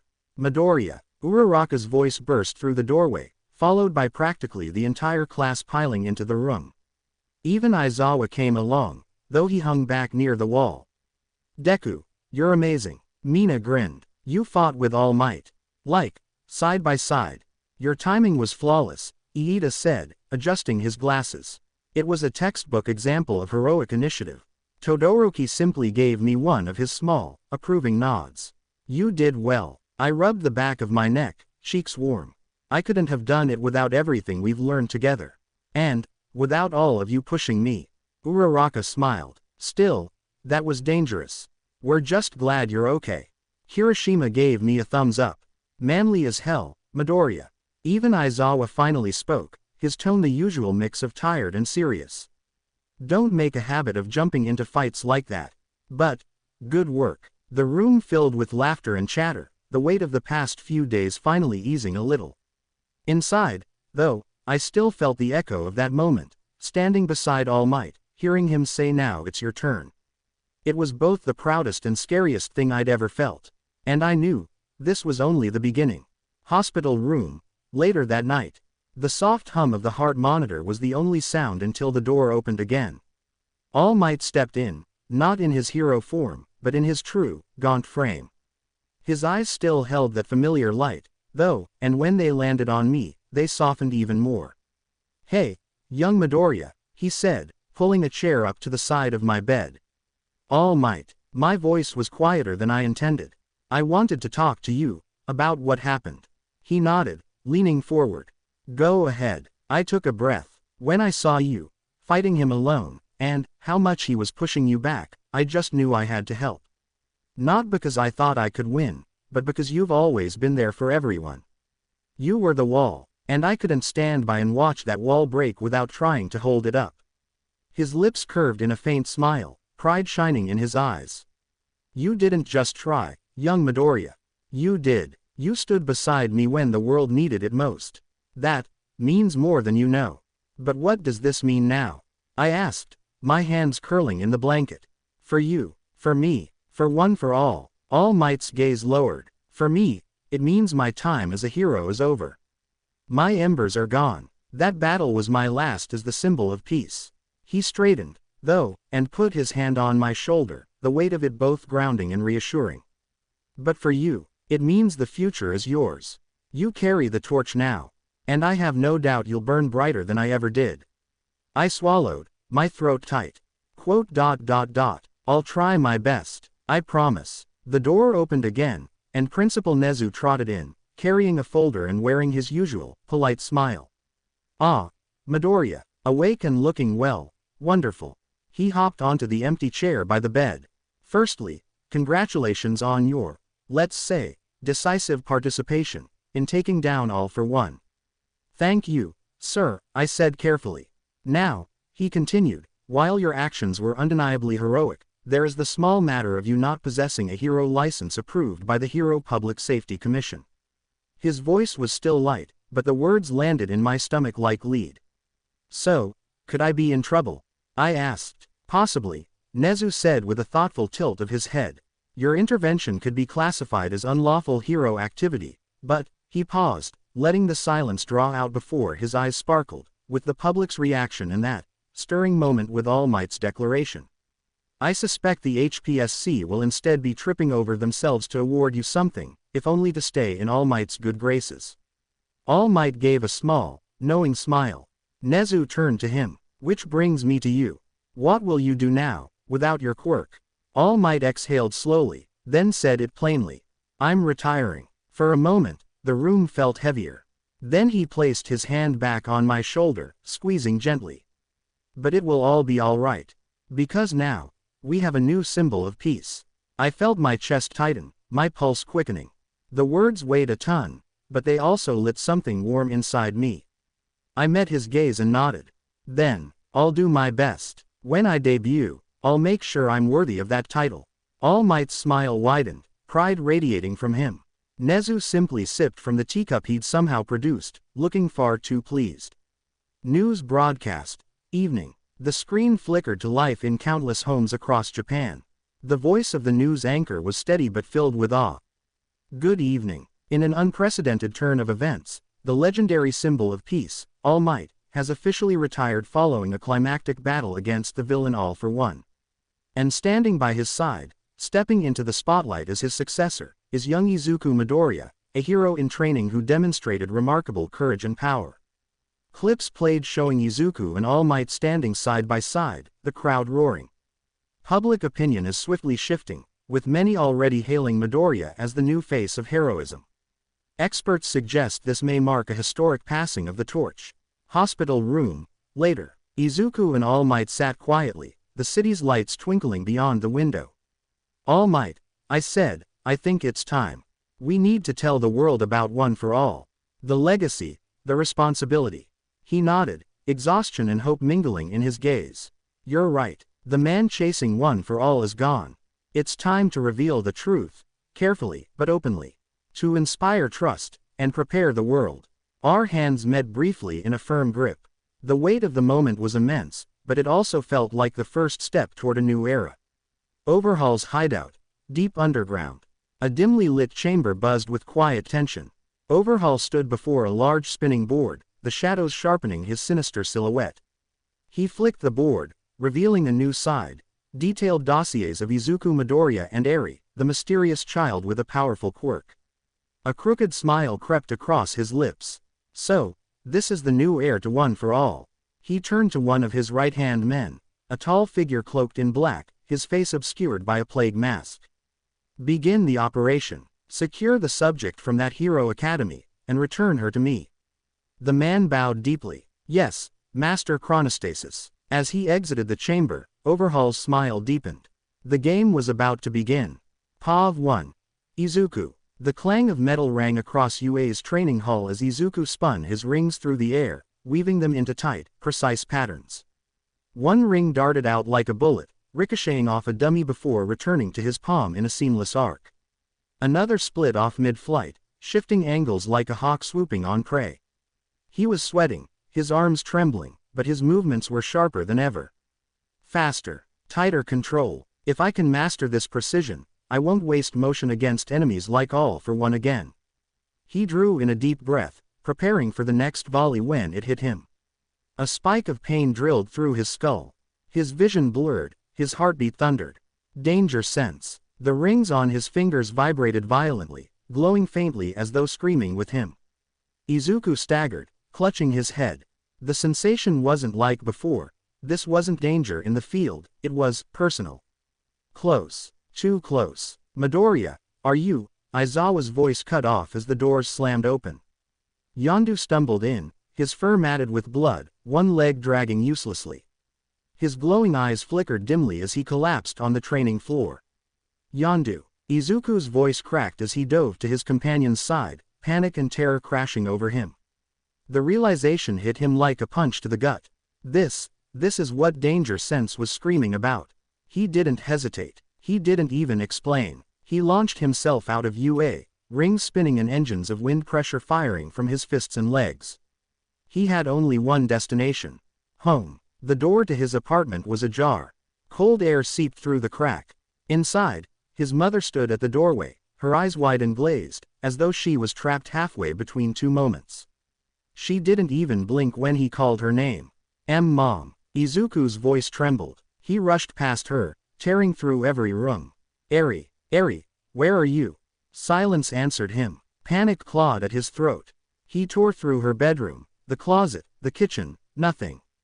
No trace of her. Then, a muffled sob. Behind him, Izuku turned, heart plummeting. His mother's body shook as tears finally broke through. Her paralysis was fading, replaced by crushing grief. Izuku, she choked out, clutching her chest. A man, with a plague mask. He froze me. I couldn't move. He took her. He took Eri. Izuku froze. His vision tunneled. The mask, the precision, the cold efficiency, chronostasis. Rage ignited in his chest, hotter than anything he had ever felt before. His rings glowed red hot, vibrating dangerously. Black whip lashed out from his body, filling the apartment, cracking the walls and ceiling. His whole body trembled as a roar clawed at his throat. His mother stumbled forward, clutching him desperately, sobbing into his chest. I'm sorry, Izuku, I couldn't stop him, I couldn't. The sound of her voice cut through the storm. Slowly, painfully, Izuku forced Blackwhip back.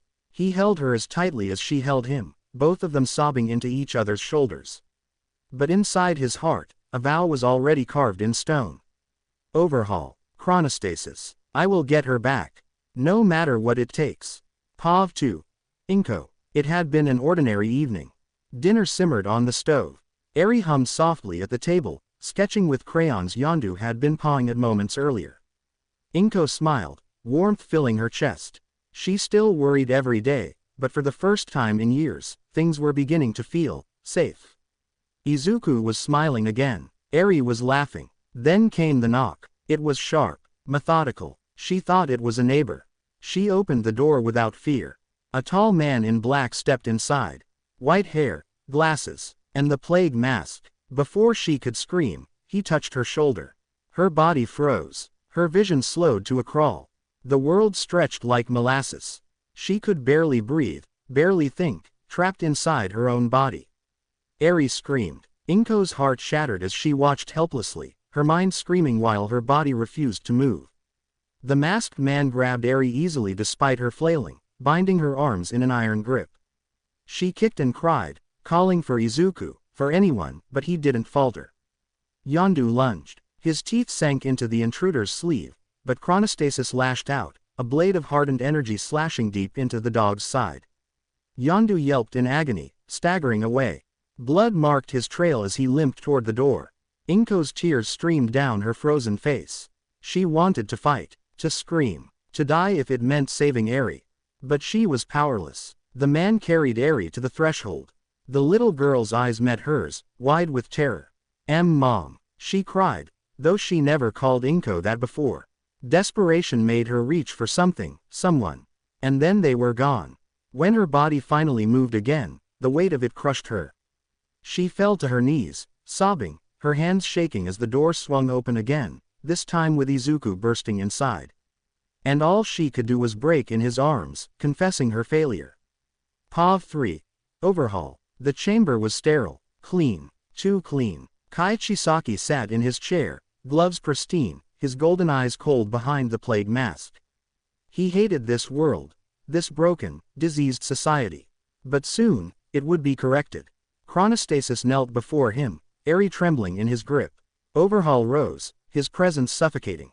He studied her with detached precision. Small, fragile, yet inside her flowed the key to perfection. Good work, he said softly, his voice muffled yet sharp. Chronostasis bowed deeper. Overhaul crouched before Eri, gloved hands reaching but not touching. Not yet. You tried to escape, little one, he murmured. His tone was almost gentle, but the malice beneath it made Eri shrink. Did you think you could hide from me? You are mine. You always were. He rose, turning his gaze to Chronostasis. And Midoriya, he wasn't there, but his dog warned him. He knows now. Overhaul's eyes narrowed, then curved with amusement. Good, he said simply. His mind unfolded the plan like a perfect blueprint. Midoriya would come. Of course he would. The boy who stood beside All Might, who dared strike all for one. The boy who carried the next symbol of peace on his shoulders. The brighter the symbol, the sweeter it is to break it. He looked down at Eri again, who trembled under his gaze. You'll help me fix this world, he whispered. With you, I'll tear the disease from the roots. And if Midoriya dares to stand in my way, he flexed his gloved hand. I'll erase him, too. To be continued. I hope you guys enjoyed this video. Please make sure to like and subscribe to the channel, and now we will see you in the next video.